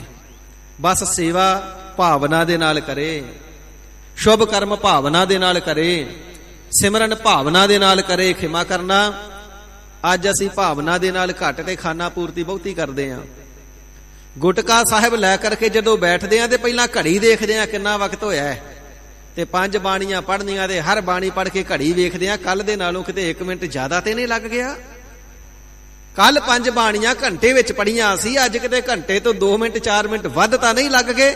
ਜ਼ੋਰ ਲੱਗਾ ਪਿਆ ਹੁੰਦਾ, ਕੱਲ ਘੰਟੇ 'ਚ ਕੀਤਾ ਸੀ ਤੇ ਅੱਜ 58 ਮਿੰਟਾਂ 'ਚ ਕਰ ਲਈਏ, 2 ਮਿੰਟ ਹੋਰ ਘੱਟ ਹੋ ਜਾਣ। ਅਸੀਂ ਖਾਨਾ ਪੂਰਤੀ ਜ਼ਿਆਦਾ ਕਰਦੇ ਹਾਂ, ਸਾਰੇ ਨਹੀਂ। ਜਿਹੜੇ ਪ੍ਰੇਮੀ ਨੇ ਉਹਨਾਂ ਨੂੰ ਤੇ ਪਿਆਰ ਹੀ ਭਾਉਂਦਾ ਤੇ ਪਿਆਰ ਦੇ ਨਾਲ ਪੜ੍ਹਦੇ ਨੇ, ਤੇ ਹੁਕਮ ਵੀ ਸਤਿਗੁਰੂ ਜੀ ਦਾ ਪਿਆਰ ਦੇ ਨਾਲ ਹੈ। ਪਰ ਪਹਿਲੀਆਂ ਅਵਸਥਾਵਾਂ ਦੇ ਵਿੱਚ ਅਸੀਂ ਐਵੇਂ ਹੀ ਕਰਦੇ ਹਾਂ, ਦੌੜਾਂ ਲਾ ਲਾ ਕੇ। ਨਾ ਤੇ ਗੁਰਬਾਣੀ ਨੂੰ ਸ਼ੁੱਧ ਕਰਕੇ ਪੜ੍ਹਨ ਦਾ ਯਤਨ ਕਰਦੇ ਹਾਂ ਤੇ ਨਾ ਹੀ ਅਰਥਾਂ ਨੂੰ ਵਿਚਾਰ ਕਰਕੇ ਪੜ੍ਹਦੇ ਹਾਂ। ਆਮ ਸਵਾਲ ਕੀਤਾ ਜਾਂਦਾ, ਜੀ ਫਲਾਨਾ ਵੀ ਤੇ ਬਾਣੀ ਪੜ੍ਹਦਾ, ਉਹਨੂੰ ਤੇ ਭਾਗ ਲੱਗੇ ਹੀ ਨਹੀਂ। ਭਾਈ ਉਹ ਕਿਵੇਂ ਪੜ੍ਹਦਾ, ਜਾਂ ਸਤਿਗੁਰੂ ਸਾਹਿਬ ਜੀ ਨੂੰ ਪਤਾ ਜਾਂ ਉਸ ਨੂੰ ਪਤਾ, ਤੈਨੂੰ ਕੀ ਪਤਾ? ਤੂੰ ਤੇ ਉੱਠ ਕੇ ਸਵਾਲ ਕਰ ਦਿੱਤਾ, ਕਿੰਤੂ ਕਰ ਦਿੱਤਾ ਹੈ, ਪਰ ਤੈਨੂੰ ਪਤਾ ਉਸ ਦੇ ਹਿਰਦੇ ਦੀ ਭਾਵਨਾ ਕੀ ਹੈ? ਨਹੀਂ ਜਾਣ ਸਕਦਾ। ਉਸ ਦੇ ਹਿਰਦੇ ਦੀ ਭਾਵਨਾ ਨੂੰ ਜਾਂ ਫਿਰ ਉਹ ਖੁਦ ਆਪ ਜਾਣਦਾ ਤੇ ਜਾਂ ਸਤਿਗੁਰੂ ਜੀ ਜਾਣਦੇ ਨੇ, ਤੀਜੇ ਕਿਸੇ ਨੂੰ ਪਤਾ ਨਹੀਂ। ਹਰ ਇੱਕ ਪ੍ਰਾਣੀ ਮਾਤਰ ਦਾ ਇਵੇਂ ਹੀ ਹੈ। ਜਿੰਨੀਆਂ ਭਾਵਨਾਵਾਂ ਸਾਡੇ ਮਨ ਦੇ ਵਿੱਚ ਆਉਂਦੀਆਂ, ਜਿਤਨੇ ਵਲਵਲੇ ਆਉਂਦੇ, ਜਿਤਨੇ ਫੁਰਨੇ ਆਉਂਦੇ, ਕਿਸੇ ਨੂੰ ਦੱਸਦੇ ਥੋੜੇ ਆ। ਇਹ ਤੇ ਪ੍ਰਮਾਤਮਾ ਜੀ ਨੇ ਕਿਰਪਾ ਹੀ ਕੀਤੀ, ਜਿਹੜੇ ਪਰਦੇ ਪਾ ਕੇ ਢੱਕਿਆ ਹੋਇਆ ਹੈ। ਅਸੀਂ ਕਿਸੇ ਦੇ ਹਿਰਦੇ ਦੀ ਗੱਲ ਨਹੀਂ ਨਾ ਬੁੱਝ ਸਕਦੇ। ਇਹ ਬੜੀ ਵੱਡੀ ਬਖਸ਼ਿਸ਼ ਜੇ ਪ੍ਰਮਾਤਮਾ ਦੀ। ਨਹੀਂ ਤੇ ਜਿਤਨੇ ਬੁਰੇ ਵਿਕਾਰ, ਮੈਲੇ ਵਿਚਾਰ ਸਾਡੇ ਹਿਰਦਿਆਂ ਦੇ ਵਿੱਚ ਆਮ ਕਰਕੇ ਆਉਂਦੇ ਨੇ, ਜਿਨ੍ਹਾਂ ਦੇ ਪਰਥਾਏ ਆਉਂਦੇ ਨੇ, ਸਾਨੂੰ ਕਿਤੇ ਨੇੜੇ ਵੀ ਨਾ ਬੈਠਣ ਦੇਣ। ਆਮ ਕਰਕੇ ਕਿਸੇ ਪੁਰਸ਼ ਦੇ ਪਰਥਾਏ, ਸਰੀਰ ਦੇ ਪਰਥਾਏ ਬੁਰਾ ਚਿੱਤ ਵੀ ਲੈਂਦੇ ਆ, ਮੁਖ ਤੇ ਜਾ ਕਰਕੇ ਉਸਤਤ ਕਰ ਦਿੰਦੇ ਆ, ਪਿੱਠ ਪਿੱਛੇ ਚੁਗਲੀ ਕਰ ਲੈਣੀ, ਮੁਖ ਤੇ ਜਾ ਕਰਕੇ ਫਿਰ ਮੀਆਂ ਮਿੱਠੂ ਬਣ ਜਾਣਾ। ਇਹ ਸਤਿਗੁਰੂ ਜੀ ਨੇ ਪਰਦੇ ਹੀ ਢਕੇ ਹੋਏ ਨੇ। ਕਿਸੇ ਦੇ ਹਿਰਦੇ ਨੂੰ ਕੋਈ ਨਹੀਂ ਜਾਣਦਾ, ਆਪਣੇ ਹਿਰਦੇ ਨੂੰ ਜਾਂ ਤੇ ਉਹੀਓ ਜਾਣਦਾ ਜਿਸ ਦਾ ਹਿਰਦਾ, ਤੇ ਜਾਂ ਫਿਰ ਹਿਰਦੇ ਵਿੱਚ ਵਸਣੇ ਵਾਲੇ ਪ੍ਰਮਾਤਮਾ ਜੀ ਜਾਣਦੇ ਨੇ ਕਿਸ ਦੇ ਹਿਰਦੇ ਵਿੱਚ ਕੀ ਵਾਰਤਾ ਚੱਲ ਰਹੀ ਏ। ਸਤਿਗੁਰੂ ਜੀ ਫਰਮਾਵਣਾ ਕਰਦੇ ਨੇ, ਭਾਈ ਸ਼ਰਧਾ ਦੇ ਨਾਲ, ਭਾਵਨਾ ਦੇ ਨਾਲ, ਪ੍ਰੇਮ ਦੇ ਨਾਲ ਵਾਹਿਗੁਰੂ ਜੀ ਬੰਦਗੀ ਕਰ ਲੈਣਾ ਕਰ। ਜਿਸ ਧਨ ਨੂੰ ਪ੍ਰਾਪਤ ਕਰਨ ਵਾਸਤੇ ਚਾਰੇ ਕੁੰਟਾਂ ਵਿੱਚ ਦੌੜਾ ਫਿਰਦਾ, ਕਿਤੇ ਦੌੜਨ ਦੀ ਲੋੜ ਨਹੀਂ, ਧਨ ਚੱਲ ਕਰਕੇ ਤੇਰੇ ਕੋਲ ਆ ਜਾਵੇਗਾ। ਬਹੁਤ ਲੋਕ ਮੌਜੂਦਾ ਸਮੇਂ ਦੇ ਵਿੱਚ ਵੀ ਲੱਖਾਂ ਰੁਪਏ ਖਰਚ ਕੇ ਵਿਦੇਸ਼ਾਂ ਵਿੱਚ ਪਹੁੰਚ ਗਏ, ਜੀ ਕਮਾਈ ਕਰਾਂਗੇ। ਪਰ ਵਾਹਿਗੁਰੂ ਜੀ ਦਾ ਭਾਣਾ ਵਾਹਿਗੁਰੂ ਜੀ ਜਾਣਨ। ਲਾਕਡਾਊਨ ਹੋ ਗਿਆ, ਸਾਰੇ ਅੰਦਰੇ ਬੈਠੇ ਫੋਨ ਕਰਦੇ ਨੇ ਘਰਦਿਆਂ ਨੂੰ, ਜੀ ਪੈਸੇ ਭੇਜੋ। ਕੀ ਹੋਇਆ? ਇੱਥੇ ਤੇ ਜੀ ਕੰਮਕਾਰ ਕੋਈ ਹੈ ਨਹੀਂ, ਰੋਟੀ ਤੋਂ ਵੀ ਔਖੇ ਬੈਠੇ ਆ। ਗਏ ਡਾਲਰਾਂ ਪਾਉਂਡਾਂ ਵਾਸਤੇ, ਪਰ ਔਖੇ ਰੋਟੀ ਤੋਂ। ਵਾਹਿਗੁਰੂ ਜੀ ਨੂੰ ਜੋ ਭਾਉਂਦਾ ਉਹੀ ਉਹ ਹੁੰਦਾ ਹੈ। ਜੇ ਧਾਵਹਿ ਬ੍ਰਹਮੰਡ ਖੰਡ ਕਉ, ਕਰਤਾ ਕਰੇ ਸੋ ਹੋਏ। ਵਾਹਿਗੁਰੂ ਜੀ ਦੀ ਇੱਛਾ ਤੋਂ ਬਿਨਾਂ ਕਦੇ ਕੁਛ ਕੌਤਕ ਨਹੀਂ ਜੇ ਵਾਪਰਦਾ। ਹਜ਼ੂਰ ਫਰਮਾਵਣਾ ਕਰਦੇ ਨੇ, ਹਿਰਦੇ ਵਿੱਚ ਪਿਆਰ ਧਾਰਨ ਕਰ ਲੈ, ਸ਼ਰਧਾ ਧਾਰਨ ਕਰ ਲੈ, ਸਤਿਗੁਰੂ ਜੀ ਦੇ ਪਰਥਾਏ ਪ੍ਰਤੀਤੀ ਧਾਰਨ ਕਰ ਲੈਣਾ ਕਰ, ਤੇ ਤੈਨੂੰ ਚਾਰੇ ਕੁੰਟਾਂ ਵਿੱਚ ਦੌੜਨ ਦੀ ਲੋੜ ਨਹੀਂ। ਜਿਸ ਧਨ ਵਾਸਤੇ ਚਾਰੇ ਕੁੰਟਾਂ ਵਿੱਚ ਦੌੜਾ ਫਿਰਦਾ, ਉਹ ਧਨ ਚੱਲ ਕਰਕੇ ਤੇਰੇ ਕੋਲ ਆ ਜਾਵੇਗਾ। ਉਸ ਧਨ ਦਾ ਸਵਾਮੀ ਮਾਲਕ ਤੂੰ ਬੈਠਿਆ ਬਿਠਾਇਆ ਬਣ ਜਾਵੇਗਾ। ਇਸੇ ਪ੍ਰਕਾਰ ਜਿਸ ਧਨ ਨੂੰ ਕਮਾਉਣ ਵਾਸਤੇ ਪ੍ਰਮਾਤਮਾ ਜੀ ਨੇ ਤੈਨੂੰ ਭੇਜਿਆ ਹੈ, ਇਸ ਧਨ ਦੀ ਕਮਾਈ ਤੋਂ ਬਿਨਾ ਇਸ ਸੰਸਾਰ ਦੀਆਂ ਚਾਰੇ ਹੀ ਕੁੰਟਾਂ ਦੇ ਵਿੱਚ ਜਿਹੜਾ ਜੀਵ ਹੈ, ਜੋਨੀਆਂ ਨੂੰ ਪ੍ਰਾਪਤ ਕਰਕੇ ਫਿਰ ਧਾਇਆ ਫਿਰਦਾ ਹੈ। ਨਾਮ ਧਨ ਇਕੱਠਾ ਨਹੀਂ ਕੀਤਾ। ਚਾਰੇ ਹੀ ਕੁੰਡਾਂ ਵਾਲੇ ਸੰਸਾਰ ਦੇ ਅੰਦਰ, ਸੰਸਾਰ ਦੇ ਚਾਰੇ ਕੋਨਿਆਂ ਦੇ ਵਿੱਚ ਬਹੁਤੀਆਂ ਜੂਨਾਂ ਦੇ ਵਿੱਚ ਪੈ ਕਰਕੇ ਭਰਮਦਾ ਹੈ ਜੀਵ। ਸੋ ਧਨ ਹਰ ਸੇਵਾ ਤੇ ਪਾਵ ਹੈ। ਉਸ ਧਨ ਨੂੰ ਹਰੀ ਪਰਮਾਤਮਾ ਜੀ ਦੀ ਸੇਵਾ ਕਰਕੇ ਪ੍ਰਾਪਤ ਕਰ ਲਵੇਗਾ। ਜਦੋਂ ਹਰੀ ਪਰਮਾਤਮਾ ਜੀ ਦੀ ਸਾਧ ਸੰਗਤ ਜੀ ਦੀ ਪ੍ਰਤੱਖ ਆ ਕਰਕੇ ਗੁਰੂ ਘਰ ਸੇਵਾ ਕਰਨਾ ਕਰੇਗਾ, ਤੇ ਹਰੀ ਧਨ ਦੀ ਦਾਤ ਤੈਨੂੰ ਸਤਿਗੁਰੂ ਜੀ ਦੇ ਪਾਸੋਂ ਪ੍ਰਾਪਤ ਹੋ ਜਾਵੇਗੀ। ਸੋ ਧਨ, ਉਹ ਜਿਹੜਾ ਨਾਮ ਰੂਪੀ ਧਨ ਹੈ, ਮਹਾਰਾਜ ਸਾਨੂੰ ਮਿਲੇ ਕਿਵੇਂ? ਹਰ ਸੇਵਾ ਤੇ ਪਾਵ ਹੈ। ਹਰੀ ਪਰਮਾਤਮਾ ਜੀ ਦੀ ਸੇਵਾ ਕਰ ਲੈਣਾ ਕਰ। ਗੁਰ ਪਰਮਾਤਮਾ ਜੀ, ਹਰੀ ਪਰਮਾਤਮਾ ਜੀ ਦੀ ਸੇਵਾ ਦੇ ਵਿੱਚ ਐਸਾ ਵੱਡਾ ਭਾਰੀ ਆਨੰਦ ਹੈ। ਜੋ ਸੁਖ ਪ੍ਰਭ ਗੋਬਿੰਦ ਕੀ ਸੇਵਾ, ਸੋ ਸੁਖ ਰਾਜ ਨਾ ਲਹੀਐ। ਰਾਜ ਭਾਗ ਪ੍ਰਾਪਤ ਕਰਕੇ ਵੀ ਉਹ ਸੁਖ ਨਹੀਂ ਮਿਲਦਾ ਜਿਹੜਾ ਸੁਖ ਗੁਰ ਪਰਮਾਤਮਾ ਜੀ ਦੀ, ਗੁਰ ਪਰਮੇਸ਼ਰ ਜੀ ਦੀ, ਹਰੀ ਪਰਮਾਤਮਾ ਜੀ ਦੀ ਸੇਵਾ ਕਰਕੇ ਪ੍ਰਾਪਤ ਹੁੰਦਾ ਹੈ। ਜਿਸ ਸੁਖ ਕੋ ਨਿਤ ਬਾਸ਼ਹਿ ਮੀਤ। ਹੇ ਗਰੀਬ ਨਿਵਾਜ ਸੱਚੇ ਪਾਤਸ਼ਾਹ ਜੀ, ਅਸੀਂ ਤਾਂ ਦੁਨਿਆਵੀ ਸੁਖ ਵੀ ਚਾਹੁੰਦੇ ਆਂ, ਦੁੱਧ ਪੁੱਤਰ ਇਤਿਆਦਿਕ ਦੀਆਂ ਦਾਤਾਂ ਵੀ ਚਾਹੁੰਦੇ ਆਂ। ਇਹ ਸੁਖ ਸਾਨੂੰ ਕਿਵੇਂ ਮਿਲ ਜਾਵੇ? ਕਿਉਂਕਿ ਜੇ ਤੇ ਖੱਖੇ ਨੂੰ ਔਂਕੜ ਹੁੰਦੀ ਤੇ ਫਿਰ ਆਤਮ ਸੁਖ ਇੱਕ ਸੁਖ ਦਾ ਵਾਚਕ ਹੋਣਾ ਸੀ। ਇੱਥੇ ਸੱਸੇ ਔਂਕੜ ਖੱਖਾ, ਖੱਖਾ ਮੁਕਤਾ ਹੈ। ਇਹ ਬਹੁਤੇ ਸੁੱਖਾਂ ਦਾ ਵਾਚਕ ਹੈ, ਤੇ ਬਹੁਤੇ ਸੁੱਖ ਤੇ ਦੁਨਿਆਵੀ ਹੁੰਦੇ ਨੇ। ਮਹਾਰਾਜ ਸਾਨੂੰ ਤੇ ਬਹੁਤ ਸਾਰੇ ਸੁੱਖਾਂ ਦੀ ਆਸਾ ਹੈ ਕਿ ਦੁਨੀਆ ਵਿੱਚ ਰਹਿੰਦੇ ਹੋਈਏ ਤੇ ਸੁੱਖਾਂ ਦਾ ਜੀਵਨ ਬਤੀਤ ਕਰੀਏ। ਤੇ ਗਰੀਬ ਨਿਵਾਜ ਸਾਹਿਬ ਜੀ ਪਿਆਰ ਦੇ ਨਾਲ ਫਰਮਾਉਂਦੇ ਨੇ, ਜਿਸ ਸੁਖ ਕਉ ਨਿਤ ਬਾਸ਼ਹਿ ਮੀਤ। ਹੇ ਮਿੱਤਰਾ, ਜਿਨ੍ਹਾਂ ਸੁੱਖਾਂ ਨੂੰ ਆਪਣੇ ਮਨ ਦੇ ਵਿੱਚ ਬਾਸ਼ਾ ਤੂੰ ਚਾਹੁੰਦਾ ਹੈ ਕਿ ਤੈਨੂੰ ਪ੍ਰਾਪਤ ਹੋ ਜਾਣ, ਨਿਤਾ ਪ੍ਰਤੀ ਜਿਨ੍ਹਾਂ ਸੁੱਖਾਂ ਨੂੰ ਮਨ ਦੇ ਵਿੱਚ ਸੋਚਦਾ ਹੈ, ਚਿਤਵਦਾ ਹੈ, ਸੋ ਸੁਖ ਸਾਧੂ ਸੰਗ ਪਰੀਤ। ਉਹ ਸਾਰੇ ਸੁੱਖ ਤੈਨੂੰ ਪ੍ਰਾਪਤ ਹੋ ਜਾਣਗੇ ਜਦੋਂ ਸਾਧੂ ਦੀ ਸੰਗਤ ਦੇ ਨਾਲ ਪ੍ਰੀਤੀ ਕਰੇਗਾ, ਸਾਧ ਸੰਗਤ ਦੇ ਨਾਲ, ਸਤ ਸੰਗਤ ਦੇ ਨਾਲ ਪਿਆਰ ਕਰਕੇ ਤੇ ਸਹਿਤ ਪਿਆਰ ਦੇ ਜਪਣਾ ਕਰੇਗਾ ਸਤਨਾਮ ਸ੍ਰੀ ਵਾਹਿਗੁਰੂ। ਸੋ ਸੁਖ, ਇਥੇ ਖੱਖੇ ਨੂੰ ਔਂਕੜ ਆ ਗਿਆ, ਇੱਕ ਸੁਖ ਦਾ ਵਾਚਕ ਹੈ। ਜੋ ਇੱਕ ਹਰੀ ਪਰਮਾਤਮਾ ਵਾਹਿਗੁਰੂ ਸਾਰੇ ਸੁੱਖਾਂ ਦਾ ਮੂਲ ਹੈ, ਸਾਧੂ ਸੰਗਤ ਦੇ ਨਾਲ ਪ੍ਰੀਤੀ ਕਰਕੇ ਤੇ ਇਸ ਸੁੱਖਾਂ ਦੇ ਮੂਲ ਨੂੰ ਜਪ ਲੈ। ਸੁੱਖਾਂ ਦਾ ਮੁੱਢ, ਸੁੱਖਾਂ ਦਾ ਦਾਤਾ ਤੇ ਪਰਮਾਤਮਾ ਹੈ ਨਾ। ਜਦੋਂ ਸੁੱਖਾਂ ਦੇ ਸਰੂਪ ਪਰਮਾਤਮਾ ਜੀ ਨੂੰ, ਸੁੱਖਾਂ ਦੇ ਮੁੱਢ ਮੂਲ ਪਰਮਾਤਮਾ ਜੀ ਦੇ ਨਾਮ ਨੂੰ ਜਪੇਗਾ ਸਾਧ ਸੰਗਤ ਦੇ ਨਾਲ ਮਿਲ ਕਰਕੇ, ਸਾਰੇ ਸੁੱਖ ਸੁਭਾਵਕ ਹੀ ਤੈਨੂੰ ਪ੍ਰਾਪਤ ਹੋ ਜਾਣਗੇ। ਜਿਸ ਸੋਭਾ ਕੋ ਕਰਹਿ ਭਲੀ ਕਰਨੀ। ਗਰੀਬ ਨਿਵਾਜ, ਸਾਡੇ ਮਨ ਦੀ ਚਾਹਤ ਤੇ ਇਹ ਵੀ ਹੈ ਦੁਨੀਆ ਦੇ ਅੰਦਰ ਸਾਡਾ ਮਾਨ ਸਨਮਾਨ ਹੋਵੇ, ਸਾਡੀ ਇੱਜ਼ਤ ਹੋਵੇ, ਜਿੱਥੇ ਜਾਈਏ ਸਾਡੀ ਆਓ ਭਗਤ ਹੋਵੇ, ਹੱਥ ਜੋੜ ਕਰਕੇ ਦੁਨੀਆ ਵਾਲੇ ਸਾਡਾ ਸਤਿਕਾਰ ਕਰਨ। ਸੱਚੇ ਪਾਤਸ਼ਾਹ ਅਸੀਂ ਵਡਿਆਈ ਦੇ ਵੀ ਭੁੱਖੇ ਆ, ਸਾਨੂੰ ਵਡਿਆਈ ਦੀ ਵੀ ਚਾਹਤ ਹੈ, ਵਡਿਆਈ ਵੀ ਚਾਹੁੰਦੇ ਹਾਂ। ਤੇ ਪਾਤਸ਼ਾਹ ਜੀ ਫਰਮਾਨ ਕਰਨਾ ਕਰਦੇ ਨੇ, ਜਿਸ ਸੋਭਾ ਕਹੋ ਭਾਈ, ਜਿਸ ਸੋਭਾ ਨੂੰ ਪ੍ਰਾਪਤ ਕਰਨ ਵਾਸਤੇ ਭਲੀ ਕਰਨੀ, ਬੜੀ ਭਲੀ ਕਰਨੀ ਕਰਦਾ ਹੈ, ਦਾਨ ਕਰਦਾ ਹੈ, ਪੁੰਨ ਕਰਦਾ ਹੈ, ਵਿਖਾਵੇ ਕਰਦਾ ਹੈ, ਧਨ ਖਰਚਦਾ ਹੈ, ਇਸੇ ਪ੍ਰਕਾਰ ਚੰਗੀਆਂ ਕਰਤੂਤਾਂ ਕਰਦਾ ਕਿ ਲੋਕਾਂ ਵਿੱਚ ਮੇਰੀ ਸੋਭਾ ਹੋਵੇ, ਮੇਰੀ ਵਡਿਆਈ ਹੋਵੇ। ਇਸ ਦੇ ਸਾਧਨ ਵੱਖ-ਵੱਖ ਹੋ ਸਕਦੇ ਨੇ। ਇਲੈਕਸ਼ਨਾਂ ਹੁੰਦੀਆਂ ਨੇ, ਵੋਟਾਂ ਪੈਂਦੀਆਂ ਨੇ, ਚੋਣਾਂ ਹੁੰਦੀਆਂ ਨੇ, ਲੀਡਰ ਚੁਣੇ ਜਾਂਦੇ ਨੇ। ਦੁਨੀਆ ਵਿੱਚ ਵਡਿਆਈ ਹੋਵੇ, ਸੋਭਾ ਹੋਵੇ, ਮੈਂ ਮੁਖੀ ਬਣ ਜਾਵਾਂ, ਮੈਂ ਰਾਜਾ ਬਣ ਜਾਵਾਂ, ਮੈਂ ਲੀਡਰ ਹੋ ਜਾਵਾਂ, ਸਾਰੀ ਸ਼ੋਹਰਤ ਦੀ ਭੁੱਖ ਹੀ ਹੈ ਨਾ। ਸਾਹਿਬ ਜੀ ਫਰਮਾਨ ਕਰਨਾ ਕਰਦੇ ਨੇ, ਜਿਸ ਸੋਭਾ ਨੂੰ ਪ੍ਰਾਪਤ ਕਰਨ ਵਾਸਤੇ ਬੜੇ ਅਡੰਬਰ ਰਚਦਾ ਹੈ, ਭਲੀ ਪ੍ਰਕਾਰ ਬੜੀਆਂ ਕਰਨੀਆਂ ਨੂੰ ਕਰਦਾ ਹੈ, ਬੜੇ ਯਤਨ ਕਰਦਾ ਹੈ, ਤੇ ਤਾਂ ਵੀ ਉਹ ਸੋਭਾ ਮਿਲਦੀ ਨਹੀਂ। ਕਦੇ ਹਾਰ ਜਾਣਾ, ਜੇ ਜਿੱਤ ਵੀ ਜਾਵੇ ਤੇ ਲੋਕ ਧਰਨੇ ਲਾ ਕਰਕੇ ਕੋਠੀ ਘੇਰ ਕੇ ਫਿਰ ਬੜੀਆਂ ਫਟਕਾਰਾਂ ਲਾਹਨਤਾਂ ਪਾਉਂਦੇ ਨੇ, ਤੈਨੂੰ ਵੋਟਾਂ ਪਾਈਆਂ ਕੀਤਾ ਤੇ ਤੂੰ ਕੁਛ ਵੀ ਨਹੀਂ। ਉਹ ਵਡਿਆਈ ਫਿਰ ਵੀ ਨਹੀਂ ਮਿਲਦੀ, ਉਹ ਸੋਭਾ ਫਿਰ ਵੀ ਨਹੀਂ ਮਿਲਦੀ, ਬਹੁਤੀ ਕਰਨੀ ਕਰਕੇ ਵੀ। ਤੇ ਜਿਸ ਸੋਭਾ ਨੂੰ, ਵਡਿਆਈ ਨੂੰ ਪ੍ਰਾਪਤ ਕਰਨ ਵਾਸਤੇ ਬੜੇ ਯਤਨ ਕਰਦਾ ਹੈ, ਸਾਸੁ ਭਾ ਭਜ ਹਰ ਕੀ ਸਰਨੀ। ਉਹ ਸੋਭਾ, ਉਹ ਵਡਿਆਈ, ਉਹ ਇੱਜ਼ਤ, ਉਹ ਮਾਣ, ਉਹ ਸਨਮਾਨ ਤੈਨੂੰ ਪ੍ਰਾਪਤ ਹੋ ਜਾਵੇਗਾ ਹਰ ਕੀ ਸਰਨੀ। ਹਰੀ ਪਰਮਾਤਮਾ ਜੀ ਦੀ ਸ਼ਰਨ ਸਾਧ ਸੰਗਤ ਦੇ ਵਿੱਚ ਪੈ ਕਰਕੇ ਭਜ, ਪਰਮਾਤਮਾ ਜੀ ਦੇ ਨਾਮ ਦਾ ਭਜਨ ਕਰ, ਪਿਆਰ ਦੇ ਨਾਲ ਜਪਣਾ ਕਰ ਸਤਨਾਮ ਸ੍ਰੀ ਵਾਹਿਗੁਰੂ। ਇਹ ਹੈ ਸੋਭਾ ਦਾ ਮੂਲ। ਸੱਚਾ ਮਾਰਗ ਚੱਲਦਿਆ ਉਸਤਤ ਕਰੇ ਜਹਾਨ। ਸੰਤ ਮਹਾਪੁਰਖ ਤਤਵੇ ਤੇ ਮਹਾਤਮਾ ਬ੍ਰਹਮ ਗਿਆਨੀ ਸ਼ਾਂਤ ਆਤਮਾ ਕਮਾਈ ਵਾਲੇ ਕਦੇ ਵੋਟਾਂ ਥੋੜੀਆਂ ਪਵਾਉਂਦੇ ਨੇ, ਕਦੇ ਇਲੈਕਸ਼ਨਾਂ ਥੋੜੀਆਂ ਕਰਾਉਂਦੇ ਨੇ ਕਿ ਮੈਨੂੰ ਮੱਥਾ ਟੇਕਣ ਵਾਲੇ ਕਿੰਨੇ ਨੇ। ਜਿੱਥੇ ਜਿੱਥੇ ਨਾਮ ਪਹੁੰਚ ਜਾਂਦਾ ਹੈ ਫਲਾਣਾ ਮਹਾਤਮਾ ਕਰਨੀ ਵਾਲਾ ਹੈ, ਲੋਕ ਆਪੇ ਹੀ ਚੱਲ ਕੇ ਆਉਂਦੇ ਨੇ ਤੇ ਆ ਕਰਕੇ ਚਰਨਾਂ ਤੇ ਮਸਤਕ ਟੇਕ ਦਿੰਦੇ ਨੇ। ਮਹਾਤਮਾ ਜੀ ਸਾਡਾ ਵੀ ਹਿਰਦਾ ਸ਼ਾਂਤ ਕਰ ਦਿਓ, ਜਿਸ ਨਾਮ ਦੀ ਕਮਾਈ ਤੁਸੀਂ ਕਰਦੇ ਹੋ ਕਿਰਪਾ ਕਰੋ ਸਾਡੇ ਵੀ ਹਿਰਦੇ ਵਿੱਚ ਵਸ ਜਾਵੇ। ਕੁੱਲ ਦੁਨੀਆ ਦੇ ਅੰਦਰ ਇਸੇ ਪ੍ਰਕਾਰ ਤਿੰਨਾਂ ਹੀ ਲੋਕਾਂ ਦੇ ਵਿੱਚ ਇਸ ਦੀ ਜੈ ਜੈਕਾਰ ਹੁੰਦੀ ਏ। ਦੁਨੀਆ ਦੇ ਅੰਦਰ ਸੰਤ ਜੀ, ਭਗਤ ਜੀ, ਸਾਧੂ ਜੀ, ਮਹਾਤਮਾ ਜੀ, ਗੁਰਸਿੱਖ ਜੀ, ਨਾਮ ਰਸੀਆ ਜੀ, ਬ੍ਰਹਮ ਗਿਆਨੀ ਜੀ, ਇਹਨਾਂ ਦੇ ਨਾਮਾਂ ਦੇ ਨਾਲ ਪ੍ਰਗਟ ਹੋ ਜਾਂਦਾ ਹੈ। ਇਸ ਪ੍ਰਕਾਰ ਜਿਹੜੀ ਵਡਿਆਈ ਤੈਨੂੰ ਬਹੁਤੇ ਅਡੰਬਰ ਰਚ ਕੇ ਕਈ ਪ੍ਰਕਾਰ ਦੀਆਂ ਕਰਤੂਤਾਂ ਕਰਕੇ ਕਰਮ ਕਰਕੇ ਪ੍ਰਾਪਤ ਨਹੀਂ ਹੁੰਦੀ, ਉਹ ਵਡਿਆਈ, ਉਹ ਸੋਭਾ, ਉਹ ਇੱਜ਼ਤ, ਉਹ ਮਾਣ ਤੈਨੂੰ ਪ੍ਰਾਪਤ ਹੋ ਜਾਵੇਗਾ।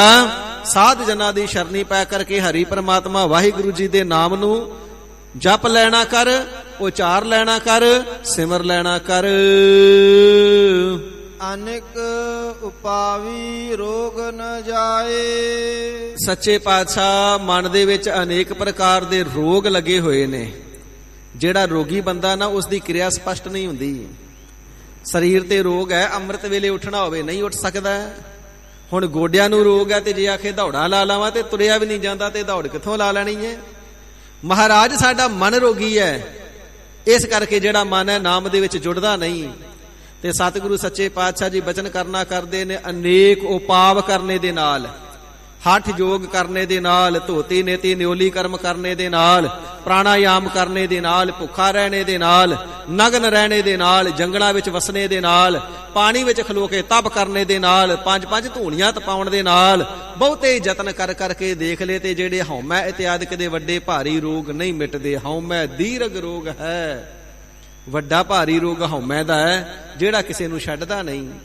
ਤੇ ਪਾਤਸ਼ਾਹ ਜੀ ਫਰਮਾਨ ਕਰਨਾ ਕਰਦੇ ਨੇ, ਬਹੁਤੇ ਯਤਨ ਕਰਕੇ ਵੀ ਜਿਹੜੇ ਹਉਮੈ ਦੇ ਤੇ ਵਿਸ਼ੇ ਵਿਕਾਰਾਂ ਦੇ ਰੋਗ ਮਨ ਦੇ ਵਿੱਚੋਂ ਨਹੀਂ ਮਿਟਦੇ ਹਨ। ਰੋਗ ਮਿਟਾ ਹਰ ਔਖਦ ਲਾਏ। ਹਰੀ ਪਰਮਾਤਮਾ ਜੀ ਦੇ ਨਾਮ ਦੀ ਅਵਖਦ ਔਸ਼ਧੀ ਨੂੰ, ਇਸ ਬੂਟੀ ਨੂੰ, ਇਸ ਕਾਰੀ ਨੂੰ, ਇਸ ਜੜੀ ਨੂੰ, ਇਸ ਦਵਾਈ ਨੂੰ ਲਗਾ ਲੈਣਾ ਕਰ ਆਪਣੇ ਮਨ ਨੂੰ, ਰੋਗ ਮਿਟੈ। ਮਨ ਦੇ ਸਾਰੇ ਰੋਗ ਮਿਟ ਜਾਣਗੇ। ਤੇਰੇ ਮਨ ਚੋਂ ਹਉਮੈ ਦੀ ਨਿਵਰਤੀ ਹੋ ਜਾਵੇਗੀ, ਵਿਕਾਰਾਂ ਦੀ ਨਿਵਰਤੀ ਹੋ ਜਾਵੇਗੀ, ਪਾਪ ਕਰਮਾਂ ਤੋਂ ਜਿਹੜਾ ਮਨ ਹੈ ਉਹ ਪਰਾਮ ਹੋ ਕਰਕੇ ਸ਼ੁੱਧ ਸਰੂਪ ਨਿਰਮਲ ਹੋ ਜਾਵੇਗਾ। ਹਰੀ ਪਰਮਾਤਮਾ ਜੀ ਦੀ ਔਖਦੀ ਦੀ ਚਾਟ ਇਸ ਮਨ ਨੂੰ ਲਾ ਲੈਣਾ ਕਰ। ਨਾਮ ਦੀ ਚਾਟੇ, ਨਾਮ ਦੀ ਲਗਨ ਇਸ ਮਨ ਨੂੰ ਲਗਾ ਲੈਣਾ ਕਰ। ਸਰਬ ਨਿਧਾਨ ਮਹਿ ਹਰ ਨਾਮ ਨਿਧਾਨ। ਹੇ ਭਾਈ, ਸਾਰਿਆਂ ਖਜ਼ਾਨਿਆਂ ਦੇ ਵਿੱਚੋਂ ਵੱਡਾ ਭਾਰੀ ਉਤਰਕ੍ਰਿਸ਼ਟ ਜਿਹੜਾ ਖਜ਼ਾਨਾ ਉਹ ਨਾਮ ਦਾ ਹੀ ਹੈ। ਨਾਮ ਤੋਂ ਵੱਡਾ ਕੋਈ ਖਜ਼ਾਨਾ ਨਹੀਂ। ਤੇ ਨਾਮ ਹੀ ਐਸਾ ਖਜ਼ਾਨਾ ਹੈ ਜਿਹੜਾ ਸਾਰੇ ਖਜ਼ਾਨਿਆਂ ਨੂੰ ਭਰਨ ਵਾਲਾ ਹੈ। ਨਿਧੀਆਂ ਦੇ ਨਾਲ, ਰਿਧੀਆਂ ਦੇ ਨਾਲ, ਸਿੱਧੀਆਂ ਦੇ ਨਾਲ, ਇਹਨਾਂ ਖਜ਼ਾਨਿਆਂ ਦਾ ਮੂਲ ਵੀ ਨਾਮ ਹੈ। ਨਾਮ ਜਪਣ ਵਾਲੇ ਨੂੰ ਨਾਮ ਨਿਧੀ 18 ਸਿੱਧੀ ਪਿਛੈ ਲਗਿਆ ਫਿਰ ਹੈ, ਜੋ ਹਰ ਹਿਰਦੈ ਸਦਾ ਵਸਾਏ। ਜਿਹੜਾ ਹਿਰਦੇ ਦੇ ਅੰਦਰ ਨਾਮ ਨੂੰ ਵਸਾ ਲੈਂਦਾ, ਨਾ ਉਹ ਨਿਧੀਆਂ ਕੀ 18 ਸਿੱਧੀਆਂ ਕੀ ਸਾਰੀਆਂ ਚਰਨਾਂ ਦੀਆਂ ਦਾਸੀਆਂ ਹੋ ਕਰਕੇ ਪਿੱਛੇ ਪਿੱਛੇ ਤੁਰੀਆਂ ਫਿਰਦੀਆਂ ਨੇ। ਹਿਰਦੇ 'ਚ ਵਸਾਉਣ ਦੀ ਲੋੜ ਹੈ। ਗੁਰੂ ਪਾਤਸ਼ਾਹ ਜੀ ਫਰਮਾਨ ਕਰਨਾ ਕਰਦੇ ਨੇ, ਭਾਈ ਇਸ ਪ੍ਰਕਾਰ ਸਾਰੀਆਂ ਨਿਧੀਆਂ ਦਾ, ਸਾਰਿਆਂ ਖਜ਼ਾਨਿਆਂ ਦਾ ਮੂਲ ਨਾਮ ਹੈ। ਸਾਰੇ ਭੰਡਾਰਿਆਂ ਨੂੰ ਭਰ ਦੇਣ ਵਾਲਾ, ਖਜ਼ਾਨਿਆਂ 'ਚੋਂ ਵੱਡਾ ਖਜ਼ਾਨਾ ਸਤਿਗੁਰੂ ਜੀ ਦਾ ਨਾਮ ਅੰਮ੍ਰਿਤ ਹੈ। ਜਪ ਨਾਨਕ ਦਰਗਹ ਪਰਵਾਨ। ਤੇ ਸਤਿਗੁਰੂ ਅਰਜਨ ਦੇਵ ਸੱਚੇ ਪਾਤਸ਼ਾਹ ਮਹਾਰਾਜ ਹਜ਼ੂਰ ਜੀ ਫਰਮਾਵਣਾ ਕਰਦੇ ਨੇ, ਹੈ ਭਾਈ ਇਸ ਨਾਮ ਅੰਮ੍ਰਿਤ ਨੂੰ ਹੀ ਆਪਣੀ ਰਸਨਾ ਦੇ ਨਾਲ ਜਪ ਲੈਣਾ ਕਰ। ਹਜ਼ੂਰ ਲਾਭ ਕੀ ਮਿਲੇਗਾ? ਤੇ ਪਾਤਸ਼ਾਹ ਜੀ ਫਰਮਾਉਂਦੇ ਨੇ, ਦਰਗਹ ਪਰਵਾਨ। ਹਰੀ ਪਰਮਾਤਮਾ ਅਕਾਲ ਪੁਰਖ ਵਾਹਿਗੁਰੂ ਜੀ ਦੀ ਦਰਗਾਹ ਦੇ ਵਿੱਚ ਪੁੱਗ ਜਾਵੇਗਾ, ਪਰਵਾਨ ਚੜ ਜਾਵੇਗਾ, ਸਫਲਾ ਹੋ ਜਾਵੇਗਾ। ਵਾਹਿਗੁਰੂ ਜੀ ਦੀ ਦਰਗਾਹ ਦੇ ਅੰਦਰ ਮਾਨ ਪਾਵੇਗਾ, ਸਤਕਾਰ ਪਾਵੇਗਾ, ਸੋਭਾ ਖੱਟ ਲਵੇਗਾ। ਰੇ ਰੇ ਦਰਗਹ ਕਹੈ ਨਾ ਕੋਊ, ਆਓ ਬੈਠ ਆਦਰ ਸੁਭ ਦੇਊ। ਤੈਨੂੰ ਓਏ ਓਏ ਕਹਿ ਕਰਕੇ ਨਰਾਦਰੀ ਦੇ ਬੋਲਾਂ ਦੇ ਨਾਲ ਨਹੀਂ ਕੋਈ ਬੁਲਾਏਗਾ। ਜੀ ਆਇਆਂ ਨੂੰ ਜੀ, ਆਓ ਜੀ, ਧੰਨ ਭਾਗ ਜੀ ਤੁਸਾਂ ਦਰਸ਼ਨ ਦਿੱਤੇ। ਇਸ ਪ੍ਰਕਾਰ ਧਰਮ ਰਾਜੇ ਦੇ ਸਮੇਤ ਸਾਰੇ ਕਹਿ ਕਰਕੇ ਆਦਰ ਸਨਮਾਨ ਮਾਣ ਦੇਣਾ ਕਰਦੇ ਨੇ। ਐਸਾ ਹੈ ਨਿਧੀਆਂ ਦਾ ਖਜ਼ਾਨਾ। ਦੁਨੀਆ ਦੇ ਵਿੱਚ ਰਹਿੰਦਿਆਂ ਹੋਇਆਂ ਦੌਲਤ ਦਿੰਦਾ ਹੈ, ਸ਼ੋਹਰਤ ਦਿੰਦਾ ਹੈ, ਇੱਜ਼ਤ ਦਿੰਦਾ ਹੈ, ਮਾਣ ਦਿੰਦਾ ਹੈ, ਸਨਮਾਨ ਦਿੰਦਾ ਹੈ, ਧਨ ਦਿੰਦਾ ਹੈ, ਮੱਥੇ ਟਿਕਾ ਦਿੰਦਾ ਹੈ। ਭਾਵੇਂ ਕਿ ਨਾਮ ਦੇ ਰਸੀਆਂ ਨੂੰ ਵਡਿਆਈ ਦੀ ਫਿਰ ਭੁੱਖ ਹੀ ਨਹੀਂ ਰਹਿੰਦੀ। ਜਦੋਂ ਅਵਸਥਾ ਬਣ ਜਾਂਦੀ ਹੈ ਨਾ, ਫਿਰ ਇਹ ਚੀਜ਼ਾਂ ਬੜੀਆਂ ਛੋਟੀਆਂ ਰਹਿ ਜਾਂਦੀਆਂ। ਜਿਹੜਾ ਹੀਰਿਆਂ ਦਾ ਵਪਾਰੀ ਹੋਵੇ ਉਸਨੇ ਕੌਡੀਆਂ ਨੂੰ ਕੀ ਕਰਨਾ ਹੈ? ਇਸੇ ਪ੍ਰਕਾਰ ਜਿਹੜੀ ਦੁਨੀਆ ਦੀ ਵਡਿਆਈ ਇਹ ਤੇ ਕੌਡੀਆਂ ਵਰਗੀ ਏ, ਪਰ ਦੁਨਿਆਵੀ ਲੋਕ ਕੌਡੀਆਂ ਹੀ ਇਕੱਠੀਆਂ ਕਰਦੇ ਨੇ। ਸਤਿਗੁਰੂ ਨਾਨਕ ਦੇਵ ਸੱਚੇ ਪਾਤਸ਼ਾਹ ਜੀ ਨੇ ਵੇਸ ਬਣਾਇਆ ਸੀ ਨਾ, ਧਾਨਕ ਰੂਪ ਰਹਾ ਕਰਤਾਰ। ਪਰਖ ਕਰਨਾ ਕੀਤੀ ਸੀ ਗੁਰਤਾ ਗੱਦੀ ਦਾ ਯੋਗ ਅਧਿਕਾਰੀ ਕੌਣ ਹੈ। ਤੇ ਪਿੰਡੇ ਦੇ ਉੱਪਰ ਲੱਕ ਨੂੰ ਰੱਸੀਆਂ ਲਪੇਟ ਲਈਆਂ, ਵਿੱਚ ਦਾਤਰ ਟੰਗ ਲਿਆ, ਪਿੱਛੇ ਕੁੱਤੇ ਕੁੱਤੀਆਂ ਲਗਾ ਲਏ, ਸਰੀਰ ਤੇ ਲੱਸੀ ਦੇ ਛਿੱਟੇ ਮਾਰ ਲਏ, ਭਿਆਨਕ ਰੂਪ ਬਣਾ ਕਰਕੇ ਸਤਿਗੁਰੂ ਜੀ ਚੱਲ ਪਏ। ਤਾਂ ਜਦੋਂ ਬਹੁਤ ਦੁਨੀਆ ਪਿੱਛੇ ਚੱਲੀਏ ਤੇ ਸਤਿਗੁਰੂ ਜੀ ਨੇ ਕੌਡੀਆਂ ਹੀ ਕੌਡੀਆਂ ਦਿਖਾ ਦਿੱਤੀਆਂ। ਤੇ ਬਹੁਤ ਲੋਕ ਕੌਡੀਆਂ ਦੀਆਂ ਪੰਡਾ ਬਣ ਕੇ ਮੁੜ ਆਏ। ਪਹਿਲਾਂ ਦੇ ਨਾਲੋਂ ਦੁਨੀਆ ਘੱਟ ਰਹਿ ਗਈ। ਅੱਗੇ ਗਏ, ਸਤਿਗੁਰੂ ਜੀ ਨੇ ਸਿੱਕੇ ਦਿਖਾ ਦਿੱਤੇ, ਉਹ ਸਿੱਕਿਆਂ ਦੀਆਂ ਪੰਡਾ ਬਣ ਕੇ ਮੁੜ ਆਏ। ਜਿਹੜੇ ਹੋਰ ਅੱਗੇ ਗਏ, ਸਤਿਗੁਰੂ ਜੀ ਨੇ ਸੋਨੇ ਦੀਆਂ ਮੋਹਰਾਂ ਦਿਖਾ ਦਿੱਤੀਆਂ, ਉਹ ਮੋਹਰਾਂ ਲੈ ਕਰਕੇ ਮੁੜ ਆਏ। ਬਾਕੀ ਬਚੇ ਭਾਈ ਸਧਾਰਨ ਜੀ, ਭਗੀਰਥ ਜੀ, ਬਾਬਾ ਬੁੱਢਾ ਸਾਹਿਬ ਜੀ ਤੇ ਪਾਵਨ ਸ੍ਰੀ ਲਹਿਣਾ ਜੀ। ਤੇ ਜਿਹੜੇ ਬਚੇ ਫਿਰ ਉਹ ਸਿੱਖਾਂ ਦੇ ਰੂਪ ਵਿੱਚ ਪ੍ਰਵਾਨ ਚੜੇ। ਤੇ ਭਾਈ ਸਾਹਿਬ, ਭਾਈ ਬੁੱਢਾ ਜੀ, ਬਾਬਾ ਬੁੱਢਾ ਜੀ, ਭਾਈ ਭਗੀਰਥ ਜੀ, ਭਾਈ ਸਧਾਰਨ ਜੀ, ਇਹ ਤਾਂ ਸਿੱਖ ਪ੍ਰਵਾਨ ਚੜ ਗਏ। ਤੇ ਪਾਵਨ ਸ੍ਰੀ ਲਹਿਣਾ ਜੀ ਗੁਰੂ ਸਰੂਪ ਹੋ ਗਏ। ਦੁਨੀਆ ਕੌਡੀਆਂ ਦੀਆਂ ਪੰਡਾ ਬੰਨ ਲੈਂਦੀ ਏ, ਪਰ ਜਿਹੜੇ ਪਾਵਨ ਸ੍ਰੀ ਲਹਿਣਾ ਜੀ ਦੇ ਵਾਂਗੂ ਕੌਡੀਆਂ ਦੇ ਨਾਲ ਪਿਆਰ ਨਹੀਂ ਕਰਦੇ, ਫਿਰ ਉਹ ਗੁਰੂ ਕਾ ਸਰੂਪ ਹੋ ਜਾਂਦੇ ਨੇ, ਪ੍ਰਵਾਨ ਚੜ ਜਾਂਦੇ ਨੇ। ਇਸੇ ਪ੍ਰਕਾਰ ਦੁਨੀਆ ਦੀਆਂ ਜਿਹੜੀਆਂ ਵਡਿਆਈਆਂ ਨੇ ਨਾ, ਨਾਮ ਦੇ ਰਸੀਏ ਤੇ ਕੌਡੀਆਂ ਵਾਂਗੂ ਨਿਕੰਮੀਆਂ ਜਾਣ ਕੇ ਹੀ ਮੋਹ ਨਹੀਂ ਕਰਦੇ। ਪਰ ਜਿਹੜਾ ਨਾਮ ਦਾ ਰਸੀਆ ਹੈ ਵਡਿਆਈਆਂ ਆਪੇ ਪਿੱਛੇ ਤੁਰੀਆਂ ਆਉਂਦੀਆਂ ਨੇ। ਹਜ਼ੂਰ ਫਰਮਾਉਂਦੇ ਨੇ ਵਡਿਆਈ ਵੀ ਮਿਲਦੀ ਏ, ਮਾਨ ਵੀ ਮਿਲਦਾ ਹੈ, ਸਨਮਾਨ ਵੀ ਮਿਲਦਾ ਹੈ, ਸਤਿਕਾਰ ਵੀ ਮਿਲਦਾ ਹੈ, ਦੌਲਤ ਵੀ ਮਿਲਦੀ ਏ, ਰਿੱਧੀਆਂ ਵੀ ਮਿਲਦੀਆਂ ਨੇ, ਸਿੱਧੀਆਂ ਵੀ ਮਿਲਦੀਆਂ ਨੇ, ਸਰੀਰ ਦੇ ਰੋਗ ਵੀ ਮਿਟ ਜਾਂਦੇ ਨੇ, ਮਨ ਦੇ ਰੋਗ ਵੀ ਮਿਟ ਜਾਂਦੇ ਨੇ। ਵਾਹਿਗੁਰੂ ਜੀ ਦੀ ਦਰਗਾਹ ਦੇ ਵਿੱਚ ਪ੍ਰਵਾਨ ਵੀ ਚੜ ਜਾਂਦਾ ਹੈ, ਜਨਮ ਸਫਲਾ ਹੋ ਜਾਂਦਾ ਹੈ, ਉਸੇ ਦਾ ਰੂਪ ਹੋ ਜਾਂਦਾ ਹੈ, ਭਗਵੰਤ ਜੀ ਦੇ ਵਿੱਚ ਜੋਤ ਮਿਲ ਜਾਂਦੀ ਹੈ ਵਾਹਿਗੁਰੂ ਜੀ ਦੇ ਨਾਮ ਨੂੰ ਜਪ ਕਰਕੇ। ਐਸੀਆਂ ਵਡਿਆਈਆਂ ਨੇ ਵਾਹਿਗੁਰੂ ਜੀ ਦੇ ਨਾਮ ਦੀਆਂ। ਤੇ ਗਰੀਬ ਨਿਵਾਜ ਸਤਿਗੁਰੂ ਸੱਚੇ ਪਾਤਸ਼ਾਹ ਜੀ ਮਹਾਰਾਜ ਸੁੱਖਾਂ ਦੀ ਮਨੀ ਸੁਖਮਨੀ ਸਾਹਿਬ ਜੀ ਦੀ ਅੰਮ੍ਰਿਤਮਈ ਗੁਰਬਾਣੀ ਨੂੰ ਉਚਾਰਦਿਆਂ ਹੋਇਆਂ ਨਾਮ ਦੀਆਂ ਵਡਿਆਈਆਂ ਨੂੰ ਵਰਣਨ ਕਰ ਰਹੇ ਨੇ। ਤੇ ਸਾਧ ਸੰਗਤ ਜੀ 19ਵੀਂ ਅਸ਼ਟਪਦੀ ਦੀਆਂ 2 ਪੌੜੀਆਂ ਦੀ ਵਿਚਾਰ ਅੱਜ ਅਸਾਂ ਨੇ ਸਰਵਣ ਕੀਤੀ ਹੈ। ਇਸ ਤੋਂ ਅੱਗੇ ਜਿਵੇਂ ਗਰੀਬ ਨਿਵਾਜ ਸਾਹਿਬ ਜੀ ਉਪਦੇਸ਼ ਦੀ ਦਾਤ ਬਖਸ਼ਿਸ਼ ਕਰਦੇ ਨੇ, ਆਉਣ ਵਾਲੇ ਦਿਨਾਂ ਦੇ ਅੰਦਰ ਸਰਵਣ ਕਰਕੇ ਲਾਹਾ ਪ੍ਰਾਪਤ ਕਰਾਂਗੇ। ਇਥੋਂ ਤੱਕ ਗਰੀਬ ਨਿਵਾਜ ਸਤਿਗੁਰੂ ਜੀ ਆਪ ਜੀ ਦੀ ਪਾਵਨ ਹਜ਼ੂਰੀ ਦੇ ਅੰਦਰ ਹਾਜ਼ਰੀ ਭਰਦਿਆਂ ਗੁਰ ਸ਼ਬਦ ਦੀ ਵਿਚਾਰ ਕਰਦਿਆਂ ਹੋਈਆਂ ਭੁੱਲਾਂ ਚੁੱਕਾਂ ਦੀ ਖਿਮਾ ਅੱਗੇ ਵਾਸਤੇ ਸਮਤ ਬਖਸ਼ੋ। ਹਾਜ਼ਰੀਆਂ ਦਰ ਪ੍ਰਵਾਨ ਕਰੋ। ਪੜੇ ਸੁਣੇ ਉਪਦੇਸ਼ ਸਾਡੇ ਸਾਰਿਆਂ ਦੇ ਹਿਰਦਿਆਂ ਦੇ ਅੰਦਰ ਵਸਾ ਕਰਕੇ ਗੁਰਮਤੀਏ ਬਣਾ ਕਰਕੇ ਚਰਨਾਂ ਦੇ ਨਾਲ ਮੇਲ ਕਰਕੇ ਸਫਲੇ ਕਰ ਦੇਵੋ ਜੀ। ਸਤਿਗੁਰੂ ਜੀ ਦੀ ਸੰਗਤ ਵੀ ਗੁਨਾਹਾਂ ਦੀ ਭੁੱਲਾਂ ਚੁੱਕਾਂ ਦੀ ਖਿਮਾ ਬਖਸ਼ਣੇ ਦੇ ਸਮਰੱਥ ਹੈ। ਭੁੱਲ ਚੁੱਕ ਦੀ ਖਿਮਾ ਅੱਗੇ ਵਾਸਤੇ ਸਮਤ ਬਖਸ਼ਣੀ। ਸਤਿਗੁਰੂ ਜੀ ਦੇ ਪਾਵਨ ਉਪਦੇਸ਼ ਦੀਆਂ 2 ਪੰਕਤੀਆਂ ਪੜ੍ਹ ਕਰਕੇ ਸਮਾਪਤੀ ਹੈ ਜੀ। ਸਰਬ ਨਿਧਾਨ ਮਹਿ ਹਰ ਨਾਮ ਨਿਧਾਨ ਜਪ ਨਾਨਕ ਦਰਗਹ ਪਰਵਾਨ। ਵਾਹਿਗੁਰੂ ਜੀ ਕਾ ਖਾਲਸਾ ਵਾਹਿਗੁਰੂ ਜੀ ਕੀ ਫਤਿਹ। ਹੀ ਅਚੁੱਤ ਹੀ ਪਾਰ ਬ੍ਰਹਮ ਅਬਿਨਾਸੀ ਅਗਨਾਸ। हे पूरन हे सर्ब मैं दुख पंजन गुणतास। हे संगी हे निरंकार हे निर्गुण सब टेक। हे गोविद हे गुण निधान जाकै सदा विवेक। हे अपरंपर हर हरे है पीहोवनहार। हे संतः कै सदा संग निधारा आधार। हे ठाकुर हो दासरू मैं निर्गुण गुण नहीं कोई। नानक दीजै नाम दान राखो हिय परोई। आई प्रभ सरनागति कृपा निध दयाल। एक अखर हर मन बसत नानक होत निहाल। वाहिगुरु नाम जहाज है चढ़े सो उतरै पार। जो सरदा कर सेव दे गुर पार उतारन हार। कथा निता प्रत होत है सुनो सो सिंह सुजान। नानक गुरु गोबिंद सिंह जी सदा कर कल्याण। नानक गुरु गोबिंद सिंह जी सदा कर कल्याण। वाहिगुरु जी का खालसा वाहिगुरु जी की फतेह।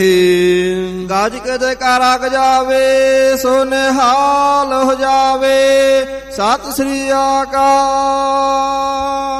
गुरबार अकाल देग तेग फतेह।